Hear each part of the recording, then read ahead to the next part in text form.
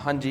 सो सब तो पहला ਆਪਾਂ ਅੱਜ ਸਟਾਰਟ ਕਰਦੇ ਹਾਂ ਆਪਣੇ ਬੇਸਿਕਲੀ ਸਤੰਬਰ ਮਹੀਨੇ ਦੇ ਆਪਾਂ ਸੈਕੰਡ ਵੀਕ ਦੇ ਕਰੰਟ ਅਫੇਅਰਸ ਕਰਾਂਗੇ ਪਹਿਲਾਂ, ਠੀਕ ਹੈ। ਤਾਂ ਖੈਰ ਸ਼ੁਰੂ ਕਰਦੇ ਹਾਂ ਕਿ ਸੈਕੰਡ ਵੀਕ ਸਭ ਤੋਂ ਪਹਿਲਾਂ ਮੇਨ ਹੈਗੇ ਡੇਜ਼। 1 ਸਤੰਬਰ ਤੋਂ ਲੈ ਕੇ 8 ਸਤੰਬਰ ਤੱਕ ਲਿਟਰੇਸੀ ਵੀਕ ਮਨਾਇਆ ਗਿਆ ਗਵਰਨਮੈਂਟ ਆਫ ਇੰਡੀਆ ਦੁਆਰਾ। ਸੋ ਮੈਂ ਇਹ ਗੱਲ ਕਲੀਅਰ ਕਰਦਾ ਕਿ ਭਾਰਤ 'ਚ ਇੰਡੀਅਨ ਗਵਰਨਮੈਂਟ ਜਾਂ ਗਵਰਨਮੈਂਟ ਆਫ ਇੰਡੀਆ ਦੀ ਸਭ ਤੋਂ ਮੇਨ ਮਿਨਿਸਟਰੀ ਆਫ ਐਜੂਕੇਸ਼ਨ ਆ।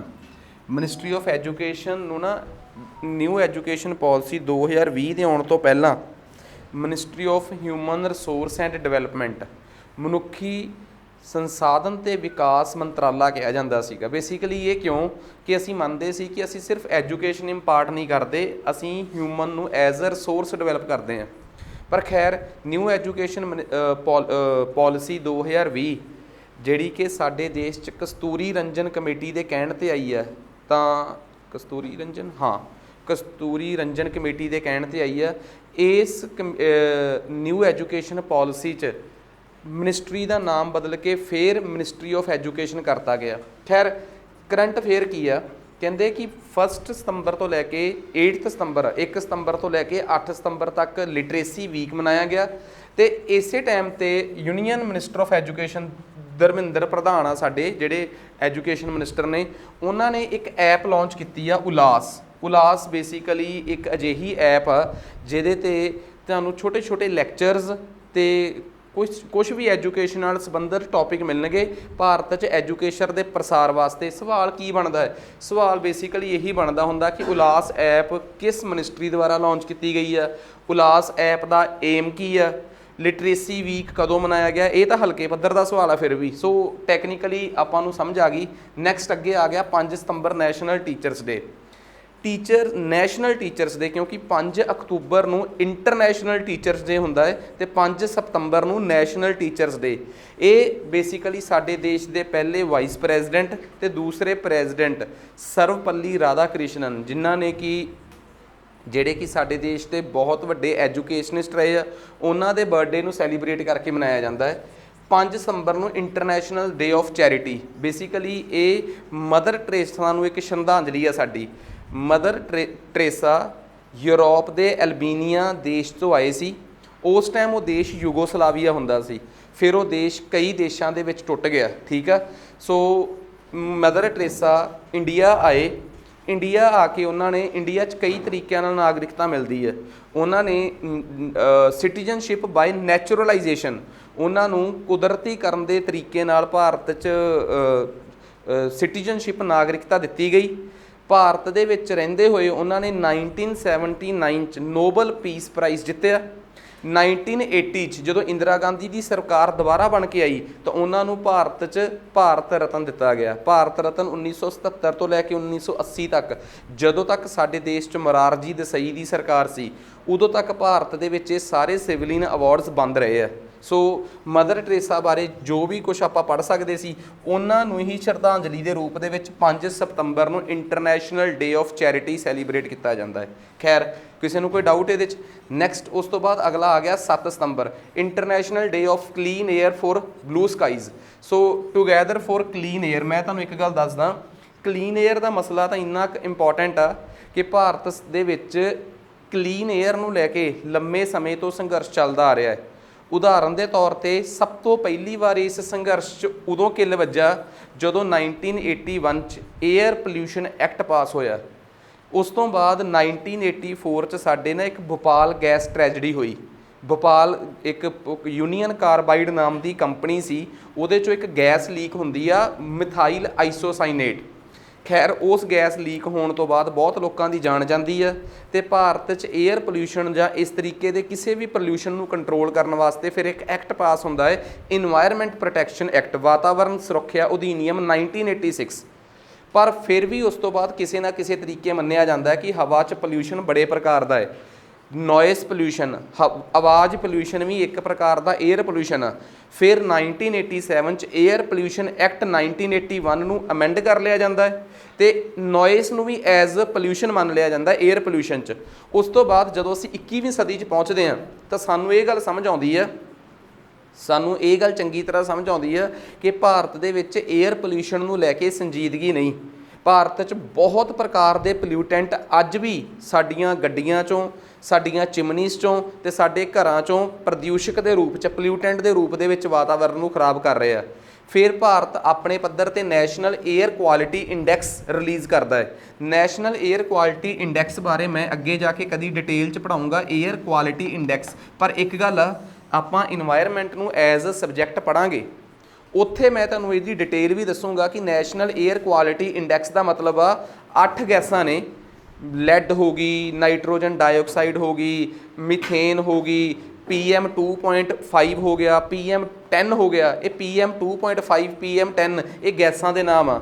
ਇਹੋ ਜਿਹੀਆਂ 8 ਗੈਸਾਂ ਨੇ ਜਿਨ੍ਹਾਂ ਦੀ ਕੁਆਲਿਟੀ ਚੈੱਕ ਕਰਦੇ ਆ ਤੇ ਉਹਦੇ ਆਧਾਰ ਤੇ ਅਸੀਂ ਦੱਸਦੇ ਆ ਕਿ ਸਾਡੇ ਇੱਥੇ 에ਅਰ ਕੁਆਲਿਟੀ ਇੰਡੈਕਸ ਕਿੰਨਾ ਹੈ। ਹਰ ਸ਼ਹਿਰ ਦੇ ਪੋਲਿਊਸ਼ਨ ਬੋਰਡ ਤੇ, ਹਰ ਜ਼ਿਲ੍ਹੇ ਦਾ ਜਿਹੜਾ ਪੋਲਿਊਸ਼ਨ ਬੋਰਡ ਹੁੰਦਾ ਹੈ, ਉੱਥੋਂ 에ਅਰ ਕੁਆਲਿਟੀ ਇੰਡੈਕਸ ਚੱਲਦਾ ਰਹਿੰਦਾ ਹੈ ਕਿ ਇਸ ਸਟੇਟ ਦਾ ਜਾਂ ਇਸ ਸ਼ਹਿਰ ਦਾ 에ਅਰ ਕੁਆਲਿਟੀ ਇੰਡੈਕਸ ਕਿੰਨਾ ਹੈ। ਸੋ ਆਪਣੇ ਇੱਥੇ ਜਦੋਂ ਦੀਵਾਲੀ ਦਾ ਵੇਲਾ ਆਉਂਦਾ ਹੈ, 에ਅਰ ਕੁਆਲਿਟੀ ਇੰਡੈਕਸ ਬਹੁਤ ਖਰਾਬ ਹੋ ਜਾਂਦਾ ਹੈ। ਤੇ ਭਾਰਤ ਦੇ ਨਾਰਥ ਇੰਡੀਆ ਦੇ ਸ਼ਹਿਰ 에ਅਰ ਕੁਆਲਿਟੀ ਦੇ ਮਾਮਲੇ 'ਚ ਇੰਨੇ ਕੁ ਮਾੜੇ ਆ ਕਿ ਵਰਲਡ ਹੈਲਥ ਆਰਗੇਨਾਈਜੇਸ਼ਨ ਦੀ ਜਦੋਂ ਵੀ ਪੋਲਿਊਸ਼ਨ ਤੇ ਰਿਪੋਰਟ ਆਉਂਦੀ ਆ ਤਾਂ ਨਾਰਥ ਇੰਡੀਆ ਦੇ ਸ਼ਹਿਰ ਮੇਨ ਸ਼ਹਿਰ ਮੰਨੇ ਜਾਂਦੇ ਆ ਜਿਹੜੇ 에ਅਰ ਕੁਆਲਿਟੀ ਇੰਡੈਕਸ ਦੇ ਵਿੱਚ ਜਾਂ ਜਿਹੜੇ 에ਅਰ ਪੋਲਿਊਸ਼ਨ 'ਚ ਟੌਪ ਕਰਦੇ ਆ। ਤੇ ਦਿੱਲੀ ਲੰਮੇ ਸਾਲਾਂ ਤੋਂ ਪਹਿਲੇ ਦੂਜੇ ਨੰਬਰ ਤੇ ਰਹਿ ਰਿਹਾ ਹੈ। ਕੁਛ ਤਾਂ ਇਹਦੇ 'ਚ ਜੋਗਰਾਫੀਕਲ ਕਾਰਨ ਵੀ ਨੇ, ਭੂਗੋਲਿਕ ਕਾਰਨ ਵੀ ਨੇ ਕਿ ਭਾਰਤ ਦੀ ਦਿੱਲੀ ਇਹੋ ਜਿਹੀ ਜਗ੍ਹਾ 'ਤੇ ਲੋਕੇਟਡ ਆ ਜਿੱਥੇ ਆਲੇ ਦੁਆਲਿਓਂ ਪਹਾੜ ਹੋਣ ਕਰਕੇ ਪੋਲਿਊਸ਼ਨ ਜਿਹੜਾ ਇਹ ਟਰੈਪ ਹੋ ਜਾਂਦਾ ਹੈ ਕੁਛ ਪਰਟੀਕੂਲਰ ਮਹੀਨਿਆਂ 'ਚ। ਜਦੋਂ ਅਕਤੂਬਰ ਦੇ ਮਹੀਨੇ 'ਚ ਪੰਜਾਬ, ਹਰਿਆਣਾ, ਵੈਸਟਰਨ ਯੂਪੀ ਤੇ ਪਾਕਿਸਤਾਨ 'ਚ ਸਟਬਲ ਬਰਨਿੰਗ ਹੁੰਦੀ ਆ, ਉਸ ਟਾਈਮ ਇੱਕ ਪੱਛੋਂ ਵੈਸਟਰਲੀਜ਼ ਦੀਆਂ ਹਵਾਵਾਂ ਚੱਲਦੀਆਂ ਤੇ ਉਹ ਦਿੱਲੀ 'ਚ ਜਾ ਕੇ ਹਵਾ ਨੂੰ ਟਰੈਪ ਕਰ ਦਿੰਦੇ ਆ ਕਿਉਂਕਿ ਆਲੇ ਦੁਆਲੇ ਪਹਾੜ ਆ ਜਾਂਦੇ ਆ। ਕੁਛ ਤਾਂ ਜੋਗਰਾਫੀਕਲ ਕਾਰਨ ਨੇ ਤੇ ਕੁਛ ਲੋਕਾਂ 'ਚ ਵੀ ਬਹੁਤ ਕਮੀਆਂ ਨੇ। ਦਿੱਲੀ ਦੇ ਨੇੜੇ ਤੇੜੇ ਜਿੰਨੀ ਇੰਡਸਟਰੀ ਆ ਉਹਨੂੰ ਕਿਸੇ ਤਰੀਕੇ ਨਾਲ ਚੈੱਕ ਨਹੀਂ ਕੀਤਾ ਗਿਆ। 에ਅਰ ਕੁਆਲਿਟੀ ਜਾਂ 에ਅਰ ਪੋਲਿਊਸ਼ਨ ਸਾਡੇ ਵਾਸਤੇ ਬੜਾ ਸੰਜੀਦਗੀ ਵਾਲਾ ਮੁੱਦਾ ਹੈ। So air international day of clean air 7 ਸਤੰਬਰ ਨੂੰ ਮਨਾਇਆ ਜਾਂਦਾ ਹੈ ਤੇ ਇਸ ਵਾਰ ਦਾ ਥੀਮ ਆ together for clean air. Next ਅੱਗੇ ਚੱਲਦੇ ਹਾਂ। ਇਟ ਮੀਨਸ ਜਦੋਂ ਆਪਾਂ ਇਨਵਾਇਰਨਮੈਂਟ ਪੜਾਂਗੇ ਤਾਂ 에ਅਰ ਪੋਲਿਊਸ਼ਨ ਵਾਲੇ ਚੈਪਟਰ ਨੂੰ ਥੋੜੀ ਜੀ ਸੰਜੀਦਗੀ ਨਾਲ ਲਵਾਂਗੇ ਆਪਾਂ। ਖੈਰ ਅੱਗੇ ਆ ਜਾਓ। 8 ਸਤੰਬਰ ਨੂੰ ਇੰਟਰਨੈਸ਼ਨਲ ਲਿਟਰੇਸੀ ਡੇ। ਦੇਖੋ ਲਿਟਰੇਸੀ ਡੇ ਦਾ ਮਤਲਬ ਆ ਕਿ ਇਸ ਦਿਨ ਅਸੀਂ ਸਿੱਖਿਆ ਦੀ ਅਹਿਮੀਅਤ ਤੇ ਟੀਚਰਸ ਡੇ ਦਾ ਮਤਲਬ ਆ ਉਸ ਦਿਨ ਟੀਚਿੰਗ ਦੀ ਅਹਿਮੀਅਤ। ਸੋ ਇਹ 2023 ਦਾ ਥੀਮ ਆ promoting literacy for a world in transition, ਕਿ ਇਸ ਬਦਲਦੇ ਯੁੱਗ ਦੇ ਵਿੱਚ ਪੜ੍ਹਾਈ ਦੀ ਕੀ ਅਹਿਮੀਅਤ ਆ। ਸੋ ਥੀਮ ਅੱਜ ਕੱਲ੍ਹ ਪੇਪਰਾਂ 'ਚ ਜ਼ਿਆਦਾ ਇੰਪੋਰਟੈਂਟ ਆ। ਜਿਸ ਵੀ ਡੇ ਦੀ ਕੋਈ ਅਹਿਮੀਅਤ ਹੋਊਗੀ ਉਹਨੂੰ ਆਪਾਂ ਜ਼ਰੂਰ ਚੱਕਾਂਗੇ। 8 ਸਤੰਬਰ ਨੂੰ ਵਰਲਡ ਫਿਜ਼ੀਓਥੈਰੇਪੀ ਡੇ। ਤੇ ਵਰਲਡ ਫਿਜ਼ੀਓਥੈਰੇਪੀ ਡੇ ਬੇਸਿਕਲੀ ਆਪਣੇ ਜਿਹੜੀ ਸਭ ਤੋਂ ਵੱਡੀ ਪ੍ਰੋਬਲਮ ਆਪਾਂ ਨੂੰ ਪਤਾ ਹੈ ਕਿ ਜਿਹੜੀ ਆ ਜਿਹਨੂੰ ਆਪਾਂ ਗਠੀਆ ਕਹਿ ਦਿੰਦੇ ਜਾਂ ਗੋਡਿਆਂ ਦੇ ਜੁਆਇੰਟਸ ਹਿੱਲ ਜਾਂਦੇ ਆ, ਇਸ ਵਾਰ ਦਾ ਜਿਹੜਾ ਦੇਣਾ ਸਪੈਸ਼ਲੀ ਓਸਟੀਓ ਆਰਥਰਾਈਟਿਸ, ਠੀਕ ਆ, ਇਸ ਆਪਾਂ ਕਹਿ ਦਿੰਦੇ ਆ ਗੋਡਿਆਂ ਦੇ ਜਿਹੜੇ ਜੁਆਇੰਟਸ ਦੀ ਪੇਨ ਆ, ਠੀਕ ਆ, ਜਾਂ ਇਹਨਾਂ ਦੀ ਜਿਹਨੂੰ ਆਪਾਂ ਪੰਜਾਬੀ 'ਚ ਕਹਿ ਦਿੰਦੇ ਗਰੀਸ ਖਤਮ ਹੋਣਾ ਜਾਂ ਇਹਨਾਂ ਦਾ ਚੱਲਣ, ਸਪੈਸ਼ਲੀ ਇਸ ਵਾਰ ਉਹਦੀ ਪ੍ਰੀਵੈਂਸ਼ਨ ਤੇ ਮੈਨੇਜਮੈਂਟ ਨੂੰ ਲੈ ਕੇ ਇਹ ਸੈਲੀਬ੍ਰੇਟ ਕੀਤਾ ਜਾਂਦਾ ਹੈ। ਨੈਕਸਟ ਅੱਗੇ ਆ ਗਿਆ ਆਪਣੇ ਕੋਲ 10 ਸਤੰਬਰ ਨੂੰ ਵਰਲਡ ਸੁਸਾਈਡ ਪ੍ਰੀਵੈਂਸ਼ਨ ਡੇ। ਦੇਖੋ ਸੁਸਾਈਡ ਆਪਣੇ ਆਪ ਦੇ ਵਿੱਚ ਇੱਕ ਬਹੁਤ ਵੱਡਾ ਕਹਿ ਲਓ ਕਿ ਇੱਕ ਫੀਅਰ ਵੀ ਆ, ਫੀਅਰ ਦਾ ਰਿਜ਼ਲਟ ਆ ਬੇਸਿਕਲੀ, ਕੌਨਸੀਕੁਐਂਸਿਸ ਆ। ਤੇ ਭਾਰਤ ਦੇ ਵਿੱਚ ਸੁਸਾਈਡ ਨੂੰ ਕ੍ਰਾਈਮ ਵੀ ਮੰਨਿਆ ਗਿਆ ਹੈ। ਹੁਣ ਤਾਂ ਚਲੋ ਭਾਰਤ ਦੇ ਵਿੱਚ ਕੁਝ ਐਕਟ ਬਦਲ ਰਹੇ ਆ, ਪਰ ਜਦੋਂ ਸਾਡੇ IPC ਸੀ ਤੇ ਹੁਣ ਵੀ ਹਜੇ ਤੱਕ ਫਿਲਹਾਲ IPC ਚੱਲ ਰਿਹਾ, ਇੰਡੀਅਨ ਪੀਨਲ ਕੋਡ ਦੇ ਵਿੱਚ ਸੁਸਾਈਡ ਕਰਨਾ ਸੈਕਸ਼ਨ 309 307 ਜਿਵੇਂ ਆਪਾਂ ਕਹਿ ਦਿੰਦੇ ਆ ਕਿ ਕਿਸੇ ਨੂੰ ਮਾਰਨ ਦੀ ਕੋਸ਼ਿਸ਼ ਕਰਨਾ ਹੈ, ਤੇ 309 ਦਾ ਮਤਲਬ ਆ ਆਪਣੇ ਆਪ ਨੂੰ ਮਾਰਨ ਦੀ ਕੋਸ਼ਿਸ਼ ਕਰਨਾ। ਤੇ ਇੰਡੀਅਨ ਪੀਨਲ ਕੋਡ ਭਾਰਤੀ ਦੰਡ ਪ੍ਰਣਾਲੀ ਦੇ ਵਿੱਚ IPC ਦਾ ਜਿਹੜਾ ਸੈਕਸ਼ਨ 309 ਆ ਉਹ ਆਪਣੇ ਆਪ ਦੇ ਵਿੱਚ ਸੁਸਾਈਡ ਨੂੰ ਇੱਕ ਕ੍ਰਾਈਮ ਡਿਕਲੇਅਰ ਕਰਦਾ ਹੈ। ਪਰ ਦੁਨੀਆ ਦੇ ਬਹੁਤੇ ਦੇਸ਼ਾਂ ਦੇ ਵਿੱਚ ਸੁਸਾਈਡ ਕ੍ਰਾਈਮ ਨਹੀਂਗਾ।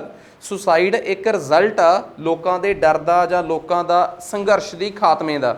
ਸੋ ਦੁਨੀਆ 'ਚ ਸੁਸਾਈਡ ਨੂੰ ਕ੍ਰਾਈਮ ਦੇ ਤੌਰ 'ਤੇ ਨਹੀਂ, ਇਹਨੂੰ ਬੜੀ ਸੰਜੀਦਗੀ ਨਾਲ ਲੈਣ ਦੀ ਲੋੜ ਆ। ਭਾਰਤ ਦੀ ਸੁਪਰੀਮ ਕੋਰਟ ਵੀ ਇੱਕ ਫੈਸਲੇ 'ਚ ਕਹਿ ਚੁੱਕੀ ਆ ਕਿ ਜੀਣ ਦੇ ਹੱਕ ਦਾ ਮਤਲਬ ਇਹ ਆ ਸਹੀ ਤਰੀਕੇ ਨਾਲ ਜੀਣਾ, ਤੇ ਜੇ ਤੁਹਾਡੇ ਕੋਲ ਜੀਣ ਦੀਆਂ ਸਾਰੀਆਂ ਸੰਭਾਵਨਾ ਖਤਮ ਹੋ ਗਈਆਂ ਤਾਂ ਤੁਸੀਂ ਫਿਰ ਮੌਤ ਦਾ ਰਾਹ ਚੁਣ ਸਕਦੇ ਹੋ। ਸੁਪਰੀਮ ਕੋਰਟ ਨੇ ਆਪਣੇ ਫੈਸਲਿਆਂ 'ਚ ਕਿਹਾ ਹੈ। ਪਰ ਭਾਰਤ ਸਰਕਾਰ ਨੇ ਜਿਹੜੇ ਕਈ ਵਾਰੀ ਸਾਡੇ ਦੇਸ਼ 'ਚ ਅੰਦੋਲਨ ਹੋ ਜਾਂਦੇ ਆ, ਅਨਸ਼ਨ ਹੋ ਜਾਂਦੇ ਆ, ਉੱਥੇ ਲੋਕਾਂ ਨੂੰ ਫਿਰ ਮਜਬੂਰ ਕਰਕੇ ਖਾਣਾ ਕਿਵੇਂ ਖਵਾਇਆ ਜਾਵੇ।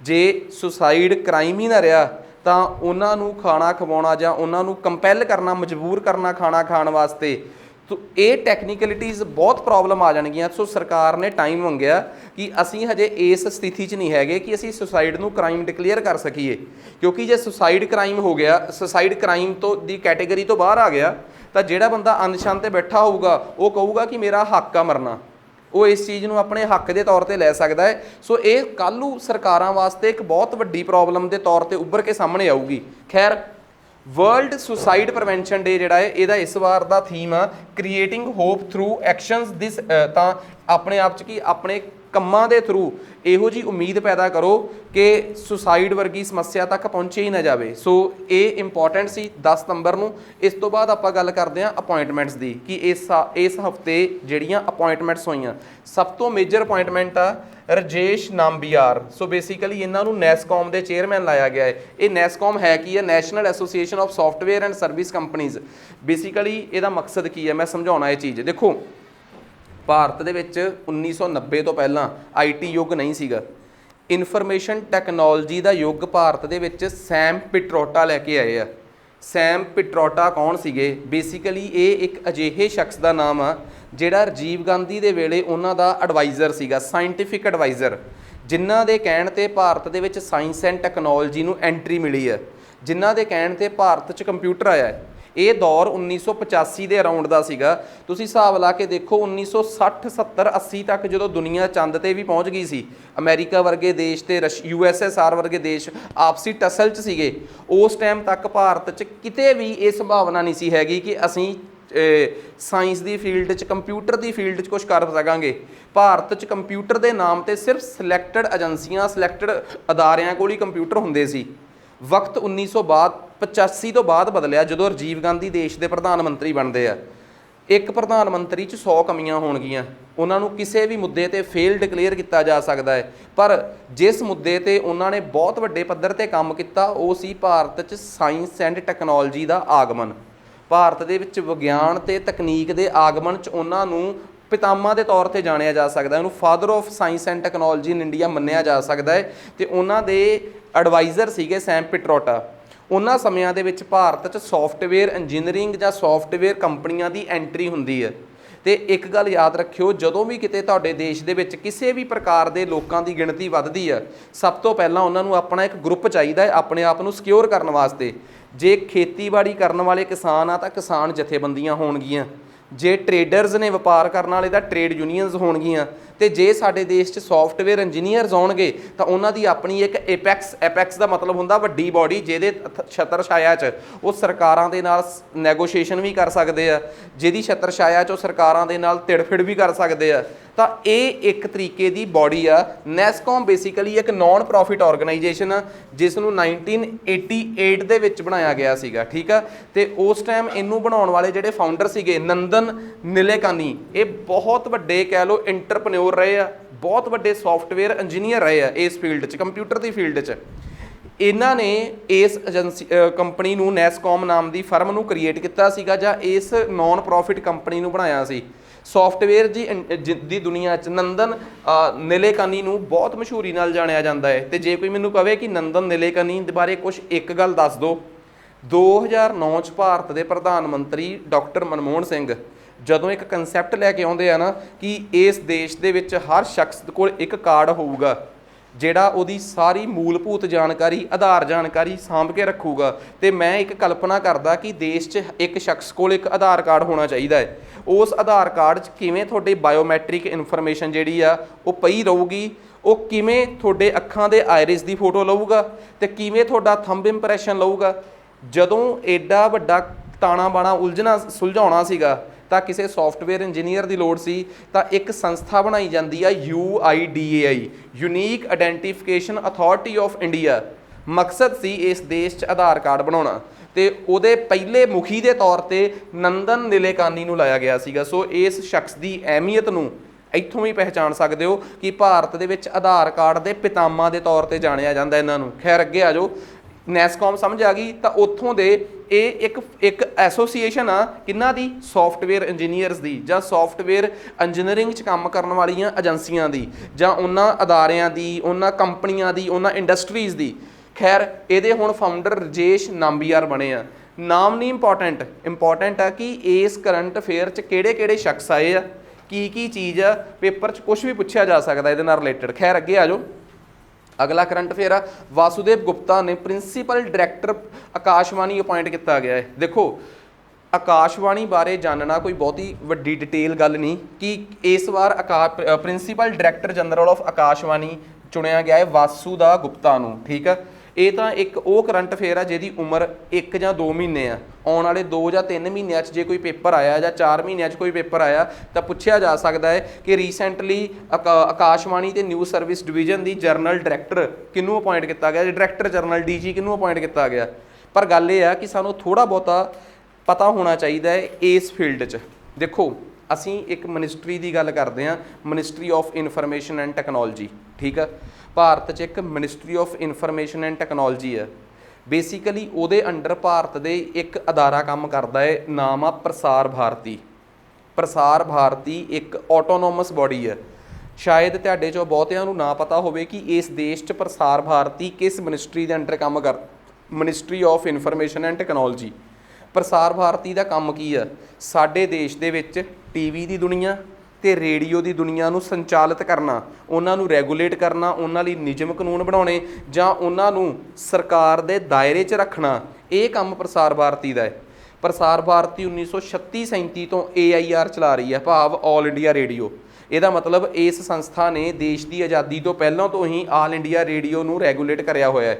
ਪ੍ਰਸਾਰ ਭਾਰਤੀ ਬੇਸ਼ੱਕ ਦੇਸ਼ ਦੀ ਆਜ਼ਾਦੀ ਤੋਂ ਬਾਅਦ ਬਣੀ ਆ, ਪਰ ਜਦੋਂ ਪ੍ਰਸਾਰ ਭਾਰਤੀ ਬਣੀ ਤਾਂ ਉਹਨੂੰ AI ਦਾ ਰੈਗੂਲੇਟਰ ਬਣਾ ਦਿੱਤਾ ਗਿਆ ਕਿ ਇਹਦੇ 'ਤੇ ਨਿਗਰਾਨੀ ਤੂੰ ਰੱਖਣੀ ਆ। 1958 ਦੇ ਅਰਾਊਂਡ ਸਾਡੇ ਦੇਸ਼ 'ਚ ਦੂਰਦਰਸ਼ਨ ਆਉਂਦਾ ਹੈ ਤਾਂ ਦੂਰਦਰਸ਼ਨ ਦੀ ਰੈਗੂਲੇਸ਼ਨ ਦੀ ਜ਼ਿੰਮੇਵਾਰੀ ਵੀ ਪ੍ਰਸਾਰ ਭਾਰਤੀ 'ਤੇ ਸੀ। ਫਿਰ ਉਸ ਤੋਂ ਬਾਅਦ ਪ੍ਰਸਾਰ ਭਾਰਤੀ ਦੂਰਦਰਸ਼ਨ ਨੂੰ ਐਕਸਪੈਂਡ ਕਰਦੀ ਹੈ। ਐਕਸਪੈਂਡ ਕਰਨ ਦਾ ਮਤਲਬ ਇਹ ਆ ਕਿ ਦੂਰਦਰਸ਼ਨ 'ਚੋਂ ਨੂੰ ਸਭ ਤੋਂ ਪਹਿਲਾਂ ਏਜੰਡਾ ਸੀ 1984 'ਚ ਕਿ 82 'ਚ, ਆਈ ਥਿੰਕ 1982 'ਚ ਏਸ਼ੀਅਨ ਗੇਮਸ ਹੋ ਰਹੀਆਂ ਸੀ ਦਿੱਲੀ 'ਚ। ਏਸ਼ੀਅਨ ਗੇਮਸ ਸਭ ਤੋਂ ਪਹਿਲੀ ਵਾਰ 1952 'ਚ ਹੋਈਆਂ ਹੈ। ਤੇ ਤੁਹਾਡੀ ਜਾਣਕਾਰੀ ਲਈ ਦੱਸਦਾ, ਸਭ ਤੋਂ ਪਹਿਲੀਆਂ ਏਸ਼ੀਅਨ ਗੇਮਸ ਵੀ ਦਿੱਲੀ 'ਚ ਹੋਈਆਂ ਹੈ 1952 'ਚ।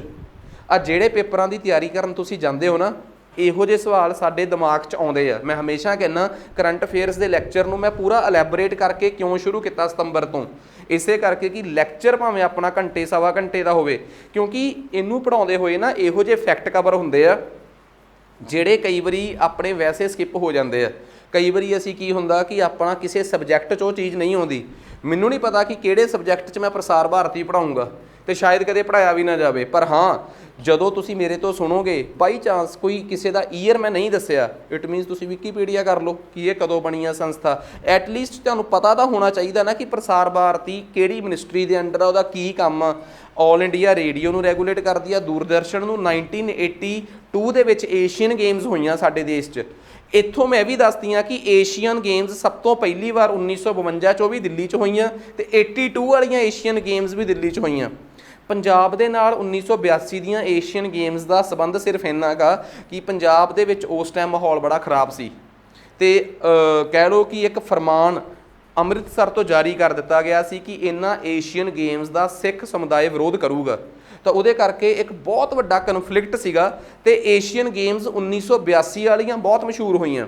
ਖੈਰ ਇਹ ਪੜ੍ਹਾਉਣਾ ਮੇਰਾ ਇੱਥੇ ਮਕਸਦ ਹੈ ਹੀ ਨਹੀਂ, ਮੇਰਾ ਮਕਸਦ ਸਿਰਫ ਸਾਫ਼ ਆ ਕਿ ਏਸ਼ੀਅਨ ਗੇਮਸ ਦੇ ਵਿੱਚ ਪਹਿਲੀ ਵਾਰ ਕਲਰ ਟੀਵੀ ਆ ਗਿਆ ਸੀ ਉਸ ਟਾਈਮ। ਸੋ ਉਹਨਾਂ ਟਾਈਮਾਂ 'ਚ ਕਲਰ ਟੀਵੀ ਦਾ ਇਸਤੇਮਾਲ ਸ਼ੁਰੂ ਹੋਇਆ ਸੀਗਾ। ਫਿਰ ਉਸ ਤੋਂ ਬਾਅਦ ਸਾਡੇ ਦੇਸ਼ ਦੇ ਵਿੱਚ ਦੂਰਦਰਸ਼ਨ ਦੀਆਂ ਹੋਰ ਬ੍ਰਾਂਚਾਂ ਖੁੱਲ੍ਹੀਆਂ। DD1 ਤੋਂ ਬਾਅਦ ਇੱਕ ਨਵਾਂ ਚੈਨਲ ਆਇਆ DD ਮੈਟਰੋ। ਫਿਰ ਉਸ DD ਮੈਟਰੋ ਨੂੰ ਰਿਪਲੇਸ ਕਰਕੇ ਦੂਰਦਰਸ਼ਨ ਨੇ ਨਿਊਜ਼ ਚੈਨਲ ਬਣਾਤਾ। ਫਿਰ ਉਸੇ DD ਦੇ ਅੰਦਰ ਇੰਡੀਆ, DD ਭਾਰਤੀ ਤੇ ਦੂਰਦਰਸ਼ਨ ਦੇ ਕਈ ਰੀਜਨਲ ਚੈਨਲ ਓਪਨ ਹੋਏ, ਚਾਹੇ ਉਹ DD ਜਲੰਧਰ ਹੋਵੇ, DD ਹਰਿਆਣਾ ਹੋਵੇ। ਸੋ ਇਹ ਸਾਰਾ ਕੰਮ ਪ੍ਰਸਾਰ ਭਾਰਤੀ ਦੇ ਕੰਟਰੋਲ 'ਚ ਸੀਗਾ। ਖੈਰ ਆਪਾਂ ਆਪਣੇ ਮਕਸਦ 'ਤੇ ਆਉਂਦੇ ਹਾਂ। ਇਹਨਾਂ 'ਚੋਂ ਹੀ ਜਿਹੜੀ ਆਕਾਸ਼ਵਾਣੀ ਆ ਉਹ ਇਹ ਆਲ ਇੰਡੀਆ ਰੇਡੀਓ ਨੂੰ ਕਿਹਾ ਜਾਂਦਾ ਹੈ। ਚਾਹੇ ਆਕਾਸ਼ਵਾਣੀ ਕਹਿ ਲਓ, ਚਾਹੇ ਆਲ ਇੰਡੀਆ ਰੇਡੀਓ ਕਹਿ ਲਓ। ਦੂਜੇ ਪਾਸੇ ਆਪਾਂ ਕਹਿ ਲਈਏ ਦੂਰਦਰਸ਼ਨ, ਇਹਨਾਂ ਦੋਵਾਂ ਨੂੰ ਰੈਗੂਲੇਟ ਕਰਨ ਦਾ ਕੰਮ ਸਾਡੇ ਦੇਸ਼ 'ਚ ਪ੍ਰਸਾਰ ਭਾਰਤੀ ਦਾ ਹੈ। ਸੋ ਆਹ ਕਹਾਣੀ ਸਮਝ ਆ ਗਈ। Prasar Bharati ministry of information and technology ਦੇ ਅੰਦਰ ਕੰਮ ਕਰਦੀ ਹੈ। ਇੱਥੋਂ ਤੱਕ ਕਿਸੇ ਨੂੰ ਕੋਈ ਡਾਊਟ? ਨੈਕਸਟ ਅੱਗੇ ਆ ਜਾਓ।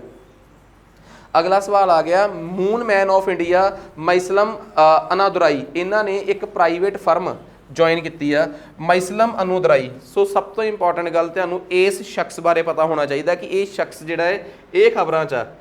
ਇਹ ਆਪਣੇ ਆਪ 'ਚ ਇੰਨੀ ਇੰਪੋਰਟੈਂਟ ਹਸਤੀ ਇਸ ਕਰਕੇ ਆ ਕਿਉਂਕਿ ਜਦੋਂ ਇਹਨਾਂ ਦੀ ਇੰਟਰਵਿਊ ਆਈ ਸੀ ਪਹਿਲੀ ਵਾਰ, ਇਹ ਗੱਲ 2022-23 ਦੀ ਆ, ਉਸ ਟਾਈਮ ਮਤਲਬ ਇਹਨਾਂ 'ਤੇ ਇੱਕ ਕਿਤਾਬ ਲਿਖੀ ਗਈ ਸੀ। NDTV ਦੇ ਇੱਕ ਪੱਤਰਕਾਰ ਸੀਗੇ, ਸਾਇੰਸ ਐਂਡ ਟੈਕ ਕਵਰ ਕਰਦੇ ਸੀ, ਹੁਣ ਮੈਨੂੰ ਉਹਨਾਂ ਦਾ ਨਾਮ ਭੁੱਲ ਗਿਆ, ਕਾਫੀ ਪੁਰਾਣੀ ਖਬਰ ਹੈ, 2021 ਕਹਿਤਾ ਮੈਂ, 2021 ਨਹੀਂ 2016 ਦੀ ਗੱਲ ਆ।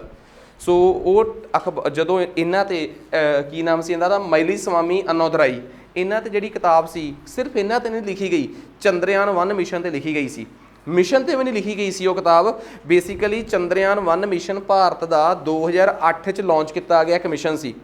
ਤੁਹਾਨੂੰ ਸ਼ਾਇਦ ਇਸ ਗੱਲ ਦਾ ਪਤਾ ਹੋਵੇ ਕਿ ਭਾਰਤ ਦੇ ਹੁਣ ਤੱਕ 3 ਮਿਸ਼ਨ ਚੰਦਰਮਾ 'ਤੇ ਜਾ ਚੁੱਕੇ ਆ, ਚੰਦਰਯਾਨ 1, ਚੰਦਰਯਾਨ 2 ਤੇ ਚੰਦਰਯਾਨ 3। ਚੰਦਰਯਾਨ 3 ਨੂੰ ਲੈ ਕੇ ਪਿਛਲੇ 2 ਦਿਨਾਂ ਤੋਂ ਕਾਫੀ ਮਾੜੀਆਂ ਖਬਰਾਂ ਆ ਰਹੀਆਂ। ਪ੍ਰਮਾਤਮਾ ਨਾ ਕਰੇ ਕਿ ਉਵੇਂ ਹੋਵੇ ਕਿ ਸਾਡਾ ਜਿਹੜਾ ਰੋਵਰ ਆ ਉਹ ਕਿਸੇ ਨਾ ਕਿਸੇ ਤਰੀਕੇ ਕੰਟੈਕਟ ਗਵਾ ਬੈਠਾ ਹੈ, ਪਰ ਖੈਰ ਹਜੇ ਉਹਦੀ ਪੁਸ਼ਟੀ ਇਸਰੋ ਨੇ ਵੱਡੇ ਪੱਧਰ 'ਤੇ ਨਹੀਂ ਕੀਤੀ। ਖੈਰ ਹਫ਼ਤੇ ਕੁ ਬਾਅਦ ਪਤਾ ਲੱਗ ਜਾਊਗਾ ਕਿ ਵਾਕਈ ਉਹ ਕਨੈਕਸ਼ਨ ਟੱਚ 'ਚ ਹੈ ਉਹਦੇ ਕਿ ਨਹੀਂ, ਪਰ ਖੈਰ ਇਹਦੇ ਨਾਲ ਭਾਰਤ ਤੋਂ ਇਹ ਉਪਲਬਧੀ ਨਹੀਂ ਖੋਈ ਜਾ ਸਕਦੀ ਜਿਹੜੀ ਆਪਾਂ ਨੂੰ ਪਤਾ ਲੱਗੀ ਆ ਕਿ ਅਸੀਂ ਜਿਹੜਾ ਬੈਕ ਸਾਈਡ ਆ ਮੂਨ ਦੀ, ਜਿਹਨੂੰ ਲੋਕ ਸਾਊਥ ਪੋਲ ਵੀ ਕਹਿ ਦਿੰਦੇ ਆ, ਉਹਦੇ 'ਤੇ ਲੈਂਡ ਕਰਨ ਵਾਲਾ ਭਾਰਤ ਪਹਿਲਾ, ਸੌਫਟ ਲੈਂਡਿੰਗ ਕਰਨ ਵਾਲਾ ਭਾਰਤ ਪਹਿਲਾ ਦੇਸ਼ ਆ। ਪਰ ਮੇਰਾ ਮਕਸਦ ਇਹ ਨਹੀਂਗਾ, ਮੇਰਾ ਮਕਸਦ ਮਾਈਲੀਸਵਾਮੀ ਅਨਾਦੁਰਾਈ ਬਾਰੇ ਪੜ੍ਹਾਉਣਾ ਹੈ ਕਿ ਇਹਨਾਂ ਨੂੰ ਮੂਨ ਮੈਨ ਆਫ ਇੰਡੀਆ ਕਹਿੰਦੇ ਆ। ਅਸਲ ਦੇ ਵਿੱਚ ਇਹਨਾਂ ਦਾ ਸੰਬੰਧ ਤਾਮਿਲਨਾਡੂ ਨਾਲ। ਇਹਨਾਂ ਨੇ ਇੱਕ ਪ੍ਰਾਈਵੇਟ ਫਰਮ SS ਇਨੋਵੇਸ਼ਨਸ ਜਿਹੜੀ ਆ ਉਹਨੂੰ ਜੁਆਇਨ ਕੀਤਾ ਹੈ, ਠੀਕ ਆ, ਕਿਸੇ ਪ੍ਰਾਈਵੇਟ ਫਰਮ ਨੂੰ। ਬਸ ਖੈਰ ਗੱਲ ਇੰਨੀ ਕਾ ਕਿ ਇਹ ਮਸ਼ਹੂਰ ਕਿਉਂ ਆ।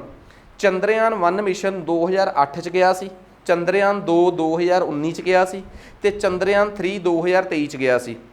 ਚੰਦਰਯਾਨ 1 ਮਿਸ਼ਨ ਜਿਹੜਾ ਸੀਗਾ ਉਹ ਸਾਡਾ ਜਸਟ ਇੱਕ ਇੰਪੈਕਟ ਮਿਸ਼ਨ ਸੀਗਾ। ਇੰਪੈਕਟ ਮਿਸ਼ਨ ਦਾ ਮਤਲਬ ਹੁੰਦਾ ਕਿ ਤੁਸੀਂ ਚੰਦਰਯਾਨ ਸੀਗਾ ਜਿਹੜਾ ਬੇਸਿਕਲੀ ਉਹਦਾ ਜਿਹੜਾ ਇੰਸਟਰੂਮੈਂਟ ਸੀਗਾ ਉਹਨੂੰ ਬੜੀ ਸਪੀਡ ਨਾਲ ਚੰਦਰਮਾ 'ਤੇ ਡੇਗਣਾ ਸੀਗਾ, ਇੰਪੈਕਟ ਕਰਾਉਣਾ ਸੀਗਾ। ਆਖਰ ਇੰਪੈਕਟ ਕਰਵਾ ਕੇ ਕਰਨਾ ਕੀ ਸੀ, ਤੁਸੀਂ ਇੱਕ ਕਹਿ ਲਓ ਕਿ ਇੱਕ ਇੰਸਟਰੂਮੈਂਟ ਬਹੁਤ ਸਪੀਡ ਨਾਲ ਚੰਦਰਮਾ 'ਤੇ ਸੁੱਟਣਾ ਸੀ, ਉੱਥੋਂ ਥੱਲੇ ਮਿੱਟੀ ਧੂੜ ਉੱਡਣੀ ਸੀ, ਉਹਦੀ ਸਟੱਡੀ ਕਰਨੀ ਸੀ ਆਪਾਂ। ਜਿਹੜੀ ਉਹ ਧੂੜ ਉੱਡ ਕੇ ਬਾਹਰ ਆਉਣੀ ਸੀ ਉਹਦੀ ਸਟੱਡੀ ਕਰਕੇ ਇਹ ਪਤਾ ਕਰਨ ਦੀ ਕੋਸ਼ਿਸ਼ ਕਰਨੀ ਸੀ ਕਿ ਕੀ ਚੰਦਰਮਾ 'ਤੇ ਪਾਣੀ ਦੀ ਐਗਜ਼ਿਸਟੈਂਸ ਹੈ। ਇਹ ਚੰਦਰਯਾਨ 1 ਸੀ। ਹੁਣ ਚੰਦਰਯਾਨ 2 ਤੇ ਚੰਦਰਯਾਨ 3 ਤਾਂ ਤੁਹਾਨੂੰ ਮੈਂ ਦੱਸ ਹੀ ਦਿੱਤਾ ਕਿ ਇਹ ਤਾਂ ਬੇਸਿਕਲੀ ਸਾਡਾ lander and Rover based mission ਸੀਗਾ, ਇਹ ਇੰਪੈਕਟ ਮਿਸ਼ਨ ਨਹੀਂ ਸੀਗਾ। ਇਹ ਤਾਂ ਬਿਲਕੁਲ ਇਹਦੇ 'ਚ ਲੈਂਡਰ ਵੀ ਸੀਗਾ, ਰੋਵਰ ਵੀ ਸੀ। ਉਹ ਅੱਡ ਗੱਲ ਆ ਕਿ ਚੰਦਰਯਾਨ 2 ਦੀ ਸੌਫਟ ਲੈਂਡਿੰਗ ਨਹੀਂ ਹੋ ਸਕੀ, ਇਹ ਲੈਂਡਡ ਮਿਸ਼ਨ ਸੀਗੇ। ਤੀਸਰੇ ਵਾਲਾ ਜਿਹੜਾ ਹੁਣ ਭੇਜਿਆ ਆਪਾਂ, ਇਹਦੇ 'ਚ ਅਸੀਂ ਸੌਫਟ ਲੈਂਡਿੰਗ ਵੀ ਕਰਾਈ ਆ ਲੈਂਡਰ ਦੀ, ਤੇ ਉਸ ਲੈਂਡਰ ਦੇ ਵਿੱਚੋਂ ਇੱਕ ਰੋਵਰ ਪ੍ਰਗਿਆਨ ਨਿਕਲ ਕੇ ਉਹਦੀ ਸਟੱਡੀ ਵੀ ਕਰ ਰਿਹਾ ਸੀਗਾ ਚੰਦਰਮਾ ਦੀ। ਸੋ ਦੂਜੇ ਤੇ ਤੀਜੇ ਮਿਸ਼ਨ ਨੂੰ ਛੱਡ ਦਿਓ, ਪਹਿਲੇ ਮਿਸ਼ਨ ਦੇ ਵਿੱਚ ਅਸੀਂ ਇਹ ਸਾਬਤ ਕੀਤਾ ਤੇ ਦੁਨੀਆ ਸਾਰੀ ਨੂੰ ਦੱਸਿਆ ਕਿ, ਤੇ ਇੰਡੀਆ ਨੇ ਦੱਸਿਆ, ਇੰਡੀਆ ਉਹ ਪਹਿਲਾ ਦੇਸ਼ ਸੀ ਜਿਹਨੇ ਦੱਸਿਆ ਕਿ ਸਾਨੂੰ ਕੁਝ ਸਬੂਤ ਮਿਲੇ ਆ ਉਸ ਇੰਪੈਕਟ ਐਕਸਪੈਰੀਮੈਂਟ ਤੋਂ, ਜਿਹੜਾ ਸੀ ਉੱਥੇ ਐਕਸਪੈਰੀਮੈਂਟ ਕੀਤਾ ਕਿ ਚੰਦਰਮਾ ਦੀ ਧਰਤੀ ਤੇ ਪਾਣੀ ਐਗਜ਼ਿਸਟ ਕਰਦਾ ਹੈ। ਚੰਦਰਮਾ ਦੀ ਧਰਤੀ ਦੇ ਪਾਣੀ ਦੀ ਐਗਜ਼ਿਸਟੈਂਸ ਦੇ ਪ੍ਰੂਫ 2008 ਦੇ ਚੰਦਰਯਾਨ 1 ਮਿਸ਼ਨ ਨੇ ਦਿੱਤੇ ਸੀ, ਤੇ ਉਹਦੇ ਮਿਸ਼ਨ ਲੀਡਰ ਸੀਗੇ ਉਹ ਸੀਗੇ ਮਾਈਲੀਸਵਾਮੀ ਅਨੂਦਰਾਏ, ਠੀਕ ਆ। ਤੇ ਇਹਨਾਂ ਬਾਰੇ ਅਕਸਰ ਇਹ ਕਿਹਾ ਜਾਂਦਾ ਹੈ ਕਿ ਇਹਨਾਂ ਬਾਰੇ ਕੋਈ ਜਾਣਦਾ ਨਹੀਂ ਸੀਗਾ। ਪਹਿਲੀ ਵਾਰੀ 2008 ਦੇ ਵਿੱਚ ਜਦੋਂ ਇਹਨਾਂ ਬਾਰੇ ਪਤਾ ਲੱਗਿਆ, ਜਾਂ ਜਦੋਂ ਭਾਰਤ ਦਾ ਚੰਦਰਯਾਨ 1 ਮਿਸ਼ਨ ਸਕਸੈਸਫੁਲ ਹੋਇਆ, ਤਾਂ ਉਸ ਟਾਈਮ ਤਾਮਿਲਨਾਡੂ ਦੇ ਮੁੱਖ ਮੰਤਰੀ ਨੇ ਇਹਨਾਂ ਨੂੰ ਪੁੱਛਿਆ ਕਿ ਤੁਹਾਡੀ ਡਿਮਾਂਡ ਕੀ ਆ, ਕਿ ਤੁਸੀਂ ਬਹੁਤ ਵੱਡੀ ਉਪਲਬਧੀ ਹਾਸਲ ਕੀਤੀ ਆ, ਚੰਦਰਮਾ 'ਤੇ ਦੁਨੀਆ ਨਹੀਂ ਪਾਣੀ ਲੱਭ ਸਕੀ, ਤੁਸੀਂ ਚੰਦਰਮਾ 'ਤੇ ਪਾਣੀ ਲੱਭਿਆ ਹੈ, ਤਾਂ ਤੁਹਾਡੀ ਕੀ ਡਿਮਾਂਡ ਆ। ਤਾਂ ਇਹਨਾਂ ਦੀ ਇੱਕੋ ਹੀ ਡਿਮਾਂਡ ਸੀ ਕਿ ਜਿਸ ਪਿੰਡ 'ਚ ਮੈਂ ਰਹਿ ਰਿਹਾ, ਸਾਡੇ ਪਿੰਡ 'ਚ ਪਾਣੀ ਨਹੀਂ ਹੈਗਾ, ਸਾਡੇ ਪਿੰਡ ਤੱਕ ਐਟਲੀਸਟ ਸ਼ਹਿਰ ਤੋਂ ਪਾਣੀ ਦੀ ਸਪਲਾਈ ਦਿੱਤੀ ਜਾਵੇ। ਸੋ ਇੰਡੀਆ 'ਚ ਇਹ ਸਾਇੰਟਿਸਟ ਉਦੋਂ ਪਹਿਲੀ ਵਾਰ ਖਬਰਾਂ 'ਚ ਆਏ ਸੀਗੇ। ਖੈਰ ਨੈਕਸਟ ਅੱਗੇ ਆ ਜਾਓ। ਇਸ ਤੋਂ ਵੱਧ ਕੇ ਆਪਾਂ ਇਹਨਾਂ ਨੂੰ ਜਾਣਨ ਦੀ ਲੋੜ ਨਹੀਂ। ਉਸ ਤੋਂ ਬਾਅਦ ਆ ਗਿਆ ਅਵਾਰਡਸ। ਭਾਰਤ ਦੇ RBI, ਤੇ ਆਰਬੀਆਈ ਦੇ ਗਵਰਨਰ ਨੂੰ ਗਲੋਬਲ ਅਵਾਰਡ ਦਿੱਤਾ ਗਿਆ ਹੈ, global finance central bank report card. ਇਹ ਬੇਸਿਕਲੀ ਯੂਐਸ ਬੇਸਡ ਇੱਕ ਏਜੰਸੀ ਆ, ਉਹਦੇ ਦੁਆਰਾ ਇੰਡੀਆ ਦੇ ਆਰਬੀਆਈ ਨੂੰ, ਸੈਂਟਰਲ ਬੈਂਕ ਨੂੰ, ਤੇ ਉੱਥੋਂ ਦੇ ਸੈਂਟਰਲ ਬੈਂਕ ਦੇ ਸਭ ਤੋਂ ਮੁਖੀ ਆ ਜਿਹੜੇ ਸ਼ਕਤੀਕਾਂਤ ਦਾਸ, ਇਹਨਾਂ ਨੂੰ ਬੈਸਟ ਬੈਂਕਰ ਦਾ ਅਵਾਰਡ ਮਿਲਿਆ ਹੈ। ਸੋ ਇਹ ਤਾਂ ਆਪਾਂ ਨੂੰ ਖਬਰ ਪਤਾ ਲੱਗ ਗਈ, ਪਰ ਗੱਲ ਇਹ ਆ ਸ਼ਕਤੀਕਾਂਤ ਦਾਸ ਤੇ ਆਰਬੀਆਈ ਬਾਰੇ ਜੇ ਆਪਾਂ 4-5 ਗੱਲਾਂ ਸਮਝਣੀਆਂ ਹੋਣ ਤਾਂ ਮੇਨ ਕੀ ਗੱਲਾਂ ਨੇ। ਦੇਖੋ, ਆਰਬੀਆਈ ਭਾਰਤ ਦਾ ਕੇਂਦਰੀ ਬੈਂਕ ਆ। ਕੇਂਦਰੀ ਬੈਂਕ ਦਾ ਮਤਲਬ ਆ ਕਿ ਸਾਡੇ ਦੇਸ਼ ਦੇ ਵਿੱਚ ਆਰਬੀਆਈ ਕਈ ਕੰਮ ਕਰਦਾ ਹੈ। 7-8 ਮੇਨ ਕੰਮ ਆ ਆਰਬੀਆਈ ਦੇ, ਉਹਨਾਂ 'ਚੋਂ ਇੱਕ ਕੰਮ ਦਾ ਤੁਹਾਨੂੰ ਸਭ ਨੂੰ ਪਤਾ ਹੈ ਕਿ ਇਹ ਸਾਰੇ ਬੈਂਕਾਂ ਨੂੰ ਕੰਟਰੋਲ ਕਰਦਾ ਹੈ। ਆਖਰ ਕਿਸੇ ਦੇਸ਼ ਦੇ ਵਿੱਚ ਇੱਕ ਅਜਿਹਾ ਬੈਂਕ, ਦੇਖੋ ਸਾਡੇ ਦੇਸ਼ 'ਚ ਇੱਕ ਇਹੋ ਜਿਹਾ ਬੈਂਕ ਵੀ ਆ ਜਿਹਦਾ ਨਾਮ ਸੈਂਟਰਲ ਬੈਂਕ ਆਫ ਇੰਡੀਆ ਹੈਗਾ ਨਾ, ਇੱਕ ਬੈਂਕ ਇਹੋ ਜਿਹਾ ਜਿਹਦਾ ਨਾਮ ਹੀ ਸੈਂਟਰਲ ਬੈਂਕ ਆਫ ਇੰਡੀਆ ਹੈ। ਪਰ ਮੈਂ ਹਮੇਸ਼ਾ ਕਹਿੰਦਾ ਹੁੰਦਾ ਕਿ ਹੈਪੀ ਇੰਸਪੈਕਟਰ ਨਾਮ ਰੱਖਣ ਨਾਲ ਇਹ ਕੋਈ ਗਰੰਟੀ ਨਹੀਂ ਕਿ ਬੰਦਾ ਇੰਸਪੈਕਟਰ ਲੱਗ ਜੇ। ਸੈਂਟਰਲ ਬੈਂਕ ਆਫ ਇੰਡੀਆ ਨਾਮ ਰੱਖਣ ਨਾਲ ਕੋਈ ਗਰੰਟੀ ਨਹੀਂ ਕਿ ਬੰਦਾ ਉਹ ਬੈਂਕ ਸੈਂਟਰਲ ਬੈਂਕ ਹੋਵੇ। ਸਾਡੇ ਦੇਸ਼ ਦਾ ਸੈਂਟਰਲ ਬੈਂਕ ਕਿਹੜਾ ਹੈ? ਆਰਬੀਆਈ। ਅਸਲ ਦੇ ਵਿੱਚ 1920 ਤੋਂ ਲੈ ਕੇ 1925 ਤੱਕ ਪੂਰੀ ਦੁਨੀਆ ਦੇ ਵਿੱਚ ਕ੍ਰਾਈਸਿਸ ਆਇਆ ਤੇ ਸਾਰੀ ਦੁਨੀਆ 'ਚ ਇੱਕ ਗੱਲ ਸਮਝ ਬਣੀ ਕਿ ਹਰ ਦੁਨੀਆ ਦੇ ਵਿੱਚ ਬੈਂਕਾਂ ਦਾ ਕੋਈ ਫਾਇਦਾ ਨਹੀਂ, ਬੈਂਕਾਂ ਦੀ ਨਿਗਰਾਨੀ ਰੱਖਣ ਵਾਸਤੇ ਵੀ ਕੋਈ ਬੋਡੀ ਹੋਣੀ ਚਾਹੀਦੀ ਹੈ। 1926 'ਚ ਅੰਗਰੇਜ਼ਾਂ ਦੇ ਵੇਲੇ ਭਾਰਤ 'ਚ ਯੰਗਸ ਹਿਲਟਨ ਕਮੇਟੀ ਬਣੀ, ਤਾਂ ਯੰਗਸ ਹਿਲਟਨ ਕਮੇਟੀ ਨੇ ਕਿਹਾ ਕਿ ਭਾਰਤ 'ਚ ਇੱਕ ਬੈਂਕ ਹੋਣਾ ਚਾਹੀਦਾ ਹੈ ਜਿਹੜਾ ਕਿ ਬੇਸ਼ੱਕ ਪ੍ਰਾਈਵੇਟ ਹੋਵੇ ਭਾਵੇਂ ਸਰਕਾਰੀ ਹੋਵੇ, ਉਹ ਬੈਂਕਿੰਗ ਨਾ ਕਰੇ, ਉਹ ਬਾਕੀ ਬੈਂਕਾਂ ਨੂੰ ਰੈਗੂਲੇਟ ਕਰੇ, ਉਹਦੇ 'ਚ ਹੀ ਆਪਣਾ ਪ੍ਰੋਫਿਟ ਕੱਢੇ। 1934 'ਚ ਫਿਰ ਅੰਗਰੇਜ਼ ਸਰਕਾਰ ਨੇ ਭਾਰਤ ਦੇ ਵਿੱਚ ਆਰਬੀਆਈ ਦਾ ਗਠਨ ਕੀਤਾ ਤੇ ਔਬਜ਼ਮੈਨ ਸਮਿਥ ਸੀਗੇ, ਉਹਨਾਂ ਨੂੰ ਪਹਿਲੇ ਉਹ ਲਾਇਆ ਗਿਆ, ਗਵਰਨਰ ਲਾਇਆ ਗਿਆ। 1 ਅਪ੍ਰੈਲ 1935 ਤੋਂ ਆਰਬੀਆਈ ਨੇ ਕੰਮ ਕਰਨਾ ਸ਼ੁਰੂ ਕੀਤਾ। 96-97% ਹਿੱਸੇਦਾਰੀ ਪ੍ਰਾਈਵੇਟ ਪਲੇਅਰਸ ਦੀ ਸੀ ਤੇ ਬਚੀ ਹੋਈ 2-4% ਹਿੱਸੇਦਾਰੀ ਸਰਕਾਰ ਦੀ ਸੀ। ਫਿਰ 1943 ਆਇਆ, ਬੈਂਕ ਪ੍ਰਾਈਵੇਟ ਹੀ ਰਿਹਾ। ਇਸ ਬੈਂਕ ਨੂੰ ਪਹਿਲੀ ਵਾਰੀ ਭਾਰਤੀ ਗਵਰਨਰ ਨਸੀਬ ਹੋਇਆ CD ਦੇਸ਼ਮੁਖ। CD ਦੇਸ਼ਮੁਖ 1943 'ਚ ਇਹਦੇ ਪਹਿਲੇ ਗਵਰਨਰ ਬਣੇ, ਭਾਰਤੀ ਗਵਰਨਰ। ਉਸ ਤੋਂ ਪਹਿਲਾਂ ਅੰਗਰੇਜ਼ ਹੀ ਬਣਦੇ ਆ ਰਹੇ ਸੀ। 1935 'ਚ ਜਦੋਂ ਇਹ ਬੈਂਕ ਬਣਿਆ ਤਾਂ ਇਹਦਾ ਹੈੱਡਕੁਆਟਰ ਕਲਕੱਤੇ ਸੀਗਾ। 2 ਸਾਲ ਬਾਅਦ ਹੀ ਇਹਦਾ ਹੈੱਡਕੁਆਟਰ ਜਿਹੜਾ ਸੀਗਾ ਉਹਨੂੰ ਸ਼ਿਫਟ ਕਰਕੇ ਬੰਬੇ ਲੈ ਗਏ ਤੇ ਅੱਜ ਤੱਕ ਇਹਦਾ ਹੈੱਡਕੁਆਟਰ ਬੰਬੇ ਹੀ ਆ। ਪਹਿਲਾਂ ਇਹਦਾ ਫਾਈਨੈਂਸ਼ੀਅਲ ਈਅਰ ਜਿਹੜਾ ਸੀਗਾ ਜਨਵਰੀ ਤੋਂ ਦਸੰਬਰ ਹੁੰਦਾ ਸੀਗਾ, ਫਿਰ ਇਹਦਾ ਫਾਈਨੈਂਸ਼ੀਅਲ ਈਅਰ 1945 'ਚ ਜਾ ਕੇ 1 ਜੁਲਾਈ ਤੋਂ 30 ਜੂਨ ਕਰਤਾ। ਤੇ ਤੁਹਾਨੂੰ ਪਤਾ ਆਪਣਾ ਨਾਰਮਲ ਫਾਈਨੈਂਸ਼ੀਅਲ ਈਅਰ ਆ ਜਿਹੜਾ ਅੱਜ ਦੇ ਚੱਲਦਾ, ਜਿਹੜੇ ਆਪਣੇ ਆਮ ਕੰਮਾਂ ਲਈ ਅਸੀਂ 1 ਅਪ੍ਰੈਲ ਤੋਂ ਲੈ ਕੇ 31 ਮਾਰਚ ਦਾ ਹਿਸਾਬ ਲਾਉਂਦੇ ਆ, ਪਰ ਸਾਡੇ ਆਰਬੀਆਈ ਦਾ ਅੱਜ ਵੀ ਫਾਈਨੈਂਸ਼ੀਅਲ ਈਅਰ 1 ਜੁਲਾਈ ਤੋਂ ਲੈ ਕੇ 30 ਜੂਨ ਤੱਕ ਆ। 1947 'ਚ ਦੇਸ਼ ਆਜ਼ਾਦ ਹੋਇਆ। 1948 'ਚ ਫਿਰ ਇੱਕ ਐਕਟ ਬਣਿਆ, ਨੈਸ਼ਨਲਾਈਜੇਸ਼ਨ ਆਫ ਆਰਬੀਆਈ ਐਕਟ। ਭਾਰਤ ਸਰਕਾਰ ਨੇ ਕੀ ਕੀਤਾ, ਜਿਹੜੇ ਪ੍ਰਾਈਵੇਟ ਬੰਦਿਆਂ ਦੇ 96% ਹਿੱਸੇਦਾਰੀ ਸੀ ਉਹ ਬੁਲਾ ਲਏ। ਅਗਲੇ ਨੂੰ ਪੁੱਛਿਆ ਕਿ ਤੇਰੇ ਕਿੰਨੇ ਆ, ਕਹਿੰਦਾ ਜੀ ਇੰਨੇ ਆ ਚੱਕ, ਤੇਰੇ ਕਿੰਨੇ ਆ ਜੀ ਇੰਨੇ ਆ ਚੱਕ। ਸਾਰਿਆਂ ਦੇ ਪੈਸੇ ਮੋੜ ਕੇ ਆਰਬੀਆਈ ਨੂੰ ਕੀ ਕਰਤਾ, ਨੈਸ਼ਨਲਾਈਜ਼। 1949 ਦੀ 1 ਤਰੀਕ ਤੋਂ 1949 ਦੀ 1 ਜੈਨ ਤੋਂ ਆਰਬੀਆਈ ਨੈਸ਼ਨਲਾਈਜ਼ ਹੋ ਗਿਆ। ਇੱਕ ਸਰਕਾਰੀ ਬੈਂਕ ਦੇ ਤੌਰ ਤੇ ਭਾਰਤ ਦੇ ਵਿੱਚ ਸੇਵਾਵਾਂ ਦੇ ਰਿਹਾ ਹੈ, ਕਈ ਕੰਮ ਕਰਦਾ ਹੈ। ਭਾਰਤ 'ਚ ਜੋ ਵੀ ਬਾਹਰੋਂ ਫੋਰਨ ਕਰੰਸੀ ਆਉਂਦੀ ਹੈ ਉਹਦੀ ਨਿਗਰਾਨੀ ਰੈਗੂਲੇਸ਼ਨ ਇਹ ਕਰਦਾ ਹੈ। ਭਾਰਤ ਦੇ ਵਿੱਚ ਬੈਂਕਾਂ ਨੂੰ ਕੰਟਰੋਲ ਇਹ ਕਰਦਾ ਹੈ। ਸਟੇਟ ਬੈਂਕ ਤੇ ਸੈਂਟਰ ਸਰਕਾਰ ਨੂੰ ਜੇ ਕਿਤੇ ਪੈਸੇ ਦੀ ਲੋੜ ਪੈਂਦੀ ਆ ਉਧਾਰ ਦਿੰਦਾ ਹੈ, ਉਹਨੂੰ ਕਹਿੰਦੇ ਆ WMA, way and mean advance. Banking 'ਚ ਪੜ੍ਹਾਊਂਗਾ, ਟੈਨਸ਼ਨ ਨਾ ਲਓ, ਇਕਨੋਮਿਕਸ 'ਚ ਪੜ੍ਹਾਊਂਗਾ ਮੈਂ, ਉਹਨਾਂ ਨੂੰ ਉਧਾਰੀ ਇਹ ਦਿੰਦਾ ਹੈ। ਇਸ ਤੋਂ ਬਿਨਾਂ ਵੀ ਇਹਦੇ ਬਹੁਤ ਕੰਮ ਆ ਜਿਹੜੇ ਬੜੇ ਮਸ਼ਹੂਰ ਆ। ਭਾਰਤ ਦੇ ਵਿੱਚ ਮੁਦਰਾ ਸਫੀਤੀ, ਮਹਿੰਗਾਈ ਨੂੰ ਕੰਟਰੋਲ ਕਰਨ ਦੀ ਜ਼ਿੰਮੇਵਾਰੀ ਇਹਦੇ ਸਿਰ ਮੜੀ ਗਈ ਆ ਕਿ ਤੁਸੀਂ ਇਨਫਲੇਸ਼ਨ ਕੰਟਰੋਲ ਕਰਨੀ ਆ। ਬਹੁਤ ਕੰਮ ਆਰਬੀਆਈ ਦੇ ਜ਼ਿੰਮੇ ਪਾਏ ਗਏ ਆ। ਖੈਰ, ਉਮੀਦ ਕਰਦਾ ਕਿ ਤੁਹਾਨੂੰ ਸਿਰਫ ਇਹ ਨਹੀਂ ਕਿ ਭਾਰਤ ਦੇ ਇਸ ਟਾਈਮ ਆਰਬੀਆਈ ਦੇ ਗਵਰਨਰ ਕਿਹੜੇ ਆ, ਇਹਨਾਂ ਨੂੰ global financial centre bank report card 'ਚ A+ ਗ੍ਰੇਡ ਮਿਲਿਆ ਹੈ, ਕਿੱਥੋਂ ਦੀ ਫਰਮ ਨੇ ਦਿੱਤਾ ਹੈ। ਉਮੀਦ ਕਰਦਾ ਕਲੀਅਰ ਹੋ ਗਿਆ। ਨੈਕਸਟ ਉਸ ਤੋਂ ਬਾਅਦ ਅੱਗੇ ਆ ਗਿਆ, ਅਗਲਾ ਕਰੰਟ ਅਫੇਅਰ ਆ ਗਿਆ, Satyajit Majumdar honoured with VG Patel memorial award. ਠੀਕ ਆ, ਇਹ ਉੱਥੋਂ ਦੇ ਕੋਈ ਪ੍ਰੋਫੈਸਰ ਆ ਜਿਨ੍ਹਾਂ ਨੂੰ ਬੇਸਿਕਲੀ ਭਾਰਤ 'ਚ ਇੰਟਰਪ੍ਰੈਨਿਓਰਸ਼ਿਪ ਵਾਸਤੇ ਅਵਾਰਡ ਦਿੱਤਾ ਗਿਆ ਹੈ।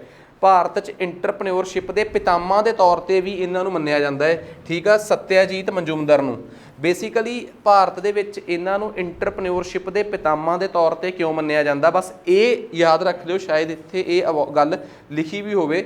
ਹੀ is widely acknowledged at father of entrepreneurship movement in India.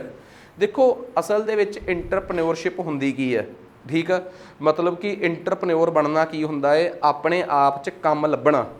ਇੱਕ ਟਾਈਮ ਸਾਡੇ ਦੇਸ਼ 'ਚ ਨਾ ਮਿੱਥ ਸੀਗੀ 1990 ਤੱਕ, ਤੇ ਅੱਜ ਵੀ ਇਹ ਮਿੱਥ ਜਿਹੜੀ ਆ ਕਿਤੇ ਨਾ ਕਿਤੇ ਵਰਕ ਕਰਦੀ ਆ। 1990 ਤੱਕ ਇਹ ਮਿੱਥ ਮੈਟਰੋ ਸਿਟੀਜ਼ 'ਚ ਸੀਗੀ ਤੇ ਅੱਜ ਇਹ ਮਿੱਥ ਮੈਟਰੋ ਸਿਟੀਜ਼ 'ਚੋਂ ਨਿਕਲ ਕੇ ਟਾਇਰ 2 ਤੇ ਟਾਇਰ 3 ਦੇ ਸ਼ਹਿਰਾਂ 'ਚ ਚਲੇਗੀ। ਸੌਰੀ, ਗੁੱਸਾ ਨਾ ਕਰਿਓ ਇਸ ਗੱਲ ਦਾ ਕਿ ਸਰਕਾਰੀ ਨੌਕਰੀ ਹਰ ਸਮੱਸਿਆ ਦਾ ਇਲਾਜ ਆ, ਠੀਕ ਆ। ਜਦੋਂ ਤੁਸੀਂ ਬਿਜ਼ਨਸ 'ਚ ਟੌਪ ਦੇ ਲੀਡਰਸ ਨਾਲ ਗੱਲ ਕਰੋਗੇ ਜਿਹੜੇ ਬਿਜ਼ਨਸ ਦੇ ਮਾਮਲੇ 'ਚ ਕਾਮਯਾਬ ਹੋ ਚੁੱਕੇ ਆ, ਉਹ ਕਹਿੰਦੇ ਆ ਕਿ ਜੇ ਕਿਸੇ ਬੰਦੇ ਨੂੰ ਅੰਡਰ ਪੋਟੈਂਸ਼ੀਅਲ ਕਰਨਾ ਹੈ, ਠੀਕ ਆ, ਤਾਂ ਉਹਨੂੰ ਸਰਕਾਰੀ ਨੌਕਰੀ ਤੋਂ ਦੂਰ ਹੀ ਰੱਖਿਆ ਜਾਵੇ, ਸਰਕਾਰੀ ਨੌਕਰੀ ਤੇ ਲਾ ਦਿਓ। ਕਿਉਂ? ਓਬਵੀਅਸ ਜੀ ਗੱਲ ਆ, ਇਹ ਮੰਨਿਆ ਜਾਂਦਾ ਹੈ। ਤੇ ਪੰਜਾਬ ਦੇ ਵਿੱਚ ਵੀ ਤੁਸੀਂ ਇਹ ਦੇਖ ਲਓ, ਸਰਕਾਰੀ ਨੌਕਰੀ ਦਾ ਟ੍ਰੈਂਡ ਸਾਡੇ ਟਾਇਰ 2 ਟਾਇਰ 3 ਸਿਟੀਜ਼ ਆ, ਤੇ ਪਟਿਆਲਾ ਕੋਈ ਬਹੁਤ ਵੱਡਾ ਸ਼ਹਿਰ ਨਹੀਂਗਾ, ਇਹ ਟਾਇਰ 2 ਟਾਈਪ ਸਿਟੀਜ਼ 'ਚ ਹੀ ਆਉਂਦੇ ਆ। ਮੇਨ ਸ਼ਹਿਰ ਜਿਹੜੇ ਸਾਡੇ ਬਿਜ਼ਨਸ ਦੇ ਮਾਮਲੇ 'ਚ ਵੱਡੇ ਨੇ, ਲੁਧਿਆਣਾ, ਜਲੰਧਰ, ਤੁਹਾਨੂੰ ਇਹਨਾਂ ਸ਼ਹਿਰਾਂ ਦੇ ਵਿੱਚ ਸਰਕਾਰੀ ਨੌਕਰੀ ਪ੍ਰਤੀ ਸਪੈਸ਼ਲੀ ਜਿਹੜੀ ਅਪਰ ਕਲਾਸ ਲੌਬੀ ਆ ਉਹਨਾਂ ਦਾ ਕਰੇਜ਼ ਨਹੀਂ ਮਿਲੂਗਾ। ਇਹ ਸ਼ੁਰੂ ਹੋ ਜਾਂਦਾ ਹੈ ਮਿਡਲ ਕਲਾਸ ਫੈਮਲੀਜ਼ ਤੋਂ। ਤੇ ਸਾਡੇ ਵਾਸਤੇ ਸਿਕਿਉਰਿਟੀ ਸੇਫਟੀ ਤੋਂ ਪਹਿਲਾਂ ਇੱਕ ਹੋਰ ਸਮੱਸਿਆ ਹੁੰਦੀ ਹੈ। ਸਾਡੇ ਪੇਰੈਂਟਸ ਸਾਨੂੰ ਇਸ ਕਰਕੇ ਸਰਕਾਰੀ ਨੌਕਰੀ ਤੇ ਨਹੀਂ ਦੇਖਣਾ ਚਾਹੁੰਦੇ ਕਿਉਂਕਿ ਉਹ ਸਾਡੀ ਸੇਫਟੀ ਤੇ ਸਿਕਿਉਰਿਟੀ ਨੂੰ ਲੈ ਕੇ ਕੰਸਰਨਡ ਆ। ਨਹੀਂ, ਉਹਨਾਂ ਨੂੰ ਪਤਾ ਹੈ ਕਿ ਅਸੀਂ ਇੰਨਾ ਅਪਰ ਮਿਡਲ ਕਲਾਸ ਫੈਮਲੀਜ਼ ਦੀ ਗੱਲ ਕਰਦਾ, ਉਹਨਾਂ ਨੇ ਜ਼ਿੰਦਗੀ 'ਚ ਇੰਨਾ ਕਮਾ ਲਿਆ ਹੁੰਦਾ ਹੈ ਕਿ ਉਹ ਆਪਣੀ ਕਮਾਈ ਨਾਲ ਸਾਨੂੰ ਸਾਰੀ ਉਮਰ ਸੇਫ ਤੇ ਸਿਕਿਉਰ ਰੱਖ ਸਕਦੇ ਆ। ਉਹਨਾਂ ਨੂੰ ਸਭ ਤੋਂ ਵੱਡਾ ਸੋਸ਼ਲ ਸਟਿਗਮਾ ਹੁੰਦਾ ਕਿ ਲੋਕ ਕੀ ਕਹਿਣਗੇ। ਸੋ ਇਸ ਲੋਕ ਕਹਿਣ ਦੇ ਉਲਝਣ ਦੇ ਵਿੱਚ ਭਾਰਤ ਦੇ ਵਿੱਚ ਜਿਹੜੀ ਇੰਟਰਪ੍ਰੈਨਿਓਰਸ਼ਿਪ ਆ ਉਹਦਾ ਬਹੁਤ ਵੱਡੇ ਪੱਧਰ 'ਤੇ ਨੁਕਸਾਨ ਹੋ ਰਿਹਾ ਹੈ, ਨੋ ਡਾਊਟ।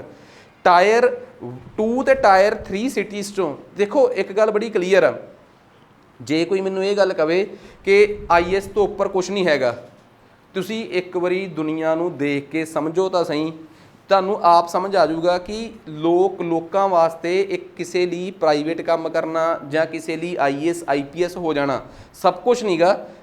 ਬਹੁਤ ਕੁਛ ਆ ਦੁਨੀਆ 'ਚ। ਜੇ ਅਸੀਂ ਕਈ ਵਾਰੀ ਜਦੋਂ ਤੁਸੀਂ ਗੁੜਗਾਉਂ ਦੀ, ਬੰਬੇ ਦੀ, ਬੰਗਲੌਰ ਦੀ, ਦਿੱਲੀ ਦੀ ਤੇਜ਼ ਦੁਨੀਆ ਦੇਖੋਗੇ ਤਾਂ ਤੁਹਾਨੂੰ ਸਮਝ ਆ ਜਾਊਗਾ ਕਿ ਸਿਰਫ ਉੱਥੇ ਇੱਕ ਛੋਟਾ ਜਿਹਾ ਏਰੀਆ ਹੈ ਜਿੱਥੋਂ IAS ਨਿਕਲਦੇ ਆ, ਤੇ ਉੱਥੇ ਇੱਕ ਬਹੁਤ ਵੱਡੀ ਦੁਨੀਆ ਹੈ ਜਿਹੜੀ ਉਹਨਾਂ ਤੋਂ ਵੀ ਬਹੁਤ ਵੱਡੇ ਪੱਧਰ ਦੇ ਲੋਕਾਂ ਦੀ ਦੁਨੀਆ ਹੈ, ਜਿਨ੍ਹਾਂ ਦੀ ਇਹ ਹੁੰਦਾ ਕਿ ਸਾਡੀ ਸਵੇਰ ਦਾ ਬ੍ਰੇਕਫਾਸਟ ਕਿਹੜੇ ਦੇਸ਼ 'ਚ ਤੇ ਡਿਨਰ ਅਸੀਂ ਪਤਾ ਨਹੀਂ ਕਿਹੜੇ ਦੇਸ਼ 'ਚ ਜਾ ਕੇ ਕਰਨਾ। ਤੇ ਇਹ ਕੋਈ ਬਹੁਤ ਇਮੈਜਨਰੀ ਗੱਲ ਨਹੀਂ ਕਰ ਰਿਹਾ।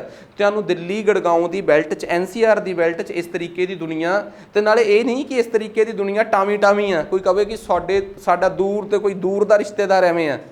ਸਾਨੂੰ ਥੋੜ੍ਹਾ ਜਿਹਾ ਉਹਨਾਂ ਸ਼ਹਿਰਾਂ 'ਚ ਜਾਣ ਦੀ ਲੋੜ ਆ, ਸਾਨੂੰ ਇਸ ਤਰੀਕੇ ਦੀ ਦੁਨੀਆ ਦਿਸਦੀ ਆ। ਉਹਨਾਂ ਲੋਕਾਂ ਦੀ ਮਿਹਨਤ ਕਿਸੇ ਵੱਖਰੀ ਦਿਸ਼ਾ 'ਚ ਆ, ਉਹ ਸਿਰਫ ਇਸ ਦਿਸ਼ਾ 'ਚ ਮਿਹਨਤ ਨਹੀਂ। ਸੋ ਇੰਟਰਪ੍ਰੈਨਿਓਰਸ਼ਿਪ ਸਾਡੇ ਦੇਸ਼ ਦੇ ਟਾਇਰ 1 ਸਿਟੀਜ਼ 'ਚ ਪਨਪੀ ਆ। ਸੋ ਉਸ ਇੰਟਰਪ੍ਰੈਨਿਓਰਸ਼ਿਪ ਨੂੰ ਲੈ ਕੇ ਆਉਣ ਵਾਲੇ ਲੋਕ ਜਿਹੜੇ ਭਾਰਤ 'ਚ ਆ, ਬੇਸਿਕਲੀ ਉਹਨਾਂ ਦੇ ਵਿੱਚ ਸੱਤਿਅਮ ਮਜੂਮਦਾਰ ਦਾ ਨਾਮ ਆਉਂਦਾ ਹੈ, ਠੀਕ ਆ। ਇਹ ਬੰਬੇ ਦੇ ਕਿਸੇ ਕਾਲਜ ਦੇ ਵਿੱਚ ਪ੍ਰੋਫੈਸਰ ਨੇ। ਖੈਰ ਨੈਕਸਟ ਅੱਗੇ ਆ ਜਾਓ, ਅੱਗੇ ਚੱਲਦੇ ਆਪਾਂ। Praveen Anjana of Udaipur has been crowned miss international India 2023। Basically ਮਕਸਦ ਇਹ ਆ, ਇਸ ਅਵਾਰਡ ਦਾ ਮਤਲਬ ਸਿਰਫ ਇਹ ਹੁੰਦਾ ਕਿ ਜਦੋਂ ਇਸ ਵਾਰ ਮਿਸ ਇੰਟਰਨੈਸ਼ਨਲ ਅਵਾਰਡ ਹੋਊਗਾ, ਉਹਦੇ 'ਚ ਭਾਰਤ ਦੀ ਨੁਮਾਇੰਦਗੀ ਕੌਣ ਕਰੂਗਾ, ਉਹਦੇ ਵਾਸਤੇ ਜਿਸ ਸ਼ਖਸ ਨੂੰ ਪਹਿਚਾਣਿਆ ਗਿਆ ਜਾਂ ਜਿਸ ਲੇਡੀ ਨੂੰ ਪਹਿਚਾਣਿਆ ਗਿਆ ਉਹ ਆ ਪ੍ਰਵੀਨਾ ਅੰਜਨਾ। ਸੋ ਇਹ ਉਦੈਪੁਰ ਦੇ ਆ। ਇਸ ਵਾਰ ਦਾ ਜਿਹੜਾ ਮਿਸ ਇੰਟਰਨੈਸ਼ਨਲ ਹੋਣ ਜਾ ਰਿਹਾ ਉਹ ਜਾਪਾਨ 'ਚ, ਉੱਥੇ ਭਾਰਤ ਦੀ ਨੁਮਾਇੰਦਗੀ ਇਹ ਕਰਨਗੇ। ਇਹਦਾ ਮਤਲਬ ਇਹ ਨਹੀਂ ਕਿ ਇਹਨਾਂ ਨੂੰ ਅਵਾਰਡ ਮਿਲ ਗਿਆ, ਭਾਰਤ ਦਾ ਨੋਮੀਨੀ ਚੁਣ ਲਿਆ ਗਿਆ ਕਿ ਭਾਰਤ ਵੱਲੋਂ ਕੌਣ ਜਾਊਗਾ ਉੱਥੇ। ਨੈਕਸਟ ਉਸ ਤੋਂ ਬਾਅਦ ਆਪਣੇ ਕੋਲ ਆ ਗਈਆਂ ਬੁੱਕਸ।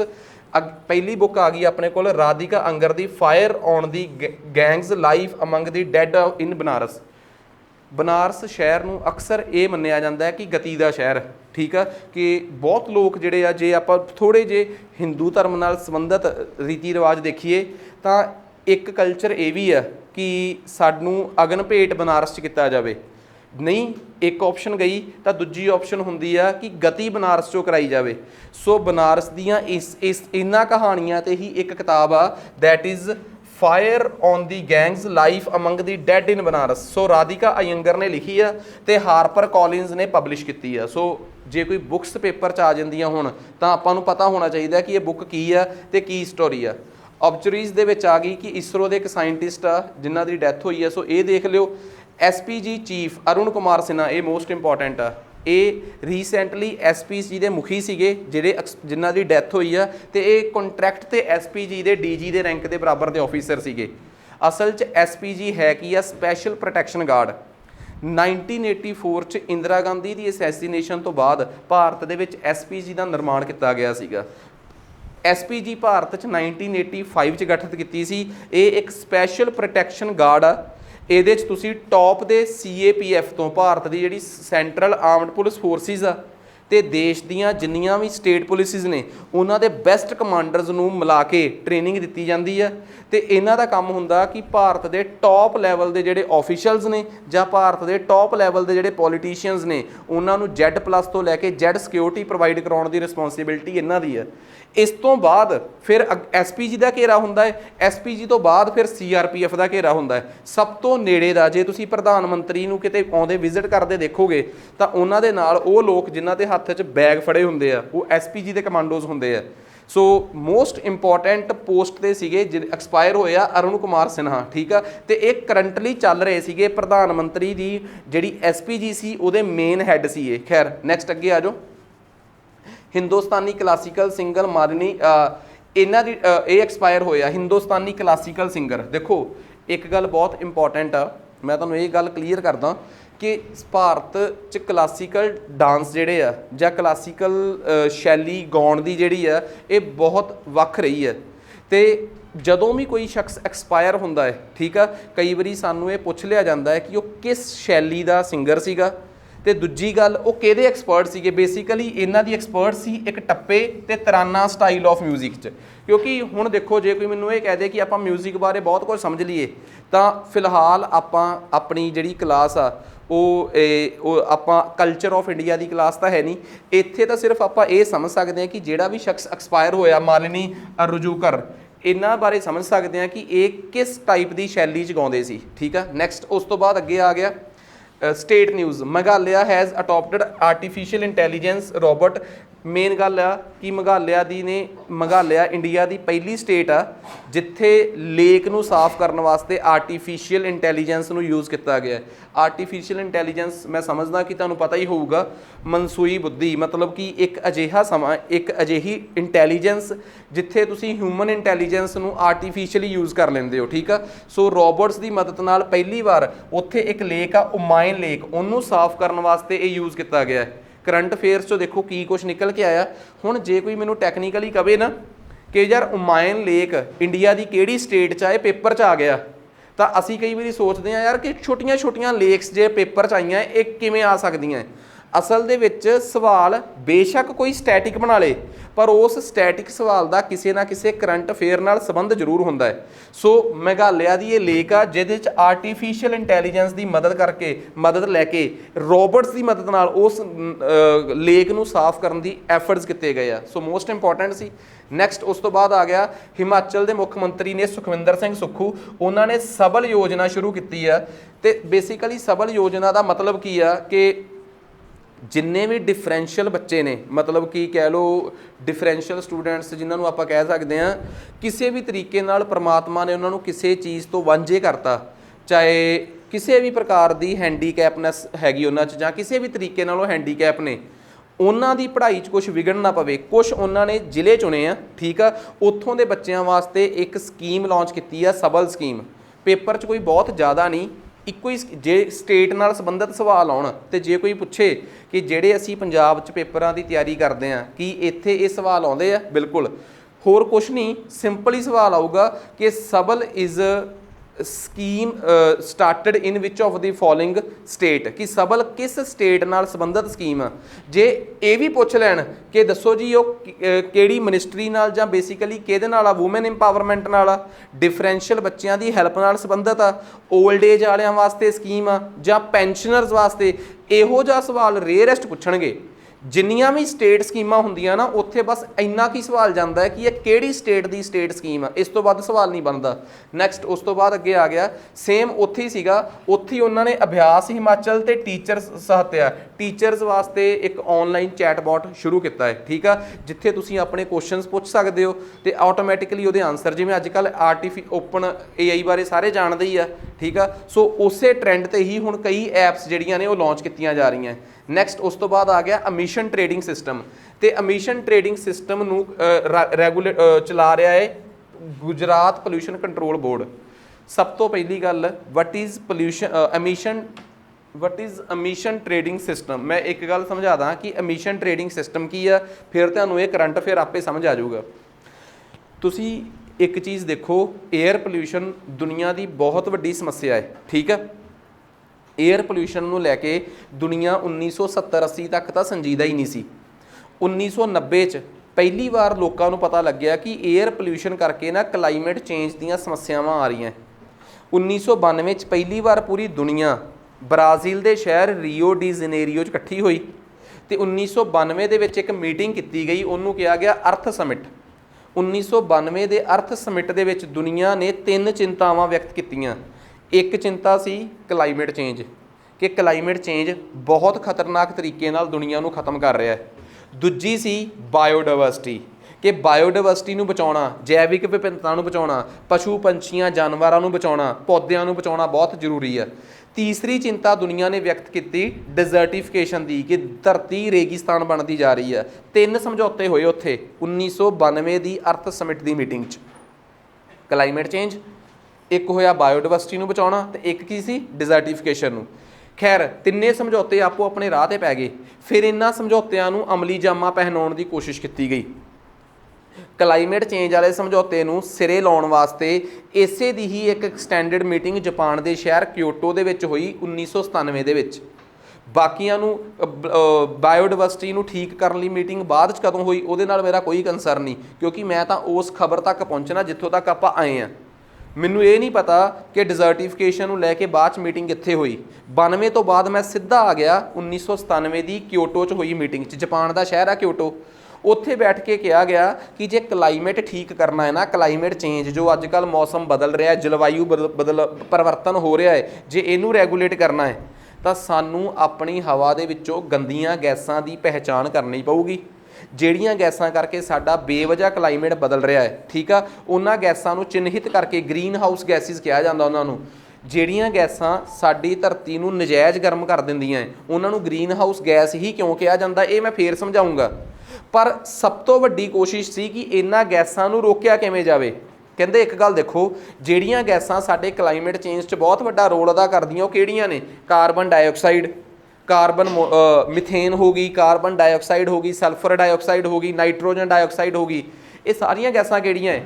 ਜਿਹੜੀਆਂ ਇੰਡਸਟਰੀਜ਼ 'ਚੋਂ ਨਿਕਲਦੀਆਂ। ਫਿਰ ਇਹਨਾਂ ਨੂੰ ਰੋਕਿਆ ਕਿਵੇਂ ਜਾਵੇ? ਕਹਿੰਦੇ 3 ਸਿਸਟਮ ਸੁਝਾਏ ਉਹਨਾਂ ਨੇ। ਉਹਨਾਂ 3 ਸਿਸਟਮ 'ਚੋਂ ਇੱਕ ਸਿਸਟਮ ਪੜ੍ਹਾਊਂਗਾ ਮੈਂ। ਇੱਕ ਸਿਸਟਮ ਦਾ ਨਾਮ ਸੀ ਐਮਿਸ਼ਨ ਟ੍ਰੇਡਿੰਗ ਸਿਸਟਮ। ਕਹਿੰਦੇ ਇੱਦਾਂ ਕਰੋ, ਮਤਲਬ ਕਿ ਜੇ ਪੰਜਾਬ ਆਪਣੇ ਸਟੇਟ ਦੇ ਵਿੱਚ ਪੋਲਿਊਸ਼ਨ ਨੂੰ ਕੰਟਰੋਲ ਕਰਨਾ ਚਾਹੁੰਦਾ ਹੈ, ਉਹ ਐਮਿਸ਼ਨ ਟ੍ਰੇਡਿੰਗ ਦਾ ਕੰਸੈਪਟ ਦੇ ਦੇ। ਕਿਵੇਂ? ਹਰ ਇੱਕ ਇੰਡਸਟਰੀਲਿਸਟ ਨੂੰ ਬੁਲਾਓ ਪੰਜਾਬ ਦੀ ਨੂੰ, ਤੇ ਪੰਜਾਬ ਦਾ ਪੰਜਾਬ ਪੋਲਿਊਸ਼ਨ ਕੰਟਰੋਲ ਬੋਰਡ ਜਿਹੜਾ ਕਿ ਪਟਿਆਲੇ 'ਚ ਜਿਹਦਾ ਹੈੱਡਕੁਆਟਰ ਆ, ਉਹ ਕੀ ਕਵੇ ਕਿ ਫਲਾਣਿਆ ਤੇਰੀ ਇੰਡਸਟਰੀ ਨੂੰ ਅਸੀਂ 100 ਯੂਨਿਟ ਦਿੱਤੇ ਆ, ਤੂੰ ਸਿਰਫ 100 ਟਨ ਹੀ ਆਪਣੇ ਪੋਲਿਊਸ਼ਨ ਨੂੰ ਕੱਢ ਸਕਦਾ ਹੈ। ਇੱਕ ਇੰਸਟਰੂਮੈਂਟ ਲਵਾ, ਇੰਸਟਰੂਮੈਂਟ ਸਾਡੇ ਕੋਲ ਲੈ ਕੇ ਜਾ, ਪੈਸੇ ਵੀ ਤੂੰ ਹੀ ਦੇਣੇ ਆ। ਇਹ ਇੰਸਟਰੂਮੈਂਟ ਤੇਰੀ ਚਿਮਨੀ 'ਚ ਲੱਗੂਗਾ, ਜਿੱਥੋਂ ਤੁਹਾਡੀ ਚਿਮਨੀ 'ਚੋਂ ਧੂੰਆਂ ਨਿਕਲਦਾ ਹੈ ਉੱਥੋਂ ਇਹ ਨੋਟ ਕਰ ਲੂਗਾ ਕਿ ਕੀ ਤੁਸੀਂ 100 ਯੂਨਿਟ ਆਪਣੇ ਕਾਰਬਨ ਦੇ ਪੈਦਾ ਕਰਤੇ। ਉਸ ਤੋਂ ਬਾਅਦ ਉਸ ਮਹੀਨੇ ਤੁਹਾਡੀ ਫੈਕਟਰੀ ਬੰਦ ਹੋ ਜਾਊਗੀ, ਫਿਰ ਨਹੀਂ ਚੱਲਣ ਦੇਣੀ, ਫਿਰ ਅਗਲੇ ਮਹੀਨੇ ਦੀ 1 ਤਰੀਕ ਨੂੰ ਚੱਲੂਗੀ। ਪਰ ਹੁਣ ਮੰਨ ਲਓ ਇਹਦਾ ਫਾਇਦਾ ਕੀ ਹੈ ਤੇ ਨੁਕਸਾਨ ਕੀ ਆ? ਓਬਵੀਅਸ ਜੀ ਗੱਲ ਆ, ਹਰ ਕੋਈ ਲਿਮਿਟ 'ਚ ਰਹਿ ਕੇ। ਫਿਰ ਹੁਣ ਕੋਈ ਕਹੂਗਾ ਯਾਰ ਫਿਰ ਆਪਾਂ ਕਰੀਏ ਕੀ? ਅਸੀਂ ਪ੍ਰੋਡਕਸ਼ਨ ਵੀ ਵਧਾਉਣੀ ਆ ਤੇ ਧੂੰਆਂ ਵੀ ਬਹੁਤ ਨਿਕਲਦਾ ਹੈ। ਫਿਰ ਲੋਕ ਜਾਣਗੇ ਦੂਜੇ ਰਾਹ 'ਤੇ ਕਿ ਧੂੰਆਂ ਘਟਾਈਏ ਕਿਵੇਂ। ਫਿਰ ਉਹ ਆਪਣੀ ਮਸ਼ੀਨਰੀ ਨੂੰ ਠੀਕ ਕਰਾਉਣਗੇ, ਨਹੀਂ ਤਾਂ ਇਸੇ ਕਰਕੇ ਨਹੀਂ ਕਰਾਉਂਦੇ। ਫਿਰ ਦੂਜੀ ਗੱਲ, ਸਾਰਾ ਕੁਝ ਕਰਨ ਦੇ ਬਾਵਜੂਦ ਵੀ ਤੁਹਾਨੂੰ ਫਿਰ ਵੀ ਤੁਹਾਡਾ ਜਿਹੜਾ ਕੋਟਾ ਹੈ ਉਹ 27 ਤਰੀਕ ਨੂੰ ਮੁੱਕ ਜਾਂਦਾ, 3 ਦਿਨ ਫਿਰ ਰਹਿ ਜਾਂਦੇ ਆ। ਇੱਕ ਨੇੜੇ ਤੇੜੇ ਵਾਲੀ ਇੱਕ ਕੰਪਨੀ ਸੀ, ਉਹਨੂੰ ਵੀ ਕੋਟਾ ਮਿਲਿਆ ਸੀ। ਉਹਨਾਂ ਨੇ ਆਪਣਾ ਕੰਮ ਇੰਨਾ ਵਧੀਆ ਕਰ ਲਿਆ ਕਿ 30 ਤਰੀਕ ਨੂੰ ਮਹੀਨਾ ਖਤਮ ਹੋਣ 'ਤੇ ਵੀ ਉਹਨਾਂ ਦੇ ਕੋਟੇ ਦੇ 10 ਯੂਨਿਟ ਬਚ ਜਾਂਦੇ ਆ ਕਾਰਬਨ ਐਮਿਟ ਕਰਨ ਵਾਲੇ। ਫਿਰ ਕੀ ਹੋ ਸਕਦਾ ਹੈ? ਜਿਹਨੂੰ ਪਤਾ ਹੈ ਕਿ ਮੇਰੇ 10 ਯੂਨਿਟ ਬਚ ਸਕਦੇ ਆ, ਉਹ ਆਪਣੇ ਯੂਨਿਟ ਕਿਸੇ ਹੋਰ ਨੂੰ ਦੇ ਦੇ, ਟ੍ਰੇਡਿੰਗ ਕਰ ਲਿਓ ਉਹਨਾਂ ਦੀ, ਐਮਿਸ਼ਨਸ ਦੀ ਟ੍ਰੇਡਿੰਗ ਹੋਣੀ ਸ਼ੁਰੂ ਹੋ ਜੇ। ਪਰ ਇੱਕ ਗੱਲ ਤਾਂ ਸ਼ੋਰ ਹੋ ਜੂਗੀ ਕਿ ਜਿੰਨਾ ਕੋਟਾ ਫਿਕਸ ਕੀਤਾ ਗਿਆ ਉਹੀ ਬਲਿਆ ਹੈ। ਬੇਸ਼ੱਕ ਇੱਕ ਨੇ ਬਚਾ ਲਿਆ, ਉਹਨੇ ਦੂਜੇ ਨੂੰ ਦੇਤਾ, ਉਹਨੇ ਉਹਨਾਂ ਘੱਟ ਬਾਲਿਆ, ਉਹਨੇ ਜ਼ਿਆਦਾ ਬਾਲਤਾ। ਅਸਰਵਾਈਜ਼ ਇੱਕ ਗੱਲ ਤਾਂ ਕਲੀਅਰ ਹੈ ਨਾ ਕਿ ਸਾਰੇ ਇੱਕੋ ਹੱਦ 'ਚ ਰਹਿ ਕੇ ਹੀ ਆਪਣਾ ਬਾਲਣ ਜਾਂ ਆਪਣਾ ਧੂੰਆਂ ਬਾਲ ਰਹੇ ਆ। ਇਹ ਗੱਲ ਪੰਜਾਬ 'ਚ ਇੱਕ ਕਲਪਨਾ ਦੇ ਤੌਰ 'ਤੇ ਕੀਤੀ ਗਈ ਹੈ, ਪਰ ਇਹ ਸਾਰਾ ਕੰਸੈਪਟ ਕਿਹੜੇ ਪੋਲਿਊਸ਼ਨ ਕੰਟਰੋਲ ਬੋਰਡ ਦੁਆਰਾ ਲਾਗੂ ਕੀਤਾ ਜਾ ਰਿਹਾ ਹੈ? ਗੁਜਰਾਤ ਪੋਲਿਊਸ਼ਨ ਕੰਟਰੋਲ ਬੋਰਡ ਦਾ ਵਾ। ਤੇ ਮੈਂ ਤੁਹਾਨੂੰ ਦੱਸਦਾ ਇਹ ਐਮਿਸ਼ਨ ਟ੍ਰੇਡਿੰਗ ਦਾ ਕਨਸੈਪਟ ਗੁਜਰਾਤ ਲੈ ਕੇ ਆ ਰਿਹਾ ਹੈ। ਤੇ ਇਹ ਵੀ ਗੱਲ ਕਲੀਅਰ ਦੱਸਦਾ ਕਿ ਅਹਿਮਦਾਬਾਦ ਦੂਜਾ ਸ਼ਹਿਰ ਆ ਜਿੱਥੇ ਇਹ ਲਾਗੂ ਕੀਤਾ ਗਿਆ ਸੂਰਤ ਤੋਂ ਬਾਅਦ। ਤੇ ਜਿਸ ਬੋਰਡ ਨੇ ਲਾਗੂ ਕੀਤਾ ਉਹ ਗੁਜਰਾਤ ਪੋਲਿਊਸ਼ਨ ਕੰਟਰੋਲ ਬੋਰਡ ਆ ਤੇ ਪੰਜਾਬ ਹਜੇ ਤੋਂ ਕੋਹਾਂ ਦੂਰ ਆ। ਸੋ ਕਿਸੇ ਨੂੰ ਕੋਈ ਡਾਊਟ ਇਹਦੇ 'ਚ? ਸੋ ਐਮਿਸ਼ਨ ਟ੍ਰੇਡਿੰਗ ਦਾ ਕਨਸੈਪਟ ਸਮਝਾਉਣ ਵਾਸਤੇ ਮੈਨੂੰ ਪਹਿਲਾਂ ਦੱਸਣਾ ਪਿਆ ਕਿ ਜਲਵਾਯੂ ਪਰਿਵਰਤਨ ਕਲਾਈਮੇਟ ਚੇਂਜ ਦਾ ਇੱਕ ਇਸ਼ੂ ਸੀ। ਇੱਕ ਮੀਟਿੰਗ 92 'ਚ ਹੋਈ, ਫਿਰ ਕਿਓਟੋ ਪ੍ਰੋਟੋਕੋਲ 97 'ਚ ਹੋਇਆ, ਫਿਰ ਉੱਥੇ ਆ ਰੂਲਸ ਬਣੇ, ਉਹਨਾਂ ਦੇ ਤਹਿਤ ਹੀ ਆ ਸਾਰੀ ਕਾਰਵਾਈ ਕੀਤੀ ਗਈ ਆ। ਹੁਣ ਕੋਈ ਕਹਿ ਦੇ ਕਿ ਸਰ ਐਮਿਸ਼ਨ ਟ੍ਰੇਡਿੰਗ ਸਕੀਮ ਸਾਨੂੰ ਸਮਝ ਨਹੀਂ ਆਈ। ਸੋ ਇਹ ਗੱਲ ਕਲੀਅਰ ਹੋ ਗਈ। ਨੈਕਸਟ ਉਸ ਤੋਂ ਬਾਅਦ ਅਗਲਾ ਕਰੰਟ ਅਫੇਅਰ, ਯੂਪੀ ਦੇ ਮੁੱਖ ਮੰਤਰੀ ਨੇ ਇੱਕ ਮੁੱਖ ਮੰਤਰੀ ਕੰਨਿਆ ਸੁਮੰਗਲਾ ਯੋਜਨਾ ਬਣਾਈ ਆ ਜਿਹਦੇ 'ਚ ਕੀ ਬੱਚੀਆਂ ਦੇ ਅਕਾਊਂਟ ਦੇ ਵਿੱਚ ਜਨਮ ਤੋਂ ਲੈ ਕੇ 18 ਸਾਲ ਹੋਣ ਤੱਕ ਪੈਸੇ ਪਾਉਂਦੇ ਆ ਤਾਂ ਕਿ ਉਹਨਾਂ ਨੂੰ ਆਤਮ ਨਿਰਭਰ ਕੀਤਾ ਜਾਵੇ।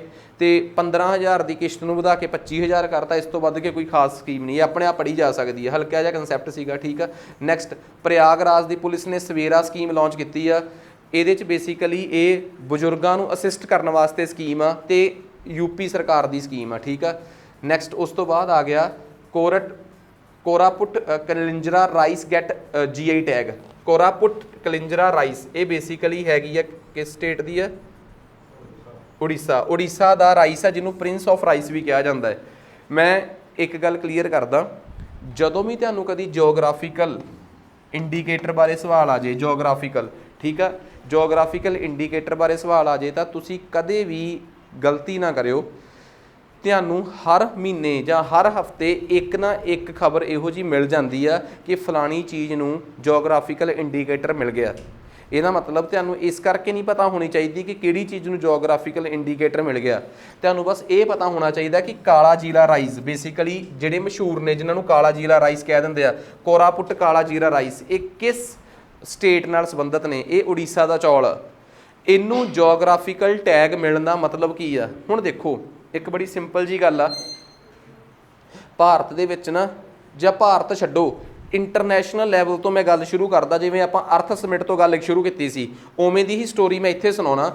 WTO ਵਰਲਡ ਟ੍ਰੇਡ ਆਰਗੇਨਾਈਜੇਸ਼ਨ, ਵਿਸ਼ਵ ਵਪਾਰ ਸੰਗਠਨ ਨੇ ਸਾਰੇ ਦੇਸ਼ਾਂ 'ਚ ਇੱਕ ਸਮਝੌਤਾ ਕਰਾਇਆ ਹੈ ਕਿ ਹਰ ਦੇਸ਼ ਦੇ ਵਿੱਚ ਇੰਟੈਲੈਕਚੁਅਲ ਪ੍ਰਾਪਰਟੀ ਰਾਈਟਸ ਹੋਣੇ ਚਾਹੀਦੇ ਆ। ਉਸ ਸਮਝੌਤੇ ਦਾ ਨਾਮ ਆ ਟ੍ਰਿਪਸ। ਕੀ ਨਾਮ ਆ? ਟ੍ਰਿਪਸ ਸਮਝੌਤਾ ਇੰਟੈਲੈਕਚੁਅਲ ਪ੍ਰਾਪਰਟੀ ਰਾਈਟਸ ਨਾਲ ਸੰਬੰਧਿਤ ਆ। ਹੁਣ ਤੁਹਾਡੇ 'ਚੋਂ ਕਈਆਂ ਨੂੰ ਇਹ ਨਹੀਂ ਪਤਾ ਹੋਊਗਾ ਕਿ ਇੰਟੈਲੈਕਚੁਅਲ ਪ੍ਰਾਪਰਟੀ ਰਾਈਟਸ ਹੁੰਦੇ ਕੀ ਹੈ, ਤੇ ਮੈਂ ਤੁਹਾਡੀ ਜਾਣਕਾਰੀ ਲਈ ਦੱਸਦਾ। ਇੰਟੈਲੈਕਚੁਅਲ ਪ੍ਰਾਪਰਟੀ ਰਾਈਟਸ ਦਾ ਮਤਲਬ ਕੀ ਹੈ? ਜੇ ਤੁਹਾਡੇ 'ਚੋਂ ਕਿਸੇ ਨੇ 12ਵੀਂ ਕਲਾਸ ਤੱਕ ਕਮਰਸ ਪੜ੍ਹੀ ਹੋਵੇ ਤਾਂ ਇੰਟੈਲੈਕਚੁਅਲ ਪ੍ਰਾਪਰਟੀ ਰਾਈਟਸ ਬਾਰੇ ਪਤਾ ਹੋਊਗਾ ਉਹਨੂੰ। ਇਹ ਬੇਸਿਕਲੀ ਸਾਡੇ ਜਿਹੜੇ ਬੌਧਿਕ ਜਾਇਦਾਦ ਨਾਲ ਸੰਬੰਧਿਤ ਅਧਿਕਾਰ ਹੁੰਦੇ ਆ। ਤੁਹਾਨੂੰ ਪਤਾ ਹੈ ਕਿ ਜੇ ਤੁਹਾਡੇ ਕੋਲ 2 ਕਿੱਲੇ ਜ਼ਮੀਨ ਆ ਜਾਂ 10 ਕਿੱਲੇ ਜ਼ਮੀਨ ਆ ਜਾਂ ਤੁਹਾਡੇ ਕੋਲ ਦੁਕਾਨ ਆ ਜਾਂ ਘਰ ਦਾ, ਹਰ ਇੱਕ ਚੀਜ਼ ਦੀ ਰਜਿਸਟਰੀ ਆ, ਪਰ ਜੋ ਤੁਹਾਡੇ ਦਿਮਾਗ 'ਚ ਚੱਲ ਰਿਹਾ ਜਾਂ ਤੁਸੀਂ ਆਪਣੇ ਦਿਮਾਗ ਤੋਂ ਪੈਦਾ ਕੀਤਾ ਹੈ ਉਹਦੀ ਰਜਿਸਟਰੀ ਤੁਹਾਡੇ ਕੋਲ ਹੈ ਨਹੀਂ। WTO 'ਚ ਪਹਿਲੀ ਵਾਰ ਇਹ ਕਿਹਾ ਗਿਆ ਕਿ ਜਿਹੜੀ ਲੋਕਾਂ ਦੀ ਬੌਧਿਕ ਜਾਇਦਾਦ ਆ, ਜਿਹੜੀ ਆਮ ਜਾਇਦਾਦ ਨਹੀਂ, ਜਿਹੜੀ ਇੰਟੈਲੈਕਚੁਅਲ ਨੌਲੇਜ ਆ, ਉਹਦੀ ਰਜਿਸਟਰੀ ਕਿਵੇਂ ਹੋਇਆ ਕਰੂਗੀ। ਫਿਰ ਇੱਕ ਕਾਨੂੰਨ WTO ਨੇ ਸਾਰੇ ਦੇਸ਼ਾਂ ਨੂੰ ਕਿਹਾ ਕਿ ਤੁਸੀਂ ਆਪੋ ਆਪਣੇ ਦੇਸ਼ 'ਚ ਵਾਪਸ ਜਾਓ, ਸਮਝੌਤੇ 'ਤੇ ਸਾਈਨ ਕਰ ਲਓ। ਇਟ ਮੀਨਸ ਤੁਸੀਂ ਵਾਅਦਾ ਕਰਦੇ ਹੋ ਕਿ ਤੁਸੀਂ ਆਹ ਕੰਮ ਕਰੋਗੇ। ਤੇ ਕੰਮ ਕੀ ਆ? ਆਪੋ ਆਪਣੇ ਦੇਸ਼ 'ਚ ਇੰਟੈਲੈਕਚੁਅਲ ਪ੍ਰਾਪਰਟੀ ਨੂੰ ਲੈ ਕੇ ਕਾਨੂੰਨ ਬਣਾਓ। ਭਾਰਤ ਵੀ ਵਾਪਸ ਆਇਆ ਤੇ WTO ਨੇ ਸਾਰਿਆਂ ਨੂੰ ਸਮਝਾਤਾ ਕਿ ਕਾਨੂੰਨ ਬਣਾਉਣੇ ਕਿਹੜੇ ਕਿਹੜੇ ਆ। WTO ਦੇ ਕਹਿਣ ਤੇ ਦੁਨੀਆ ਦੇ ਸਾਰੇ ਦੇਸ਼ਾਂ 'ਚ ਐਕਟ ਬਣਿਆ, ਕਾਪੀਰਾਈਟ ਐਕਟ। ਕਾਪੀਰਾਈਟ ਐਕਟ ਦਾ ਮਤਲਬ ਇਹ ਹੁੰਦਾ ਕਿ ਜੇ ਤੁਸੀਂ ਕੋਈ ਵੀ ਲਿਖਤ ਜਾਂ ਮਿਊਜ਼ਿਕ ਬਣਾਇਆ ਹੈ ਤਾਂ ਉਹਨੂੰ ਲੈ ਕੇ ਤੁਸੀਂ ਇਹ ਸਾਬਤ ਕਰਨਾ ਕਿ ਇਹ ਤੁਹਾਡਾ ਓਰੀਜਨਲ ਆ ਤੇ ਤੁਹਾਨੂੰ ਉਹਦਾ ਕਾਪੀਰਾਈਟ ਮਿਲਦਾ ਹੈ। ਉਹਨੂੰ ਕੋਈ ਵੀ ਬਾਅਦ 'ਚ ਦੂਜਾ ਬੰਦਾ ਕਲੇਮ ਨਹੀਂ ਕਰ ਸਕਦਾ। ਸਿਮਿਲਰਲੀ ਜੇ ਕੋਈ ਲੋਗੋ ਵਗੈਰਾ ਡਿਜ਼ਾਈਨ ਤਿਆਰ ਕਰਦੇ ਹੋ ਤਾਂ ਤੁਸੀਂ ਉਹਨੂੰ ਟ੍ਰੇਡਮਾਰਕ ਐਕਟ ਦੇ ਤਹਿਤ ਐਜ਼ ਅ ਟ੍ਰੇਡਮਾਰਕ ਰਜਿਸਟਰਡ ਕਰਾ ਲਓ, ਫਿਰ ਉਹਨੂੰ ਕੋਈ ਵੀ ਕਾਪੀ ਨਹੀਂ ਕਰ ਸਕਦਾ। ਜੇ ਤੁਹਾਨੂੰ ਲੱਗਦਾ ਕਿ ਫਲਾਣੀ ਚੀਜ਼ ਤੁਹਾਡੇ ਇਲਾਕੇ ਦੀ ਹੀ ਫੇਮਸ ਆ, ਤੁਹਾਡੇ ਇਲਾਕੇ ਤੋਂ ਬਿਨਾਂ ਕਿਤੇ ਹੋਰ ਨਹੀਂ ਮਿਲਦੀ, ਤੇ ਤੁਸੀਂ ਚਾਹੁੰਦੇ ਹੋ ਕਿ ਇਹ ਚੀਜ਼ ਜਿੱਥੇ ਵੀ ਜਾਵੇ ਤੁਹਾਡੇ ਇਲਾਕੇ ਨਾਲ ਸੰਬੰਧਿਤ, ਤੁਹਾਡਾ ਇਲਾਕੇ ਨੂੰ ਹੀ ਮਸ਼ਹੂਰ ਕਰੇ, ਤਾਂ ਤੁਸੀਂ ਇਲਾਕੇ ਦੇ ਨਾਮ 'ਤੇ ਉਹਦਾ ਜਿਓਗ੍ਰਾਫੀਕਲ ਇੰਡੀਕੇਟਰ ਦਾ ਟੈਗ ਲੈ ਸਕਦੇ ਹੋ, GI ਟੈਗ। ਤਾਂ ਫਿਰ ਉਹ ਜਿੱਥੇ ਵੀ ਜਾਊਗੀ ਉਹ ਤੁਹਾਡੇ ਹੀ ਇਲਾਕੇ ਨਾਲ ਮਸ਼ਹੂਰ ਹੋ ਕੇ ਜਾਊਗੀ। ਸੋ ਇਹਦੇ ਵਾਸਤੇ ਤੁਸੀਂ ਜਿਓਗ੍ਰਾਫੀਕਲ ਇੰਡੀਕੇਟਰ ਐਕਟ 1999 ਦੇ ਤਹਿਤ ਇੱਕ ਵਾਰ ਲਾਇਸੈਂਸ ਲੈ ਸਕਦੇ ਹੋ ਤਾਂ ਤੁਹਾਨੂੰ GI ਟੈਗ ਮਿਲ ਜਾਊਗਾ। 10 ਸਾਲ ਵਾਸਤੇ ਤੁਹਾਨੂੰ ਇਹ ਟੈਗ ਚੱਲੂਗਾ। ਤੁਹਾਨੂੰ ਇਹਨਾਂ ਦੇ ਹੈੱਡਕੁਆਟਰ ਚੇਨਈ ਜਾਣਾ ਪਊਗਾ। ਜੇ ਕੋਈ ਮੈਨੂੰ ਕਹੇ ਕਿ ਸਾਡੇ ਦੇਸ਼ 'ਚ ਪੇਟੈਂਟ ਐਕਟ ਵੀ ਹੈਗਾ ਹੈ, ਜੇ ਤੁਸੀਂ ਕੋਈ ਦਵਾਈ ਵਗੈਰਾ ਤਿਆਰ ਕੀਤੀ ਆ, ਕੋਈ ਕੈਮੀਕਲ ਕੰਪੋਜੀਸ਼ਨ ਤਿਆਰ ਕੀਤੀ ਆ, ਕੋਈ ਫਾਰਮੂਲਾ ਤਿਆਰ ਕੀਤਾ ਹੈ ਤਾਂ ਤੁਸੀਂ ਉਹਦਾ ਪੇਟੈਂਟ ਕਰਾਓ। ਤੁਸੀਂ ਪੇਟੈਂਟ ਕਰਵਾ ਸਕਦੇ ਹੋ, ਤੁਸੀਂ GI ਟੈਗ ਲੈ ਸਕਦੇ ਹੋ, ਤੁਸੀਂ ਕਾਪੀਰਾਈਟ ਕਰਵਾ ਸਕਦੇ ਹੋ, ਤੁਸੀਂ ਟ੍ਰੇਡਮਾਰਕ ਐਕਟ ਦੇ ਤਹਿਤ ਉਸ ਚੀਜ਼ ਦਾ ਟ੍ਰੇਡਮਾਰਕ ਬਣਵਾ ਸਕਦੇ ਹੋ। ਇਹ ਸਾਰੇ ਤੁਹਾਡੇ ਇੰਟੈਲੈਕਚੁਅਲ ਪ੍ਰੋਪਰਟੀ ਰਾਈਟਸ ਨੇ। ਪੇਪਰ 'ਚ ਆਉਣ ਵਾਲੇ 4-5 ਸਵਾਲ ਸੁਣੋ ਕਿਹੜੇ ਆ। ਸਭ ਤੋਂ ਪਹਿਲਾ ਸਵਾਲ ਕਿ ਜੀ ਫਲਾਣੀ ਚੀਜ਼ ਨੂੰ ਕੋਰਾਪੁੱਟ ਕਾਲਾ ਜੀਰਾ ਚੌਲਾਂ ਨੂੰ GI ਟੈਗ ਮਿਲਿਆ, ਇਹਨਾਂ ਦਾ ਸੰਬੰਧ ਕਿਹੜੀ ਸਟੇਟ ਨਾਲ ਆ? ਤਾਂ ਇੱਕ ਸਵਾਲ ਤਾਂ ਬਣ ਗਿਆ ਕਿ ਉੜੀਸਾ ਨਾਲ ਆ। ਦੂਜਾ GI ਟੈਗ ਜਿਹੜੇ ਆ ਉਹਦੇ ਵਾਸਤੇ GI ਜਿਹੜਾ ਆਪਣਾ ਆਫਿਸ ਆ, office of GI tag patent and trademark, ਇਹ ਆਫਿਸ ਹੈ ਕਿੱਥੇ ਆ? ਇਹ ਆਫਿਸ ਹੈਗਾ ਏ ਚੇਨਈ 'ਚ। ਤੀਸਰਾ ਸਵਾਲ ਆ ਗਿਆ ਕਿ GI ਟੈਗ ਕਿੰਨੇ ਚਿਰ ਵਾਸਤੇ ਮਿਲਦਾ ਹੈ? 10 ਸਾਲ ਵਾਸਤੇ। ਪੇਟੈਂਟ 20 ਸਾਲ ਦੀ ਮਿਲਦਾ ਹੈ। ਵੈਸੇ ਇਹ ਉਦੋਂ ਪੜਾਊਂਗਾ ਜਦੋਂ ਕੋਈ ਪੇਟੈਂਟ ਖਬਰਾਂ 'ਚ ਆ ਗਿਆ। ਫਿਲਹਾਲ ਦੀ ਘੜੀ ਸਿਰਫ GI ਟੈਗ ਖਬਰਾਂ 'ਚ ਆ ਤਾਂ ਮੈਂ GI ਟੈਗ ਤੋਂ ਸਵਾਲ ਨੂੰ ਉਲਝਾਉਣਾ ਨਹੀਂ ਚਾਹੁੰਦਾ। ਇਹ GI ਟੈਗ ਜਾਂ ਪੇਟੈਂਟ ਹੁੰਦੇ ਕੀ ਆ? ਇਹ ਤੁਹਾਡੇ ਬੌਧਿਕ ਜਾਇਦਾਦ ਦੇ ਅਧਿਕਾਰ ਨੇ, ਇੰਟੈਲੈਕਚੁਅਲ ਪ੍ਰੋਪਰਟੀ ਰਾਈਟਸ ਨੇ। ਇਹਨਾਂ ਨੂੰ ਕਰਨ ਦੀ ਕਮਿਟਮੈਂਟ ਕਿੱਥੇ ਕਰਕੇ ਆਏ ਹੋ ਤੁਸੀਂ? WTO 'ਚ। ਤੇ ਜਿਹੜਾ ਸਮਝੌਤਾ ਤੁਸੀਂ ਇਹਨਾਂ ਨਾਲ ਸੰਬੰਧਿਤ ਇੰਟੈਲੈਕਚੁਅਲ ਪ੍ਰੋਪਰਟੀ ਰਾਈਟਸ ਨਾਲ ਸੰਬੰਧਿਤ ਕਰਕੇ ਆਏ ਹੋ ਵਿਸ਼ਵ ਵਪਾਰ ਸੰਗਠਨ 'ਚ WTO 'ਚ, ਉਸ ਸਮਝੌਤੇ ਦਾ ਨਾਮ ਕੀ ਆ? ਸਮਝੌਤੇ ਦਾ ਨਾਮ ਆ ਟ੍ਰਿਪਸ। ਟ੍ਰਿਪਸ ਦੀ ਫੁੱਲ ਫਾਰਮ ਆ trade related aspect of intellectual property rights. Trips ਦੇ ਨਾਲ ਫੁੱਲ ਫਾਰਮ ਮੈਚ ਨਹੀਂ ਕਰਦੀ ਪਰ ਫੁੱਲ ਫਾਰਮ ਆਹੀ ਹੈ। ਫੁੱਲ ਫਾਰਮ ਦੇ ਵਿੱਚ ਕਿਤੇ ਵੀ IPR ਸ਼ੋ ਜਾਂ ਨਹੀਂ ਹੁੰਦਾ ਪਰ ਫਿਰ ਵੀ ਇਹੀ ਆ, trade related aspect of intellectual property rights. ਆਹ ਗੱਲ ਦੱਸੋ, ਸਮਝ ਆ ਗਈ ਚੀਜ਼?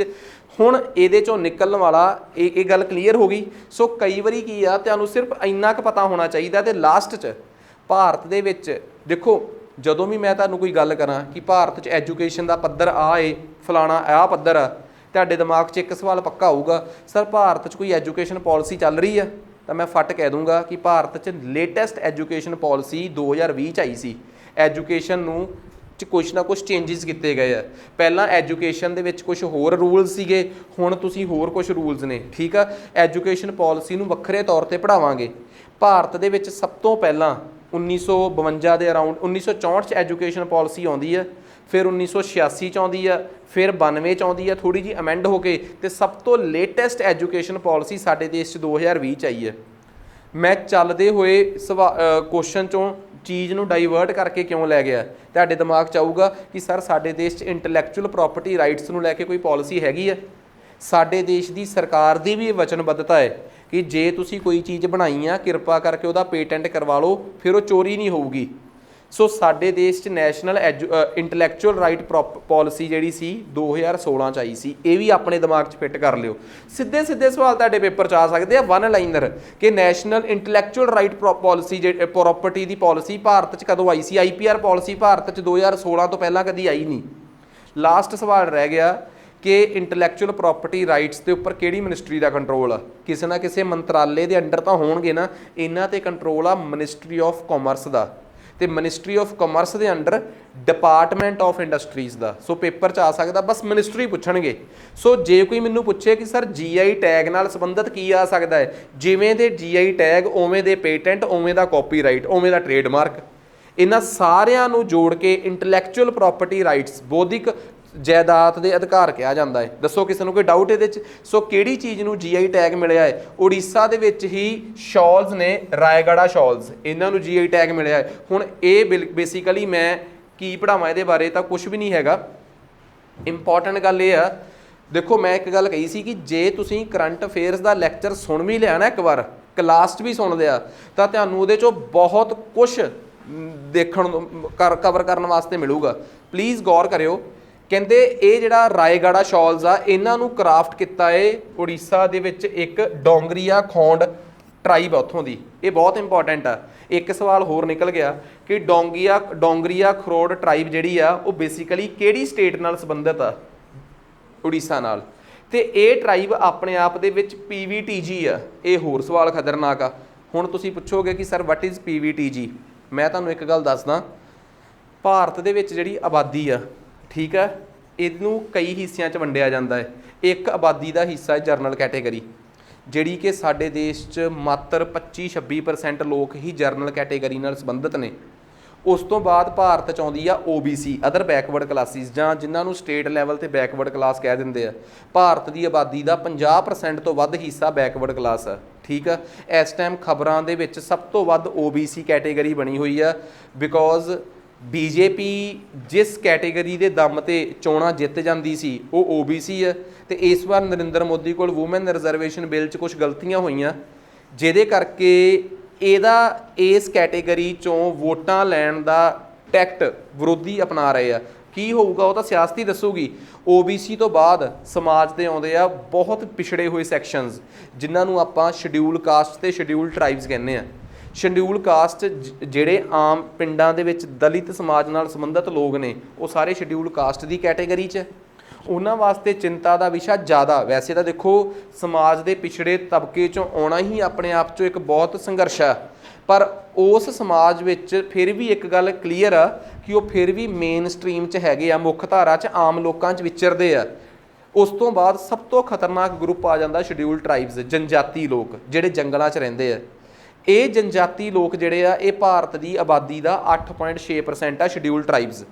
ਤੇ ਜੇ ਕੋਈ ਮੈਨੂੰ ਪੁੱਛੇ ਕਿ शेड्यूल ट्राइब्स ਨੂੰ ਲੈ ਕੇ ਭਾਰਤ ਸਰਕਾਰ ਨੇ ਕੀ ਹੱਕ ਦਿੱਤੇ ਹੋਏ ਆ, शेड्यूल ट्राइब्स ਨੂੰ ਲੈ ਕੇ ਭਾਰਤ ਦੇ ਵਿੱਚ ਰਾਖਵਾਂ ਕਰਨਾ।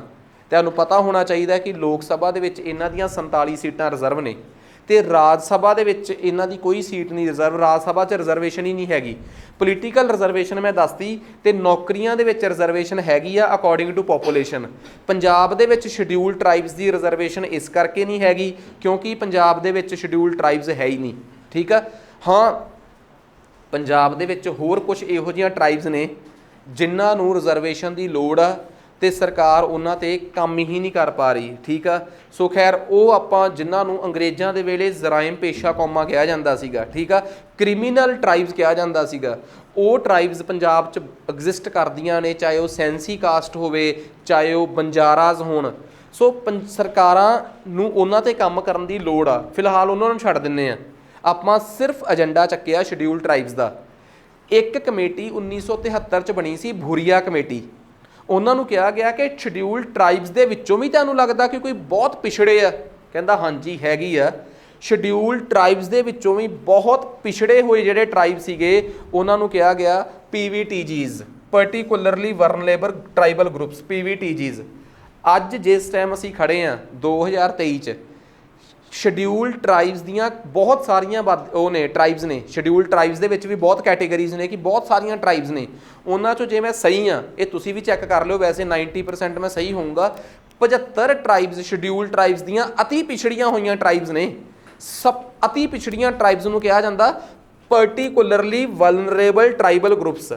भूरीआ कमेटी के कहण ते ट्राइबल्स दे विचों शेड्यूल ट्राइब्स दे विचों इन्हां दी पहचान हुई ते इन्हां दी गिणती 75 आ पूरे भारत च। ਤੇ ਸਭ ਤੋਂ ਵੱਧ ਕਿਹੜੀ ਸਟੇਟ 'ਚ ਨੇ? ਉੜੀਸਾ 'ਚ। ਸੋ ਇਹ ਮੋਸਟ ਇੰਪੋਰਟੈਂਟ ਕਨਸੈਪਟ ਆ। ਇਸੇ ਹੀ ਟਰਾਈਬ ਇਹ ST ਦੇ ਵਿੱਚੋਂ ਵੀ ਬਹੁਤ ਜ਼ਿਆਦਾ ਹੀ ਪਿਛੜੀ ਹੋਈ ਟਰਾਈਬ ਆ। ਸੋ ਇਸ ਟਰਾਈਬ ਦਾ ਨਾਮ ਹੀ ਇੰਪੋਰਟੈਂਟ ਆ, ਡੋਂਗਰੀਆ ਕੋਨਸ। ਸੋ ਇਹ ਟਰਾਈਬ ਉੜੀਸਾ ਨਾਲ ਸੰਬੰਧਿਤ ਆ। ਤੁਹਾਡੇ ਪੇਪਰਾਂ 'ਚ ਇੱਕ ਸਵਾਲ ਆ ਜਾਂਦਾ ਹੁੰਦਾ ਕਿ ਫਲਾਣੀ ਟਰਾਈਬ ਦਾ ਸੰਬੰਧ ਕਿਹੜੀ ਸਟੇਟ ਨਾਲ ਆ। ਅਸੀਂ ਸੋਚਦੇ ਹਾਂ ਸਟੈਟਿਕ ਦਾ ਸਵਾਲ ਕਿੱਥੋਂ ਚੱਕ ਕੇ ਪਾਤਾ। ਅਸਲ ਦੇ ਵਿੱਚ ਉਹ ਟਰਾਈਬ ਕਰੰਟ ਅਫੇਅਰਸ 'ਚ ਕਿਸੇ ਨਾ ਕਿਸੇ ਕਾਰਨ ਕਰਕੇ ਖਬਰਾਂ 'ਚ ਹੁੰਦੀ ਆ ਤੇ ਅਸੀਂ ਨਾ ਉਹਦੇ ਬੈਕਗਰਾਊਂਡ ਨੂੰ ਨਹੀਂ ਛੂੰਹਦੇ। ਮੈਂ ਇੱਕ ਗੱਲ ਕਹੂੰਗਾ, ਦੇਖੋ ਤੁਹਾਨੂੰ ਕਰੰਟ ਅਫੇਅਰਸ ਤੇ ਜ਼ੋਰ ਲਾਉਣਾ ਹੀ ਪੈਣਾ ਹੈ ਤੇ ਮੇਰਾ ਮਕਸਦ ਆ ਕਿ ਇੱਕ ਕਰੰਟ ਅਫੇਅਰ ਆਇਆ, ਮੈਨੂੰ ਇਹ ਵੀ ਨਹੀਂ ਪਤਾ ਕਿ ਉਹ ਕਰੰਟ ਅਫੇਅਰ ਕਿੰਨਾ ਕੁ ਇੰਪੋਰਟੈਂਟ ਆ, ਕਿਉਂਕਿ ਕਈ ਕਰੰਟ ਅਫੇਅਰ ਤਾਂ ਅਨਇੰਪੋਰਟੈਂਟ ਹੁੰਦੇ ਆ, ਪਰ ਉਹਨਾਂ ਕਰੰਟ ਅਫੇਅਰਸ ਦਾ ਆਲਾ ਦੁਆਲਾ ਇੰਨਾ ਇੰਪੋਰਟੈਂਟ ਹੁੰਦਾ ਕਿ ਤੁਹਾਡੇ ਪੇਪਰ 'ਚ ਉੱਥੋਂ ਸਵਾਲ। ਤੇ ਮੈਂ ਤੁਹਾਨੂੰ ਇੱਕ ਗੱਲ ਕਹਿਣਾ ਕਿ ਲੈਕਚਰ ਲਾਉਣ ਦਾ ਲਾਸਟ ਐਟ ਦੀ ਐਂਡ ਫਾਇਦਾ ਪਤਾ ਕੀ ਹੁੰਦਾ? ਬੰਦਾ ਇਹ ਕਹਿ ਦਿੰਦਾ ਕਿ ਘੱਟੋ ਘੱਟ ਕਈ ਚੀਜ਼ਾਂ ਇਹੋ ਜਿਹੀਆਂ ਸੀ ਜਿਹੜੀਆਂ ਸੁਣੀਆਂ ਸੀ ਤੇ ਤੁਹਾਡੇ 'ਚੋਂ ਜਦੋਂ ਜੇ ਤੁਸੀਂ 6 ਮਹੀਨੇ 8 ਮਹੀਨੇ ਲਗਾਤਾਰ ਕਲਾਸ ਲਾਉਂਦੇ ਹੋ ਤੇ ਉਸ ਤੋਂ ਬਾਅਦ ਤੁਸੀਂ ਕਿਸੇ ਪੇਪਰ 'ਚ ਜਾ ਕੇ ਬਹਿੰਦੇ ਹੋ, ਜਿੰਨੇ ਤੁਸੀਂ ਕਿਸੇ ਕਿਤਾਬ ਨੂੰ ਪੜ੍ਹ ਕੇ ਪੇਪਰ 'ਚ ਸਵਾਲ ਕਰਨੇ ਸੀ ਉਹ ਤਾਂ ਕਰ ਹੀ ਲੈਂਦੇ ਹੋ।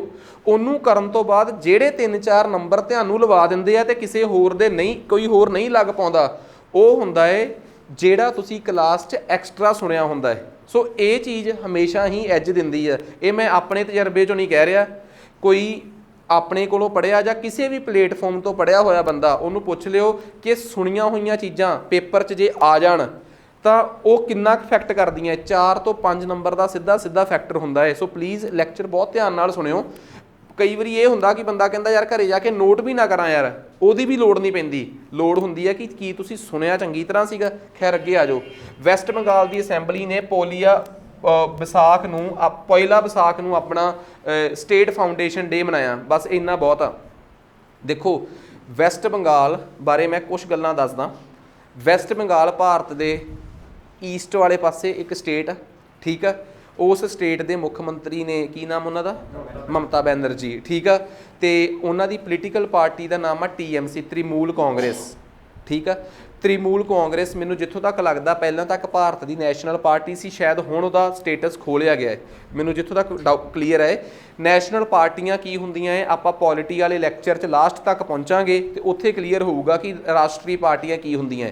ਖਬਰ ਕੀ ਹੈ, ਅਸਲ 'ਚ ਵੈਸਟ ਬੰਗਾਲ ਚਾਹੁੰਦਾ ਹੈ ਕਿ ਅਸੀਂ ਆਪਣੀ ਸਟੇਟ ਦਾ ਨਾਮ ਬਦਲ ਦਈਏ, ਅਸੀਂ ਆਪਣੀ ਸਟੇਟ ਦਾ ਨਾਮ ਬਦਲ ਕੇ ਕਰਨਾਟਕ ਕਰ ਦਈਏ, ਪੱਛਮੀ ਬੰਗਾਲ, ਬਿਕੋਜ਼ ਜੋ ਅਸੀਂ ਬੋਲਦੇ ਹਾਂ ਅਸੀਂ ਉਵੇਂ ਹੀ ਕਰਾਂਗੇ, ਠੀਕ ਆ। ਸੋ ਜਿਵੇਂ ਭਾਰਤ ਦੇ ਵਿੱਚ ਯੂਨਾਈਟਿਡ ਪ੍ਰੋਵਿੰਸ ਦਾ ਨਾਮ ਬਦਲ ਕੇ UP ਕੀਤਾ ਗਿਆ ਸੀ, ਮੈਸੂਰ ਦਾ ਨਾਮ ਬਦਲ ਕੇ ਕਰਨਾਟਕਾ ਕੀਤਾ ਗਿਆ ਸੀ, ਮਦਰਾਸ ਦਾ ਨਾਮ ਬਦਲ ਕੇ ਤਾਮਿਲਨਾਡੂ ਕੀਤਾ ਗਿਆ ਸੀ, ਬੰਬੇ ਦਾ ਨਾਮ ਬਦਲ ਕੇ ਮਹਾਰਾਸ਼ਟਰਾ ਕੀਤਾ ਗਿਆ ਸੀ। ਇਹ ਨਾਮ ਕਿਵੇਂ ਬਦਲੇ ਸੀ? ਮੱਧਿਆ ਭਾਰਤ ਦਾ ਨਾਮ ਬਦਲ ਕੇ ਮੱਧ ਪ੍ਰਦੇਸ਼ ਕੀਤਾ ਗਿਆ ਸੀ। ਇਹ ਨਾਮ ਕਿਵੇਂ ਬਦਲੇ ਸੀ? ਭਾਰਤ ਦੇ ਵਿੱਚ ਕਿਸੇ ਵੀ ਸਟੇਟ ਦਾ ਨਾਮ ਬਦਲਣਾ ਹੋਵੇ, ਉਹਦੀ ਬਾਉਂਡਰੀ ਬਦਲਣੀ ਹੋਵੇ, ਸਟੇਟ ਵਾਲੇ ਤਾਂ ਇੱਕ ਮਤਾ ਪਾ ਕੇ ਪਾਰਲੀਮੈਂਟ ਨੂੰ ਬੇਨਤੀ ਕਰ ਸਕਦੇ। ਭਾਰਤ ਦੇ ਕੌਨਸਟੀਟਿਊਸ਼ਨ ਦੇ ਵਿੱਚ ਜੇ ਕੋਈ ਸਟੇਟ ਦਾ ਨਾਮ ਬਦਲਣਾ ਹੈ, ਸਟੇਟ ਦਾ ਨਾਮ ਜਾਂ ਸਟੇਟ ਦਾ ਨਾਮ ਬਦਲਣਾ ਹੈ ਤੇ ਜਾਂ ਸਟੇਟ ਦਾ ਏਰੀਆ ਵਗੈਰਾ ਬਦਲਣਾ ਹੈ ਤਾਂ ਕੌਨਸਟੀਟਿਊਸ਼ਨ ਦਾ ਆਰਟੀਕਲ 3 ਕੰਮ ਆਉਂਦਾ। ਜੇ ਕਿਸੇ ਨੇ ਪੋਲਿਟੀ ਪੜ੍ਹੀ ਹੈ ਤਾਂ ਯਾਦ ਆ ਜਾਊਗਾ। ਪਰ ਜੇ ਸਟੇਟ ਨੇ ਇਹ ਡਿਕਲੇਅਰ ਕਰਨਾ ਹੈ ਕਿ ਫਲਾਣਾ ਤਿਉਹਾਰ ਸਾਡਾ ਸਟੇਟ ਤਿਉਹਾਰ ਆ, ਉਹਦੇ ਵਾਸਤੇ ਸਟੇਟ ਦੀ ਅਸੈਂਬਲੀ ਮਤਾ ਪਾਵੇ। ਕਿਸੇ ਵੀ ਤਿਉਹਾਰ ਨੂੰ ਉਹ ਆਪਣਾ ਸਟੇਟ ਤਿਉਹਾਰ, ਕਿਸੇ ਵੀ ਸੌਂਗ ਨੂੰ ਉਹ ਆਪਣਾ ਸਟੇਟ ਸੌਂਗ ਡਿਕਲੇਅਰ ਕਰ ਸਕਦੇ ਆ, ਕਿਸੇ 'ਚ ਕੋਈ ਰੌਲਾ ਨਹੀਂ ਗਾ। ਸੋ ਇਹੀ ਵੈਸਟ ਬੰਗਾਲ ਨੇ ਕੀਤਾ। ਪਰ ਉਹਨਾਂ ਦਾ ਨਾਮ ਬਦਲਣ ਵਾਲਾ ਰੌਲਾ ਜਿਹੜਾ ਹੈ ਉਹਨਾਂ ਨੇ ਮਤਾ ਪਾ ਕੇ ਪਾਰਲੀਮੈਂਟ ਨੂੰ ਭੇਜਤਾ ਕਿ ਬਈ ਪਲੀਜ਼ ਸਾਡਾ ਨਾਮ ਬਦਲ ਦਿਓ। ਪਰ ਜੇ ਉਹ ਕਿਸੇ ਤਿਉਹਾਰ ਨੂੰ ਆਪਣਾ ਤਿਉਹਾਰ ਬਣਾਉਣਾ ਚਾਹੁੰਦੇ ਆ ਉਹ ਆਪ ਹੀ ਕਰ ਸਕਦੇ ਆ। ਸੋ ਆਹ ਕੰਮ ਇਹਨਾਂ ਦੇ ਆਪਣੇ ਕਰਨ ਵਾਲਾ। ਪਹਿਲਾ ਵਿਸਾਖ ਬੇਸਿਕਲੀ ਇਹ ਹੈ ਕੀ ਆ, ਆਪਣੇ ਵਾਲੀ ਵਿਸਾਖੀ ਹੋਈ ਆ, ਠੀਕ ਆ। ਇਹਨੂੰ ਵੱਖਰੇ ਵੱਖਰੇ ਨਾਵਾਂ ਨਾਲ ਵੱਖਰੀਆਂ ਵੱਖਰੀਆਂ ਸਟੇਟਾਂ 'ਚ ਜਾਣਿਆ ਜਾਂਦਾ ਹੈ। ਇਹ ਉੱਥੋਂ ਦਾ ਲੋਕਲ ਤਿਉਹਾਰ ਉਹਨਾਂ ਨੇ ਸੋਚਿਆ ਕਿ ਅਸੀਂ ਇਹਨੂੰ ਮਨਾਉਣਾ ਹੈ ਤੇ ਬੇਸਿਕਲੀ ਉਹ ਇਹਨੂੰ ਬੰਗਲਾ ਦਿਵਸ ਦੇ ਤੌਰ ਤੇ ਮਨਾਉਣਾ ਚਾਹੁੰਦੇ ਆ ਕਿਉਂਕਿ ਇਹ ਉੱਥੋਂ ਦਾ ਮੇਨ ਤਿਉਹਾਰ ਆ ਜਿਹੜਾ ਉੱਥੋਂ ਦੇ ਲੋਕਾਂ ਨਾਲ ਸੰਬੰਧਿਤ ਆ। ਤੇ ਰਵਿੰਦਰ ਨਾਥ ਟੈਗੋਰ ਦਾ ਗਾਣਾ ਸੀ, ਇੱਕ ਸੌਂਗ ਸੀਗਾ, ਬੰਗਲਾਰ ਮਤ ਬੰਗਲਾਰ ਜੋਲ, ਮੀਨਸ ਕਿ ਬੰਗਾਲ ਦੀ ਮਿੱਟੀ ਬੰਗਾਲ ਦਾ ਪੈਣੀ। ਇਹਨੂੰ ਉਹ ਆਪਣਾ ਸਟੇਟ ਸੌਂਗ ਡਿਕਲੇਅਰ ਕਰ ਰਹੇ ਆ। ਸੋ ਮੇਨ ਬਸ ਇਹੀ ਆ ਕਿ ਜੋ ਕਰੰਟ ਅਫੇਅਰਸ ਸੀ ਉਹ ਮੈਂ ਦੱਸਤਾ। ਮੈਂ ਇੰਨਾ ਵੀ ਸ਼ੋਰ ਕਰਤਾ ਕਿ ਇਹ ਆਪਣੀ ਸਟੇਟ ਦਾ ਨਾਮ ਨਹੀਂ ਬਦਲ ਸਕਦੇ। ਨਾਮ ਬਦਲਣਾ ਚਾਹੁੰਦੇ ਆ, ਸਟੇਟ ਦਾ ਨਾਮ ਸਟੇਟ ਦੀ ਅਸੈਂਬਲੀ 'ਚ ਨਹੀਂ ਬਦਲਿਆ ਜਾ ਸਕਦਾ। ਸਟੇਟ ਦਾ ਨਾਮ ਬਦਲੂਗਾ ਜਾ ਕੇ ਦੇਸ਼ ਦੀ ਪਾਰਲੀਮੈਂਟ 'ਤੇ। ਕਿਹੜੇ ਆਰਟੀਕਲ ਨੂੰ ਯੂਜ਼ ਹੋਊਗਾ? ਆਰਟੀਕਲ 3। ਦੇਸ਼ ਦਾ ਨਾਮ ਆਰਟੀਕਲ 1 ਦੇ ਤਹਿਤ ਬਦਲਿਆ ਜਾਊਗਾ, ਠੀਕ ਆ। ਉਹ ਲੰਮੀ ਕਹਾਣੀ ਆ, ਕੱਲ੍ਹ ਨੂੰ ਇੰਨੇ ਚੱਕਰਾਂ 'ਚ ਪੈਂਦੇ ਹੋ ਗਏ, ਠੀਕ ਆ। ਵੋਟਾਂ ਕਰਾਓ 2024 'ਚ, ਨਾਲੇ ਅਸੀਂ ਮਾਹੌਲ ਦੇਖੀਏ। ਖੈਰ ਅੱਗੇ ਆ ਜਾਓ। ਨੈਕਸਟ, ਝਾਰਖੰਡ ਦੀ ਕੈਬਨਿਟ ਨੇ 1000 ਕੇ ਪੈਨਸ਼ਨ ਅਪਰੂਵ ਕੀਤੀ ਆ ਟਰਾਂਸਜੈਂਡਰਸ ਵਾਸਤੇ। ਟਰਾਂਸਜੈਂਡਰਸ ਨੂੰ ਝਾਰਖੰਡ ਨੇ OBC ਕੈਟੇਗਰੀ 'ਚ ਸ਼ਾਮਲ ਕਰ ਲਿਆ ਹੈ। ਦੇਖੋ ਕੋਈ ਸ਼ਖਸ ਜੇ ਕੋਈ ਟਰਾਂਸਜੈਂਡਰ ਆ, ਠੀਕ ਆ, ਤਾਂ ਬੇਸਿਕਲੀ ਜੇ ਤਾਂ ਉਹ ਆਲਰੇਡੀ ਕਿਸੇ ਸ਼ਡਿਊਲ ਕਾਸਟ ਪਰਿਵਾਰ 'ਚ ਜਨਮਿਆ ਹੈ ਤਾਂ ਉਹ ਟਰਾਂਸਜੈਂਡਰ SC ਹੀ ਰਹੂਗਾ, ਤੇ ਜੇ ਉਹ ST ਆ ਤਾਂ ST ਰਹੂਗਾ। ਤੇ ਜੇ ਉਹ ਜਨਰਲ ਕੈਟੇਗਰੀ 'ਚ ਆ ਤੇ ਉਹਨੂੰ ਸਰਕਾਰ ਨੇ ਹੱਕ ਦਿੱਤਾ ਹੈ ਕਿ ਤੁਹਾਨੂੰ OBC 'ਚ ਕੰਸੀਡਰ ਕੀਤਾ ਜਾਊਗਾ। ਸੋ ਝਾਰਖੰਡ ਇੱਦਾਂ ਕਰਨ ਵਾਲੀ ਇਹ ਸਟੇਟ ਹੋ ਗਈ। ਨੈਕਸਟ ਉਸ ਤੋਂ ਬਾਅਦ ਅਗਲਾ ਕਰੰਟ ਅਫੇਅਰ ਆਪਣੇ ਕੋਲ ਆ ਗਿਆ, Tabreed to set up Asia's largest cooling project in Hyderabad. So ਇਹ ਜਿਹੜੇ ਅਗਲੇ 2-3 ਕਰੰਟ ਅਫੇਅਰ ਆ ਨਾ, ਇਹ ਬਹੁਤ ਇੰਪੋਰਟੈਂਟ ਆ। ਸਿਰਫ 1 ਲਾਈਨਰ ਆ, ਇਹਨਾਂ 'ਚ ਕੋਈ ਲੰਮੀ ਸਟੋਰੀ ਨਹੀਂ ਹੈਗੀ। ਆਬੂ ਧਾਬੀ ਦੀ ਕੰਪਨੀ ਆ ਜਿਹੜੀ ਕਿ ਕੂਲਿੰਗ ਸਰਵਿਸ ਪ੍ਰੋਵਾਈਡ ਕਰਦੀ ਹੈ। ਦੇਖੋ 2-3 ਕੰਪਨੀਆਂ ਹੀ ਆ ਅਰਬ ਦੀਆਂ ਜਿਹੜੀਆਂ ਕੂਲਿੰਗ ਦੇ ਸਮਾਨ ਦੇ ਵਿੱਚ ਸਭ ਤੋਂ ਟੌਪ 'ਤੇ ਚੱਲਦੀਆਂ। ਇੱਕ ਕੰਪਨੀ ਹੈਗੀ ਆ ਸਾਊਦੀ ਅਰਬ ਦੀ ਓਜਰਨਲ, ਠੀਕ ਆ। ਉਹਨਾਂ ਦਾ ਕੂਲਿੰਗ ਦਾ ਪ੍ਰੋਜੈਕਟ ਬਹੁਤ ਵੱਡਾ, ਈਵਨ ਕਿ ਹੁਣ ਤਾਂ ਉਹ ਇਸ ਲੈਵਲ 'ਤੇ ਵੀ ਉਤਰ ਆਏ ਕਿ ਘਰਾਂ 'ਚ ਲੱਗਣ ਵਾਲੇ ਛੋਟੇ ਛੋਟੇ AC ਜਿਹੜੇ ਆ ਉਹ ਵੀ ਮਤਲਬ ਕਿ ਓਜਰਨਲ ਤਿਆਰ ਕਰਨ ਲੱਗ ਪਿਆ। ਅਦਰਵਾਈਜ਼ ਕਿਸੇ ਟਾਈਮ ਉਹ ਵੱਡੇ ਪ੍ਰੋਜੈਕਟ ਹੀ ਫੜਦੇ ਸੀ। ਇੱਕ ਕੰਪਨੀ ਆ ਲੋਇਡ ਜਿਹੜੀ ਮੇਨ ਕੂਲਿੰਗ ਦਾ ਕੰਮ ਕਰਦੀ ਆ ਜਹਾਜ਼ਾਂ 'ਚ। ਜਿੰਨੇ ਵੀ ਉਹ ਕੂਲਿੰਗ ਸਿਸਟਮ ਆ ਸਾਰੇ ਇਹਨਾਂ ਦੇ ਹੁੰਦੇ ਸੀ। ਮੈਨੂੰ ਲੱਗਦਾ ਹੁਣ ਇਹਨਾਂ ਦੇ ਵੀ ਬਹੁਤ ਹਲਕੇ ਪੱਧਰ 'ਤੇ ਘਰਾਂ 'ਚ ਲੱਗਣ ਵਾਲੇ ਜਾਂ ਕਮਰਸ਼ੀਅਲ ਲੈਵਲ 'ਤੇ ਲੱਗਣ ਵਾਲੇ AC ਆ ਗਏ ਆ। ਸਿਮਿਲਰਲੀ ਇਸੇ ਤਰੀਕੇ ਨਾਲ ਇੱਕ ਆਬੂ ਧਾਬੀ ਦੀ ਕੰਪਨੀ ਆ ਤਬਰੀਦ। ਸੋ ਇਹਨਾਂ ਨੇ ਆਪਣਾ cooling and service provider the project, ਤੇ ਦੇਖਿਓ ਉਹ ਟਾਈਮ ਦੂਰ ਨਹੀਂ ਜਦੋਂ ਹੁਣ ਇਸੇ ਬ੍ਰਾਂਡ ਦੇ ਤੁਹਾਨੂੰ ਭਾਰਤ 'ਚ ਫਰੀਕੁਐਂਟਲੀ ਉਹ ਮਿਲਣਗੇ AC। सो खैर इन्होंने अपना प्रोजैक्ट जिहड़ा है वो लाया है हैदराबाद दे विच ते ये भारत च इन्वैसट कर रहे हैं। हुण जे ये भारत च इन्वैसट कर रहे हैं तो देखो दो तीन गल्लां तां सिंपल ही हो गईयां कि तबरीद एशिया का सब तो वड्डा कूलिंग प्रोजैक्ट एशिया च कित्थे लगन जा रहा है, हैदराबाद च किहड़ी फर्म ला रही है, किहड़े देश की है, यूए की कहानी क्लीयर। एक चीज़ इंपॉर्टेंट है जिहड़ी मैं इत्थे दस सकदा इन्वैसटमेंट कि इन्वैसटमेंट की है, जिन्हों असीं पंजाबी च कह दिंदे आ निवेश। इन्वैसटमेंट के मामले च जे मैं तुहाडे नाल गल करां तां देखो इन्वैसटमेंट मतलब भारत दे विच मैं मान लो किते बैठा होवां इंग्लैंड, मैं भारत च किसी भी फर्म च इन्वैसट करना चाहुंदा उन्होंने कहा जाता है फॉरन इन्वैसटमेंट, विदेशी निवेश। विदेशी निवेश नूं भी अगे दो कैटेगरीज च वंडिया जाता है। किवें कहंदे एक तां तुसीं इहो जिहा निवेश करदे हो, एक तां तुसीं निवेश इहो जिहा करदे हो जिन्नूं तुसीं बहुत जल्दी कढवा भी लैंदे हो। एग्जाम्पल के तौर पर कि जे सपोज करो मैं भारत च किसी कंपनी के 2% शेयर खरीदा, मैनूं लगे कि शेयर डिग्गण वाले मैं कढवा शेयर वेच के वापस आ जाऊँगा। इहो जी इन्वैसटमेंट जिहड़ी आ वो किसी ना किसी इंस्टीट्यूशन च कीती जाती है जो भारत च इंस्टीट्यूशन चल रहे हैं। भारत च एक रिलायंस चल रहा, फलाना चल रहा, ढमकाना चल रहा, उहदे च इन्वैसट करो, इक्को दम कढवा लो। कि जिहदे चों इन्वैसटमेंट कढाउणी बहुत ईजी आ उहनूं कह दिंदे आ FII फॉरन इंस्टीट्यूशनल इन्वैसटमेंट कि इंस्टीट्यूशनां च जिहड़ा पूंजी निवेश आपां विदेशी करदे आ। एक हुंदी आ FDI कि एवें दी इन्वैसटमेंट जिहड़ी कढाउणी बहुत औखी है। ਜਦੋਂ ਤੁਸੀਂ ਭਾਰਤ 'ਚ ਕਿਸੇ ਨਾਲ ਮਿਲ ਕੇ ਕਹੋ ਕਿ ਆਜੋ ਪੈਸੇ ਪਾਈਏ, ਸ਼ੇਅਰ ਸ਼ੂਰ ਨਾ ਖਰੀਦੀਏ, ਆਜੋ ਪੈਸੇ ਪਾ ਕੇ ਕੰਮ ਚਲਾਈਏ, ਤੇ ਮੰਨ ਲਓ ਭਾਰਤ 'ਚ ਕੰਮ ਚੱਲੇ ਨਾ, ਕੀ ਤੁਸੀਂ ਆਪਣਾ ਪੈਸਾ ਇੱਕੋਦਮ ਕੱਢ ਸਕਦੇ ਹੋ? ਤੁਹਾਨੂੰ ਕੀ ਪਤਾ ਕਦੋਂ ਤੁਹਾਡੀ ਕੰਪਨੀ ਵਿਕੂਗੀ, ਫਲਾਣਾ ਢਮਕਾਣਾ, ਫਿਰ ਉਹ ਉਨੇ ਰੇਟ 'ਤੇ ਵਿਕੂਗੀ ਕਿ ਨਹੀਂ। ਇਸ ਪ੍ਰਕਾਰ ਦੀ ਇਨਵੈਸਟਮੈਂਟ ਨੂੰ ਕਹਿੰਦੇ ਆ ਫੋਰਨ ਡਾਇਰੈਕਟ ਇਨਵੈਸਟਮੈਂਟ। ਦੇਖੋ ਭਾਰਤ ਦੇ ਵਿੱਚ ਇੱਕ ਰੂਲ ਆ ਕਿ ਜੇ ਤਾਂ ਕਿਸੇ ਬਾਹਰਲੇ ਫੋਰਨਰ ਨੇ ਭਾਰਤ ਦੇ ਵਿੱਚ ਇਨਵੈਸਟਮੈਂਟ ਕੀਤੀ ਹੋਈ, ਜੇ ਭਾਰਤ 'ਚ ਕਿਸੇ ਬੰਦੇ ਨੇ ਬਾਹਰਲੇ ਨੇ ਇਨਵੈਸਟਮੈਂਟ ਕੀਤੀ ਹੈ, ਜੇ ਤਾਂ ਸ਼ੇਅਰ ਮਾਰਕੀਟ 'ਚ ਉਸ ਕੰਪਨੀ 'ਚ ਉਹਦੇ 10% ਤੋਂ ਵੱਧ ਸ਼ੇਅਰ ਆ, ਫਿਰ ਤਾਂ ਅਸੀਂ ਉਹਦੇ ਸਾਰੇ ਪੈਸੇ ਇੱਕੋ ਵਾਰ ਨਹੀਂ ਮੋੜਾਂਗੇ, ਹੌਲੀ ਹੌਲੀ ਕਰਕੇ ਮੋੜਾਂਗੇ। ਕਿਉਂਕਿ ਭਾਰਤ 'ਚ ਇੱਕ 20,000 ਕਰੋੜ ਦੀ ਕੰਪਨੀ ਹੋਵੇ, ਉਹਦਾ 10% ਹੁੰਦਾ 2,000 ਕਰੋੜ। ਜੇ ਤੁਸੀਂ 10% ਸ਼ੇਅਰ ਖਰੀਦੇ ਆ, ਤੁਸੀਂ ਕਹਿ ਦਿਓ ਮੈਨੂੰ ਘਾਟਾ ਪੈ ਰਿਹਾ, ਮੈਂ ਸਾਰੇ ਸ਼ੇਅਰ ਮੋੜਨੇ ਆ, 2,000 ਕਰੋੜ ਰੁਪਈਆ ਇੱਕੋ ਦਮ ਕੰਪਨੀ 'ਚੋਂ ਕਢਾ ਲੈਣਾ ਭਾਰਤ ਦੀ ਅਰਥ ਵਿਵਸਥਾ ਦਾ ਬੈਲੈਂਸ ਹਿਲਾਉਣ ਦੇ ਬਰਾਬਰ ਆ। ਕਹਿੰਦੇ ਫਿਰ ਤੇ ਅਸੀਂ ਹੌਲੀ ਹੌਲੀ ਮੋੜਾਂਗੇ। ਜੇ ਪੈਸੇ 10% ਤੋਂ ਘੱਟ ਆ ਫਿਰ ਤੂੰ ਆਪੇ ਸਿੱਧੀ ਕਢਵਾ ਕੇ ਲੈ ਸਕਦਾ, ਫਿਰ ਕੋਈ ਚੱਕਰ ਨਹੀਂ। ਸੋ ਭਾਰਤ ਦੇ ਵਿੱਚ ਜਿਹੜੀ ਇਨਵੈਸਟਮੈਂਟ ਭਾਰਤ ਨੂੰ ਡੀਸਟੇਬਲਾਈਜ਼ ਕਰ ਸਕਦੀ ਹੈ, ਜਿਹਦੀ ਸੰਭਾਵਨਾ ਹੈ, ਉਸ ਇਨਵੈਸਟਮੈਂਟ ਨੂੰ ਕਹਿੰਦੇ ਆ FII foreign institutional share markets ਦੇ ਵਿੱਚ ਕੀਤੀ ਗਈ ਇਨਵੈਸਟਮੈਂਟ। ਮੈਨੂੰ ਇੱਕ ਗੱਲ ਦੱਸੋਗੇ ਕਿੰਨੇ % ਤੋਂ ਘੱਟ ਇਨਵੈਸਟਮੈਂਟ ਹੋਵੇ ਤੇ ਭਾਰਤ 'ਚ ਹਿਲਾ ਸਕਦੀ ਹੈ ਸਿਸਟਮ ਨੂੰ? 10% ਤੋਂ। ਤੇ ਜੇ 10% ਤੋਂ ਵੱਧ ਇਨਵੈਸਟਮੈਂਟ ਆ ਭਾਰਤ 'ਚ ਸ਼ੇਅਰ ਮਾਰਕੀਟ 'ਚ ਕਰਦੇ ਕੋਈ ਬੰਦਾ, ਕਿੰਨੇ % ਤੋਂ? 10% ਤੋਂ ਵੱਧ ਭਾਰਤ 'ਚ ਇਨਵੈਸਟ ਕਰਦੇ ਤੋਂ ਪੈਸਾ ਇੱਕੋ ਦਮ ਨਹੀਂ ਕਢਾ ਸਕਦਾ। ਭਾਰਤ ਸਰਕਾਰ ਉਹਨੂੰ ਸਟੈਪ ਬਾਏ ਸਟੈਪ ਪੈਸੇ ਕਢਾਉਣ ਦੀ, ਇਹਦੇ ਨਾਲ ਕੀ ਆ ਉਸ ਬੰਦੇ ਦੀ ਇਨਵੈਸਟਮੈਂਟ ਭਾਰਤ 'ਚ ਅਟਕ ਸਕਦੀ ਆ। ਇਸ ਕਰਕੇ ਲੋਕ ਬੜੀ ਚਲਾਕੀ ਨਾਲ FDI ਕਰਦੇ ਆ ਕਿ FII ਕਰਦੇ ਆ। FII जिन्हें 10-12 इन्वैसट करना है वो 2 ਅੱਡ-ਅੱਡ जगह ਤੇ 9-9 करके खुश आ, क्योंकि उन्होंने पता कि जे 10-12 कर ली तो अटक गई तो फस जाएंगे। किहड़ी इन्वैसटमेंट 'ਚ रिस्क ज़्यादा है बाहरले इन्वैसटर ਨੂੰ, FDI कि FII?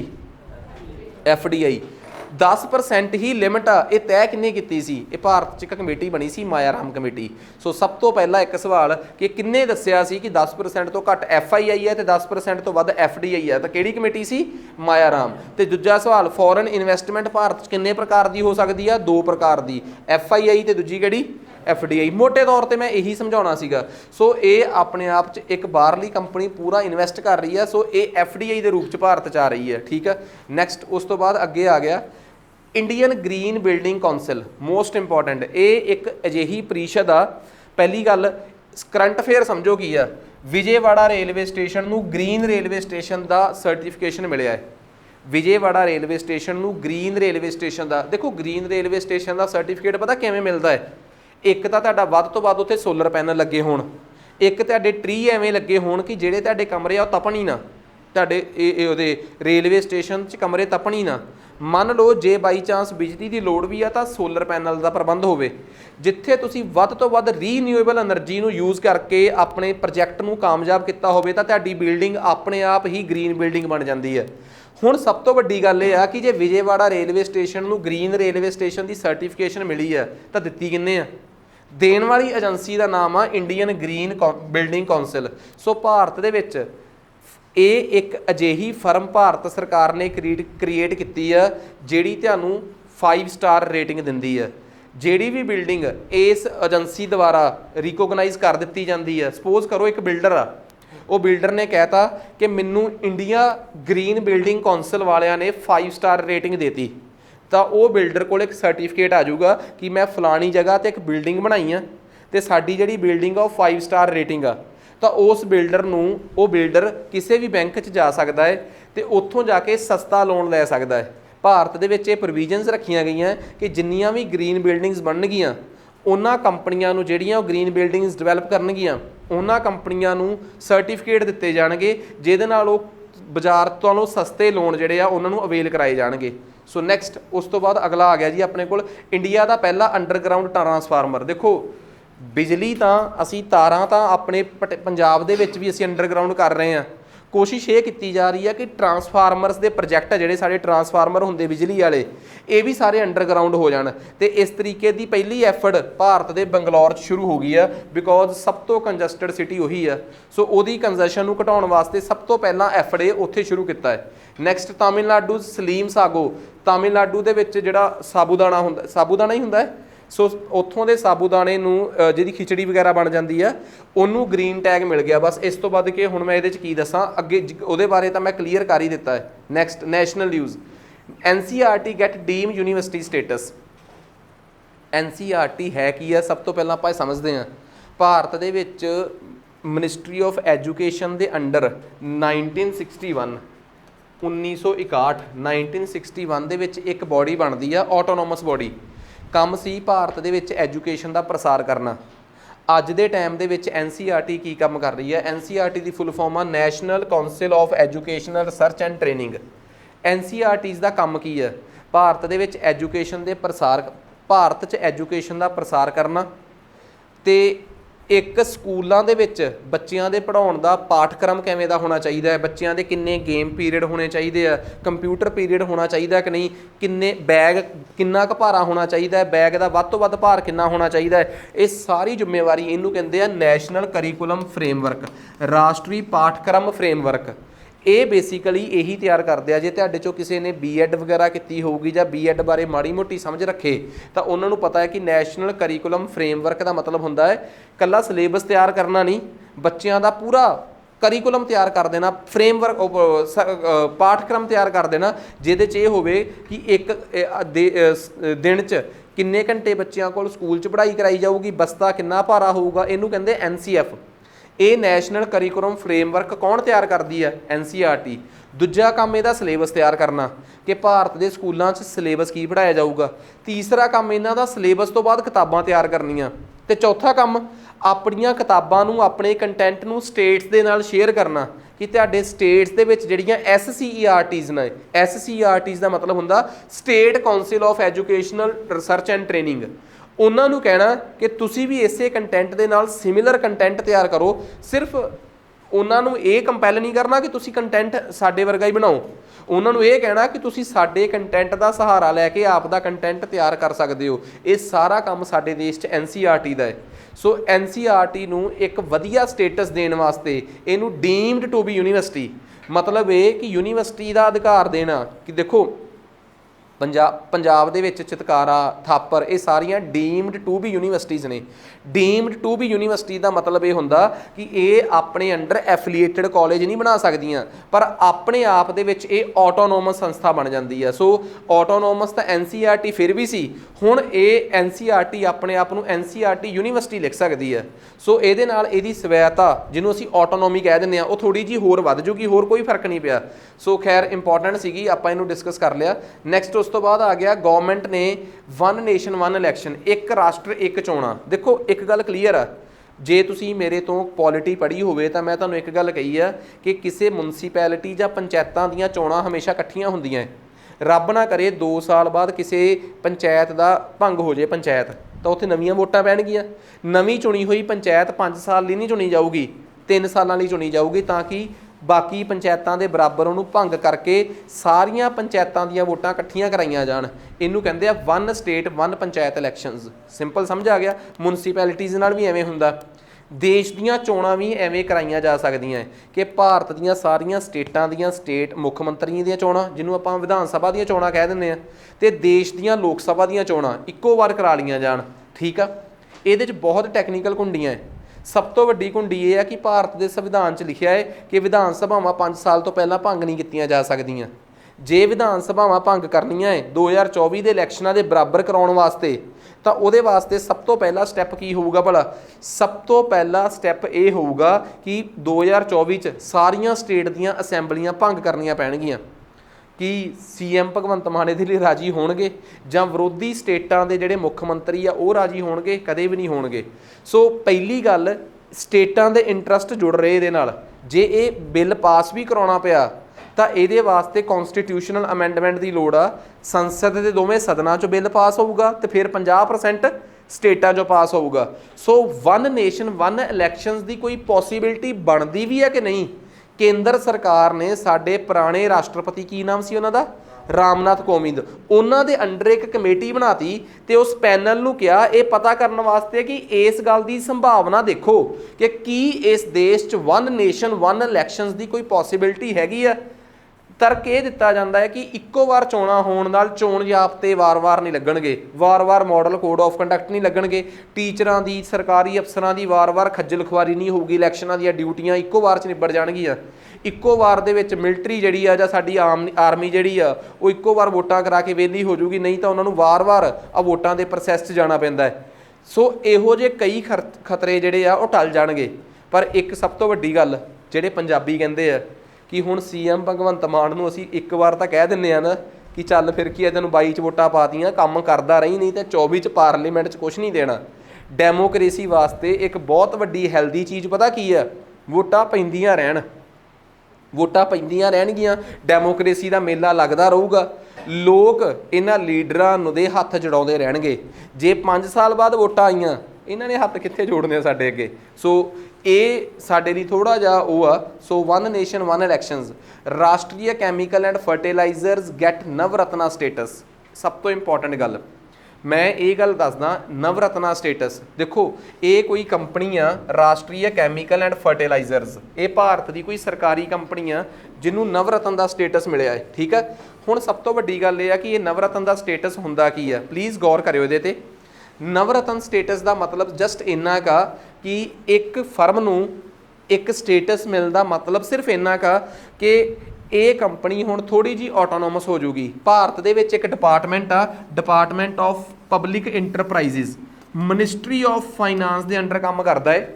ਇਹ ਕੀ ਦੇਖਦਾ? ਜਿਹੜੀਆਂ ਸਰਕਾਰੀ ਕੰਪਨੀਆਂ ਵਧੀਆ ਟਰਨਓਵਰ ਦਿੰਦੀਆਂ ਹੈ, ਉਹਨਾਂ ਸਰਕਾਰੀ ਕੰਪਨੀਆਂ ਨੂੰ ਲਾਲਚ ਦਿੱਤਾ ਜਾਂਦਾ ਹੈ ਕਿ ਜੇ ਤੁਸੀਂ ਚਾਹੁੰਦੇ ਹੋ ਕਿ ਤੁਸੀਂ ਆਪਣੇ ਮੁਲਾਜ਼ਮ ਆਪ ਭਰਤੀ ਕਰਨੇ ਆ ਸਰਕਾਰ ਦੀ ਪਰਮਿਸ਼ਨ ਤੋਂ ਬਿਨਾਂ, ਜਾਂ ਤੁਸੀਂ ਥੋੜੀ ਬਹੁਤੀ ਇਨਵੈਸਟਮੈਂਟ, ਥੋੜੇ ਕੁ ਕਰੋੜ ਦੀ ਇਨਵੈਸਟਮੈਂਟ ਆਪ ਕਰਕੇ ਆਪਣੇ ਕਾਰੋਬਾਰ ਨੂੰ ਐਕਸਪੈਂਡ ਕਰਨਾ ਹੈ ਤੇ ਸਰਕਾਰ ਦੀ ਇੰਟਰਫੇਰੈਂਸ ਨਹੀਂ ਚਾਹੀਦੀ, ਤਾਂ ਤੁਸੀਂ ਸਰਕਾਰ ਨੂੰ ਲਗਾਤਾਰ ਪਿਛਲੇ 3 ਸਾਲ 'ਚ ਕੁਛ ਇੰਨਾ ਟਰਨਓਵਰ ਕਮਾ ਕੇ ਦਿਓ, ਅਸੀਂ ਤੁਹਾਨੂੰ ਮਿੰਨੀ ਰਤਨਾ ਕੰਪਨੀ ਬਣਾ ਦਾਂਗੇ। ਮਿੰਨੀ ਰਤਨਾ ਕੈਟੇਗਰੀ 2 ਉਹ ਬਣ ਜਾਂਦੇ ਆ, ਲਾਲਚ ਵੱਧਦਾ ਹੈ, ਹੋਰ ਕੰਮ ਕਰਕੇ ਦਿਖਾਉਂਦੇ ਆ, ਸਰਕਾਰ ਉਹਨਾਂ ਨੂੰ ਮਿੰਨੀ ਰਤਨਾ ਕੈਟੇਗਰੀ 1 ਬਣਾ ਦਿੰਦੀ ਹੈ। ਉਹ ਹੋਰ ਕੰਮ ਕਰਕੇ ਦਿਖਾਉਂਦੇ ਆ, ਸਰਕਾਰ ਉਹਨੂੰ ਨਵਰਤਨਾ ਬਣਾ ਦਿੰਦੀ ਹੈ।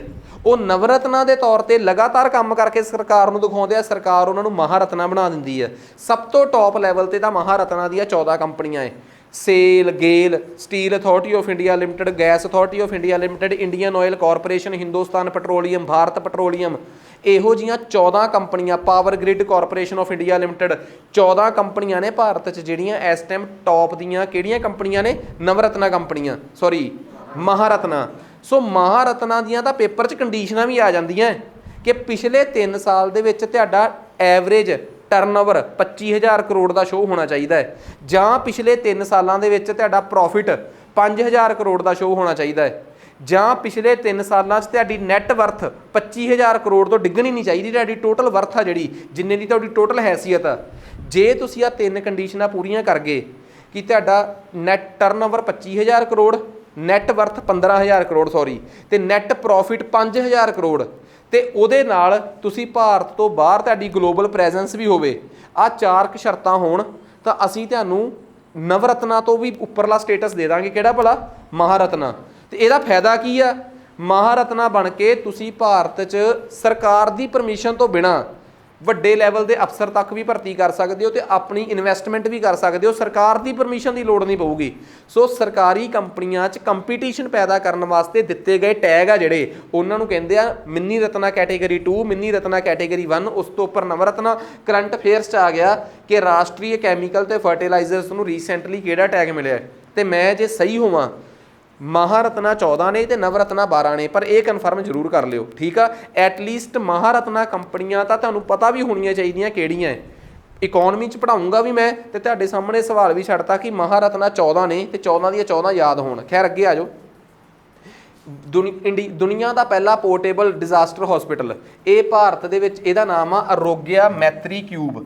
ਇਹ ਇੱਕ ਅਜਿਹਾ ਹਸਪੀਟਲ ਆ ਜਿਹਨੂੰ ਬੜੀ ਜਲਦੀ ਅਸੈਂਬਲ ਕੀਤਾ ਜਾ ਸਕਦਾ ਹੈ। ਸੋ ਭਾਰਤ 'ਚ ਸਭ ਤੋਂ ਪਹਿਲੀ ਵਾਰ ਇਹ ਹਸਪੀਟਲ ਜਿਹੜਾ ਹੈ ਇਹ ਬਣਿਆ ਹੈ, ਠੀਕ ਆ। ਸੋ ਨੈਕਸਟ ਉਸ ਤੋਂ ਬਾਅਦ ਆ ਗਿਆ ਸ਼੍ਰੀ ਧਰਮਿੰਦਰ ਪ੍ਰਧਾਨ ਲਾਂਚ ਮਾਲਵੀਆ ਮਿਸ਼ਨ। ਸੋ ਭਾਰਤ ਦੇ ਵਿੱਚ ਇੱਕ ਟੀਚਰ ਟ੍ਰੇਨਿੰਗ ਪ੍ਰੋਗਰਾਮ ਸ਼ੁਰੂ ਕੀਤਾ ਗਿਆ ਹੈ, ਜਿਹਨੂੰ ਭਾਰਤ ਦੇ ਵਿੱਚ ਨਾ 1914 'ਚ ਇੱਕ ਯੂਨੀਵਰਸਿਟੀ ਬਣੀ ਸੀ, ਕਾਸ਼ੀ ਦੇ ਵਿੱਚ ਸੀ, ਨਾਮ ਸੀ ਬਨਾਰਸ ਹਿੰਦੂ ਯੂਨੀਵਰਸਿਟੀ। ਉਹਦੇ ਪਹਿਲੇ ਵਾਈਸ ਚਾਂਸਲਰ ਸੀਗੇ ਮਦਨ ਮੋਹਨ ਮਾਲਵੀਆ। ਮਦਨ ਮੋਹਨ ਮਾਲਵੀਆ ਜਿਹੜੇ ਸੀਗੇ ਉਹ ਇੱਕ ਆਰਥੋਡਾਕਸ ਹਿੰਦੂ ਸੀ ਤੇ ਬੀਜੇਪੀ ਦੇ ਪੂਰਵਜਾਂ 'ਚੋਂ ਸੀਗੇ, ਬਿਕੋਜ਼ ਬੀਜੇਪੀ ਉਹਨਾਂ ਨੂੰ ਕਾਫੀ ਸਨੇਹ ਦਿੰਦੀ ਆ। ਤੇ ਇਹ ਤਾਂ ਹਮੇਸ਼ਾ ਗੱਲ ਰਹੀ ਆ, ਜਿਹੜੀ ਸਰਕਾਰ ਆਉਂਦੀ ਆ ਉਹ ਸਰਕਾਰ ਉਹਨਾਂ ਲੋਕਾਂ ਨੂੰ ਹੀ, ਉਹਨਾਂ ਆਜ਼ਾਦੀ ਦੇ ਨਾਇਕਾਂ ਨੂੰ ਜ਼ਿਆਦਾ ਮੰਨਦੀ ਆ ਜਿਹੜੇ ਉਹਦੀ ਵਿਚਾਰਧਾਰਾ ਨਾਲ ਸੰਬੰਧਿਤ ਨੇ। ਮਦਨ ਮੋਹਨ ਮਾਲਵੀਆ ਦੀ ਵਿਚਾਰਧਾਰਾ ਥੋੜ੍ਹੀ ਜਿਹੀ ਪ੍ਰੋ ਹਿੰਦੂ ਸੀ ਤੇ ਬੀਜੇਪੀ ਦਾ ਏਜੰਡਾ ਵੀ ਇਲੈਕਸ਼ਨਸ ਦੇ ਵਿੱਚ ਇਹੀ ਰਿਹਾ ਹੈ। ਸੋ ਮਦਨ ਮੋਹਨ ਮਾਲਵੀਆ ਦੇ ਨਾਂ ਤੇ ਸਕੀਮਾਂ ਸ਼ੁਰੂ ਕਰਨੀਆਂ ਤਾਂ ਨੈਚੁਰਲ ਜੀ ਗੱਲ ਆ।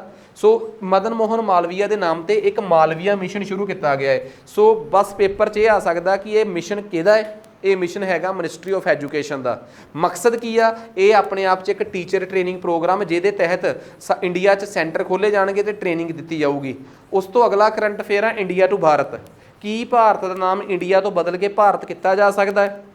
ਤੁਹਾਨੂੰ ਮੈਂ ਦੱਸਦਾ, ਸਟੇਟਾਂ ਦੇ ਨਾਮ ਬਦਲਣਾ ਹੈ ਤਾਂ ਕੌਨਸਟੀਟਿਊਸ਼ਨ ਦਾ ਆਰਟੀਕਲ 3 ਕਹਿੰਦਾ ਹੈ ਕਿ ਆਰਟੀਕਲ 3 ਦੇ ਤਹਿਤ ਬਦਲਿਆ ਜਾ ਸਕਦਾ ਹੈ। ਉਹਦੇ ਵਾਸਤੇ ਕਿਸੇ ਵੀ ਸੰਵਿਧਾਨਕ ਸੋਧ ਦੀ ਲੋੜ ਨਹੀਂ। ਜੇ ਅਸੀਂ ਇੰਡੀਆ ਦਾ ਨਾਮ ਬਦਲ ਕੇ ਭਾਰਤ ਕਰਨਾ ਹੈ ਤਾਂ ਉਹਦੇ ਵਾਸਤੇ ਕੌਨਸਟੀਟਿਊਸ਼ਨ ਦੇ ਆਰਟੀਕਲ 1 ਦੇ ਤਹਿਤ ਬਦਲਿਆ ਜਾ ਸਕਦਾ ਹੈ। ਤੇ ਤੁਹਾਡੇ ਚੋਂ ਜਿਨ੍ਹਾਂ ਨੇ ਪੋਲਿਟੀ ਦੇ ਸਟਾਰਟਿੰਗ ਚੋਂ ਲੈਕਚਰ ਲਾਏ ਆ ਉਹ ਜਾਣਦੇ ਆ ਕਿ ਆਰਟੀਕਲ 1 ਵਾਸਤੇ ਕੌਨਸਟੀਟਿਊਸ਼ਨ ਨੂੰ ਅਮੈਂਡ ਕਰਨ ਦੀ ਲੋੜ ਆ, ਠੀਕ ਆ। ਸੋ ਬਸ ਇੰਨਾ ਹੀ ਬਹੁਤ ਇਹਦੇ 'ਚ। ਆਰਟੀਕਲ 1 ਆਫ ਦੀ ਕੌਨਸਟੀਟਿਊਸ਼ਨ ਜਿਹੜਾ ਹੈ ਉਹ ਕਹਿੰਦਾ ਹੈ India that is Bharat. Next ਉਸ ਤੋਂ ਬਾਅਦ ਆ ਗਿਆ ਵਰਲਡ ਦਾ ਸਭ ਤੋਂ ਵੱਡਾ ਨਟਰਾਜਾ ਸਟੈਚੂ ਜਿਹੜਾ ਹੈ ਉਹਨੂੰ G20 ਦੇ ਸਮਿਟ 'ਚ ਲਾਇਆ ਗਿਆ ਸੀਗਾ। ਵਿਵਾਦ ਇਹ ਹੋ ਗਿਆ ਸੀ, ਇਹਦੇ 'ਚ ਪਾਣੀ ਭਰ ਗਿਆ ਸੀਗਾ, ਠੀਕ ਆ। ਨਟਰਾਜਾ ਦੀ ਸਭ ਤੋਂ ਵੱਡੀ ਮੂਰਤੀ, ਇਹ ਬਹੁਤ ਇੰਪੋਰਟੈਂਟ ਆ, ਨਟਰਾਜ ਦੀ ਸਭ ਤੋਂ ਵੱਡੀ ਮੂਰਤੀ ਨੂੰ ਇੱਥੇ ਬੇਸਿਕਲੀ ਭਾਰਤ ਮੰਡਪਮ, ਇਹ ਬੇਸਿਕਲੀ ਇੱਕ ਪਲੇਸ ਬਣਾਈ ਸੀ ਜਿੱਥੇ ਬਹੁਤ ਵੱਡੀ ਨਟਰਾਜ ਦੀ ਮੂਰਤੀ ਲਾਈ ਗਈ ਸੀਗੀ। ਤੇ ਇਹ ਨਟਰਾਜਾ ਦੀ ਮੂਰਤੀ ਜਿਹੜੀ ਆ ਇਹ 8 ਮੈਟਲਸ ਤੋਂ ਤਿਆਰ ਕੀਤੀ ਗਈ ਸੀ। ਆ 2-3 ਸਵਾਲ ਇਹਦੇ 'ਚੋਂ ਬਹੁਤ ਇੰਪੋਰਟੈਂਟ ਆ ਕਿ ਨਟਰਾਜਾ ਦੀ ਸਭ ਤੋਂ ਵੱਡੀ ਜਿਹੜੀ ਸਟੈਚੂ ਸੀਗਾ ਉਹਨੂੰ G20 ਵਾਸਤੇ ਦੇ ਦਿੱਲੀ ਵੈਨਿਊ ਵਾਸਤੇ ਤਿਆਰ ਕੀਤਾ ਗਿਆ ਸੀਗਾ। ਇਹਨੂੰ ਸਾਊਥ ਇੰਡੀਆ 'ਚ ਤਿਆਰ ਕਰਕੇ ਸਪੈਸ਼ਲ ਇੱਕ ਗ੍ਰੀਨ ਕੋਰੀਡੋਰ ਬਣਾ ਕੇ, ਮਤਲਬ ਇੱਕ ਇਹੋ ਜਿਹੀ ਸੜਕ ਤਿਆਰ ਕਰਕੇ ਸਾਈਡ ਤੋਂ ਸੜਕ ਜਿੱਥੇ ਆਮ ਆਵਾਜਾਈ ਨੂੰ ਰੋਕ ਕੇ ਸਪੈਸ਼ਲ ਇਹਨੂੰ ਲਿਆਂਦਾ ਗਿਆ ਸੀਗਾ। ਇਹਨੂੰ 8 ਮੈਟਲਸ ਤੋਂ ਤਿਆਰ ਕੀਤਾ ਗਿਆ ਸੀਗਾ ਤੇ ਇਹਨੂੰ ਤਿਆਰ ਕਰਨ ਵਾਲੇ ਡਿਜ਼ਾਈਨਰ ਦਾ ਨਾਮ ਪੁੱਛਿਆ ਜਾ ਸਕਦਾ ਹੈ। ਮੋਸਟ ਇੰਪੋਰਟੈਂਟ ਆ ਰਾਧਾ ਕ੍ਰਿਸ਼ਨਨ ਸਥਾਪਾਂਥੀ। ਇਹ ਬੇਸਿਕਲੀ ਤੇ ਉਹਨਾਂ ਦੀ ਟੀਮ ਨੇ ਇਹਨਾਂ ਨੂੰ ਤਾਮਿਲਨਾਡੂ 'ਚ ਤਿਆਰ ਕੀਤਾ ਸੀਗਾ ਤੇ ਇਹਨੂੰ ਅਸ਼ਟ ਧਾਤੂ ਭਾਵ ਕਿ 8 ਮੈਟਲਸ ਦੇ ਨਾਲ ਇਹਨੂੰ ਤਿਆਰ ਕੀਤਾ ਗਿਆ ਤੇ ਜਿਸ ਮਾਡਲ ਨੂੰ ਯੂਜ਼ ਕੀਤਾ ਗਿਆ, ਜਿਸ ਤਰੀਕੇ ਨੂੰ ਲੋਸਟ ਵੈਕਸ ਟੈਕਨੀਕ ਆ ਜਿਹਦੇ ਨਾਲ ਇਹ ਬਣਾਈ ਗਈ ਆ ਪਿਘਲਾ ਕੇ, ਠੀਕ ਆ, ਕਿ ਮੋਮ ਪਿਘਲਾ ਕੇ ਉਹਦੇ 'ਚੋਂ ਪਾਇਆ ਜਾਣਾ। ਜਿਵੇਂ ਆਪਾਂ ਮੋਲਡਿੰਗ ਵਗੈਰਾ ਜੇ ਤੁਹਾਡੇ 'ਚੋਂ ਕਿਸੇ ਨੇ ਬੀਟੈਕ ਟਾਈਪ ਕੀਤੀ ਹੋਵੇ ਤਾਂ ਉਹਨਾਂ ਨੇ ਕੀਤਾ ਹੁੰਦਾ ਕਿ ਉਹ ਮੋਮ ਉਹਦੇ 'ਚ ਮੈਟਲ ਪਾ ਦਿੰਦੇ ਆ, ਫਿਰ ਉਹਨੂੰ ਸਾਈਡ ਤੋਂ ਮੋਮ ਸਾਈਡ 'ਤੇ ਉਤਰ ਜਾਂਦੀ ਆ। ਸੋ ਉਸ ਤਰੀਕੇ ਨਾਲ 8 ਮੈਟਲਸ ਨੂੰ ਤੋਂ ਇਸ ਨਟਰਾਜ ਦੀ ਜਿਹੜੀ ਆਪਣਾ ਸਟੈਚੂ ਸੀਗਾ ਉਹਨੂੰ ਤਿਆਰ ਕੀਤਾ ਗਿਆ। ਕਰੰਟ ਅਫੇਅਰਸ 'ਚ ਸੀ, ਆਪਾਂ ਇਹਨੂੰ ਚੰਗੀ ਤਰ੍ਹਾਂ ਕਵਰ ਕਰ ਲਿਆ। ਨੈਕਸਟ ਇੰਟਰਨੈਸ਼ਨਲ ਕਰੰਟ ਅਫੇਅਰਸ 'ਤੇ ਚੱਲੀਏ ਤਾਂ ਥਾਰਮਾਨ ਸੰਗ ਸਮੁਗਰਤਨ, ਆਪੇ ਦੇਖ ਲਓ ਕੀ ਨਾਮ ਹੈ, ਠੀਕ ਆ। ਇਹ ਸਿੰਗਾਪੁਰ ਦੇ ਨਵੇਂ ਰਾਸ਼ਟਰਪਤੀ ਜਾਂ ਪ੍ਰਧਾਨ ਮੰਤਰੀ ਆ, ਪ੍ਰੈਜ਼ੀਡੈਂਸ਼ੀਅਲ ਕੈਂਡੀਡੇਟ ਆ ਜਿਹੜੇ ਜਿੱਤ ਗਏ ਆ, ਠੀਕ ਆ। ਸੋ ਇਹ ਆਪਣੇ ਲਈ ਇੰਨਾ ਜ਼ਿਆਦਾ ਨਹੀਂ। UK ਦੇ PM ਰਿਸ਼ੀ ਸੁਨਕ ਨੇ ਆਪਣਾ ਨਵਾਂ ਸ਼ਾਇਦ ਕੋਈ डिफेंस मिनिस्टर ਜਾਂ ਕਿਹੜਾ ਮਿਨਿਸਟਰ ਆ, डिफेंस मिनिस्टर अपॉइंट ਕੀਤਾ ਹੈ। ਬਸ ਇੰਨੀ ਕੁ ਖਬਰ ਆ। ਜਾਇਸ ਵਰਲਡ ਦੀ ਸਭ ਤੋਂ most advanced Arabic large language model ਆ ਜਿਹਨੂੰ ਕਿ ਰਿਲੀਜ਼ ਕੀਤਾ ਗਿਆ ਹੈ। ਸੋ ਇਹਨੂੰ ਆਬੂ ਧਾਬੀ ਦੀ ਇੱਕ AI ਕੰਪਨੀ ਆ G42 ਉਹਨੇ ਤਿਆਰ ਕੀਤਾ ਹੈ। ਬੇਸਿਕਲੀ ਇਹ ਚੀਜ਼ ਬਹੁਤ ਇੰਪੋਰਟੈਂਟ ਆ। ਜਾਇਜ਼ ਦੇਖੋ ਅਸਲ 'ਚ ਨਾ ਜੇ ਤੁਸੀਂ ਇੱਕ ਖਬਰ ਸੁਣੀ ਹੋਵੇ ਪਿੱਛੇ ਜੇ ਕਿ ਇੱਕ ਪੰਜਾਬੀ ਨੂੰ ਕਿਸੇ ਵੀ ਕ੍ਰਾਈਮ 'ਚ ਉੱਥੇ ਸਜ਼ਾ ਹੋ ਗਈ ਸੀ ਅਰਬ 'ਚ, ਤਾਂ ਫਿਰ ਉਹਨਾਂ ਦੀ ਬਲੱਡ ਮਨੀ ਦੇ ਕੇ ਕਿ ਜਿੰਨੇ ਵੀ ਪੈਸੇ ਸੀ ਉਹ ਦੇ ਕੇ ਉਹਨਾਂ ਨੂੰ ਬੁਲਾਇਆ ਗਿਆ। ਅਸਲ ਦੇ ਵਿੱਚ ਬਹੁਤ ਜਗ੍ਹਾ 'ਤੇ ਮੈਂ ਇਹ ਨਹੀਂ ਕਹਿੰਦਾ ਕਿ ਕਿਸੇ ਨੇ ਕ੍ਰਾਈਮ ਨਹੀਂ ਕੀਤਾ ਹੋਊਗਾ, ਮੋਸਟ ਪ੍ਰੋਬੇਬਲੀ ਬਹੁਤ ਹੱਦ ਤੱਕ ਹੁੰਦਾ ਕਿ ਅਗਲੇ ਨੇ ਕ੍ਰਾਈਮ ਕੀਤਾ ਹੁੰਦਾ, ਉਸ ਕ੍ਰਾਈਮ ਦੀ ਉਹਨੂੰ ਸਜ਼ਾ ਮਿਲਦੀ ਹੈ, ਪਰ ਇਹ ਹਰ ਵਾਰ ਸੱਚ ਨਹੀਂ ਗਾ। ਜੇ ਇੱਕ ਕੋਈ ਬੰਦਾ ਦੂਜੇ ਦੇਸ਼ 'ਚ ਕਿਸੇ ਕ੍ਰਾਈਮ 'ਚ ਫੜਿਆ ਗਿਆ, ਇਸ ਗੱਲ ਦੀ ਸੰਭਾਵਨਾ ਬਹੁਤ ਜ਼ਿਆਦਾ ਹੁੰਦੀ ਆ ਕਿ ਉਹਨੇ ਕ੍ਰਾਈਮ ਕੀਤਾ ਵੀ ਨਾ ਹੋਵੇ। ਇਹਦੀ ਵੀ ਕਾਫੀ ਸੰਭਾਵਨਾ ਹੁੰਦੀ, ਬਹੁਤ ਜ਼ਿਆਦਾ ਤਾਂ ਨਹੀਂ, ਕਾਫੀ ਸੰਭਾਵਨਾ। ਅਤੇ ਇਹ ਵੀ ਇੱਕ ਸੰਭਾਵਨਾ ਹੁੰਦੀ ਆ ਕਿ ਜਿੰਨਾ ਉਹਨੇ ਕ੍ਰਾਈਮ ਕੀਤਾ ਓਡੀ ਉਹ ਤੋਂ ਕਿਤੇ ਵੱਧ ਉਹਨੂੰ ਸਜ਼ਾ ਮਿਲ ਜੇ। ਅਤੇ ਇੱਕੋ ਚੀਜ਼ ਵਿੱਚ ਰਹਿ ਜਾਂਦੀ ਆ ਭਾਸ਼ਾ।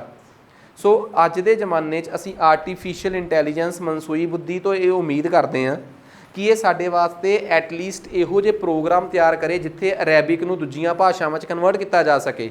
ਅਸੀਂ ਇੱਕ ਭਾਸ਼ਾ ਬੋਲੀਏ, ਸਾਡੀ ਉਸ ਭਾਸ਼ਾ ਨੂੰ ਰਿਕੋਗਨਾਈਜ਼ ਕਰਕੇ ਦੂਜੀਆਂ ਭਾਸ਼ਾ 'ਚ ਜਾਂ ਸਪੈਸ਼ਲੀ ਹੋਰ ਨਹੀਂ ਕੁਛ ਇੰਗਲਿਸ਼ 'ਚ ਤਾਂ ਕਨਵਰਟ ਕਰ ਦੇ। ਸੋ ਐਵੇਂ ਦਾ ਹੀ ਇੱਕ ਆਰਟੀਫਿਸ਼ੀਅਲ ਕੰਪਨੀ ਆ ਆਬੂ ਧਾਬੀ ਦੀ G4, ਉਹਨਾਂ ਨੇ ਇੱਕ ਲਾਰਜ ਲੈਂਗੁਏਜ ਮਾਡਲ ਤਿਆਰ ਕੀਤਾ ਹੈ ਜਿਆਜ਼, ਜਿਹਨੂੰ ਕਿ ਰਿਲੀਜ਼ ਕੀਤਾ ਜਾ ਰਿਹਾ।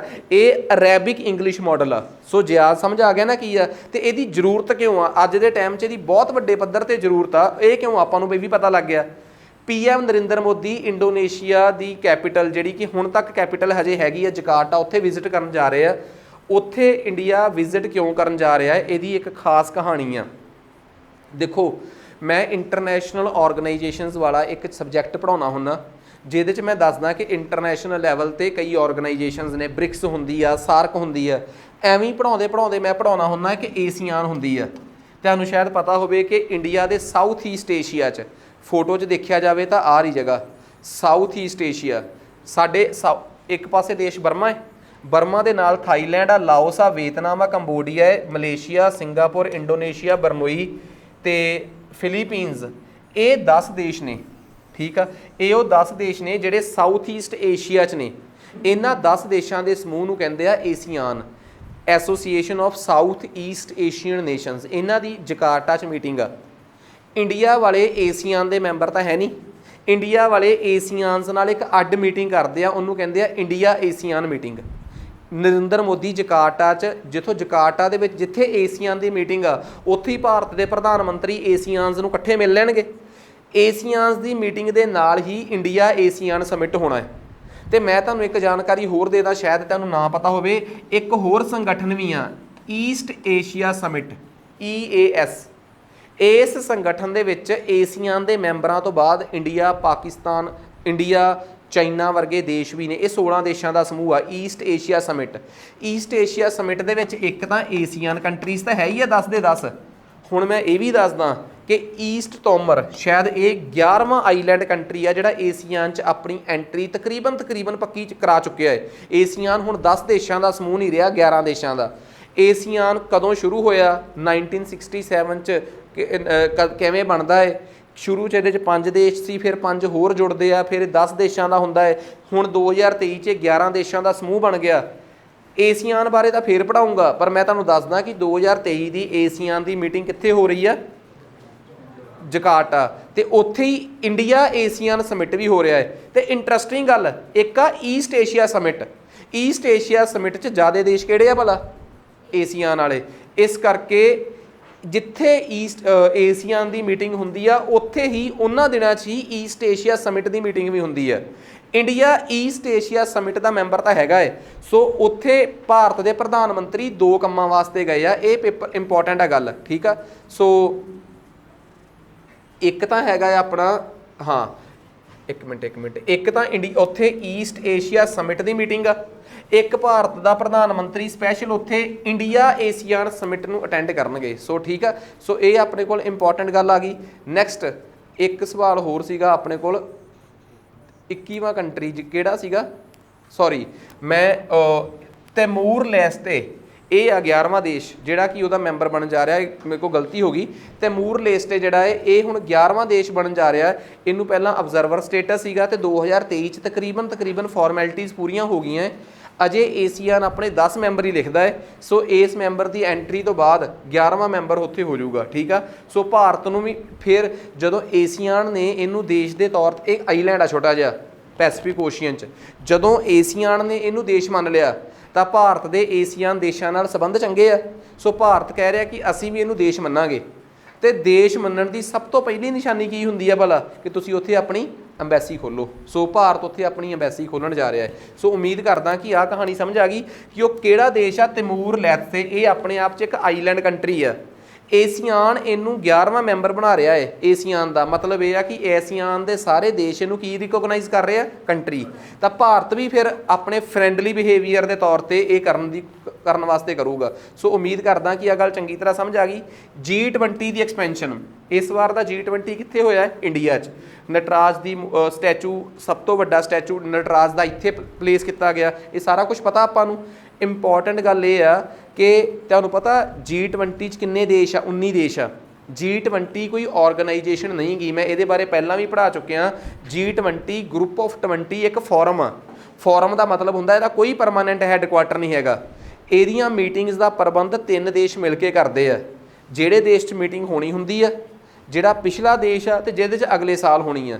ਜਿਵੇਂ ਇਸ ਵਾਰ G20 ਦੀ ਮੀਟਿੰਗ 2024 'ਚ ਕਿੱਥੇ ਸ਼ੁਰੂ ਹੋਣੀ ਆ? 23 ਤੋਂ ਲੈ ਕੇ 24 ਤੱਕ ਕਿੱਥੇ ਹੋਣੀ ਆ? ਇੰਡੋਨੇਸ਼ੀਆ, ਬ੍ਰਾਜ਼ੀਲ 'ਚ। ਤੇ ਬ੍ਰਾਜ਼ੀਲ ਤੋਂ ਬਾਅਦ ਜਿਹੜੇ ਦੇਸ਼ 'ਚ ਹੋਣਗੀਆਂ ਉਹ ਕੋਈ ਯਾਦ ਆ ਕਿਸੇ ਨੂੰ? ਪਤਾ?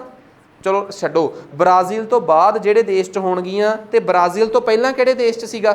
ਇੰਡੀਆ। ਤਿੰਨੇ ਦੇਸ਼ ਮਿਲ ਕੇ ਟ੍ਰਾਇਓਕਾ ਬਣਾਉਣਗੇ। ਕੀ ਬਣਾਉਣਗੇ? ਟ੍ਰਾਇਓਕਾ। ਤਿੰਨੇ ਦੇਸ਼ ਮਿਲ ਕੇ ਪ੍ਰਬੰਧ ਕਰਦੇ ਆ ਉਸ ਦੇਸ਼ ਦੇ ਵਿੱਚ ਮੀਟਿੰਗ ਦਾ। ਮੇਨ ਪ੍ਰਬੰਧ ਉਸੇ ਦੇਸ਼ ਦਾ ਹੀ ਹੁੰਦਾ ਜਿਹਦਾ ਮੀਟਿੰਗ ਆ। ਬਾਕੀਆਂ ਨੇ ਤਾਂ ਸਲਾਹ ਦੇਣੀ ਹੁੰਦੀ, ਟ੍ਰਾਇਓਕਾ ਨੇ ਤਾਂ। ਇਸ ਕਰਕੇ ਇਹਦਾ ਕੋਈ ਵੀ ਪਰਮਾਨੈਂਟ ਉਹ ਨਹੀਂ ਹੁੰਦਾ ਹੈੱਡਕੁਆਟਰ। ਦੂਸਰੀ ਖਾਸ ਗੱਲ, ਹਰ ਦੇਸ਼ ਵੱਲੋਂ ਇੱਕ ਬੰਦਾ ਚੁਣਿਆ ਜਾਂਦਾ ਹੈ ਜਿਹੜਾ ਪੱਕੇ ਤੌਰ ਤੇ ਸਾਰੀਆਂ ਮੀਟਿੰਗਸ ਦਾ ਅਰੇਂਜਮੈਂਟ ਕਰਾਉਂਦਾ ਹੈ, ਜਿਹੜਾ ਦੱਸਦਾ ਹੈ ਕਿ ਅਸੀਂ ਇਸ ਮੀਟਿੰਗ ਤੇ ਪਹੁੰਚਾਂਗੇ ਕਿ ਨਹੀਂ। ਉਹਨੂੰ ਕਹਿੰਦੇ ਆ ਸ਼ੈਰਪਾ। ਭਾਰਤ ਦਾ ਇਸ ਵਾਰ ਦਾ G ਸਮਿਟ ਦਾ ਸ਼ੈਰਪਾ ਕੌਣ ਸੀ? ਅਮਿਤਾਭ ਕੰਤ। ਕੱਲਾ ਇਹ ਪ੍ਰਬੰਧ ਕਰਨਾ ਨਹੀਂ ਸੀ ਕਿ ਸਾਡੀ ਮੀਟਿੰਗ ਤੇ ਕਿੰਨੇ ਆਉਣਾ ਕਿੰਨੇ ਨਹੀਂ। ਜਿਹਦੇ ਘਰ ਦੇ ਵਿੱਚ ਮੀਟਿੰਗ ਹੋਵੇ ਉਹਦਾ ਤਾਂ ਇੱਕ ਕੰਮ ਹੋਰ ਵੱਧ ਜਾਂਦਾ ਹੈ, ਸਾਰਾ ਅਰੇਂਜਮੈਂਟ ਕਰਨਾ।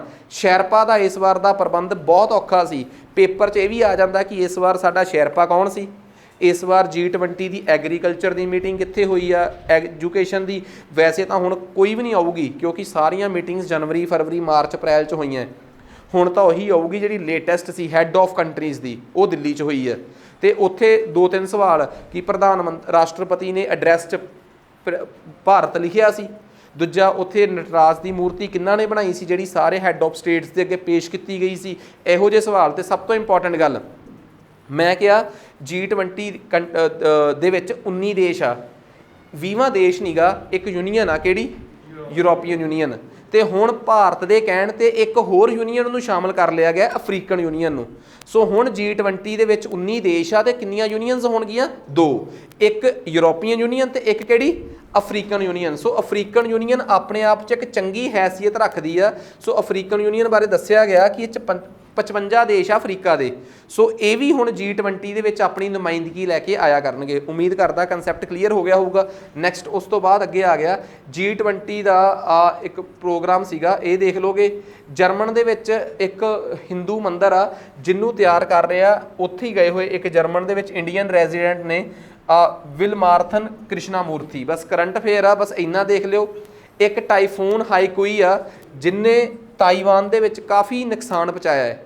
ਦੇਖੋ ਇੱਕ ਗੱਲ ਬੜੀ ਕਲੀਅਰ ਆ, ਜਦੋਂ ਵੀ ਕੋਈ ਤੂਫਾਨ ਚੱਕਰਵਾਤ ਆਉਂਦਾ ਹੈ ਉਹਦੇ ਬਾਰੇ 2-3 ਗੱਲਾਂ ਬਹੁਤ ਇੰਪੋਰਟੈਂਟ ਨੇ। ਉਦਾਹਰਨ ਦੇ ਤੌਰ ਤੇ ਇੱਕ ਸਵਾਲ ਤਾਂ ਇਹੀ ਬਹੁਤ ਇੰਪੋਰਟੈਂਟ ਆ ਕਿ ਇਹ ਜਿਹੜੇ ਚੱਕਰਵਾਤ ਜੇ ਆ, ਸਾਈਕਲੋਨਸ ਨੇ, ਇਹਨਾਂ ਨੂੰ ਕਿਹੜੇ ਇਲਾਕੇ 'ਚ ਕੀ ਕਿਹਾ ਜਾਂਦਾ ਹੈ।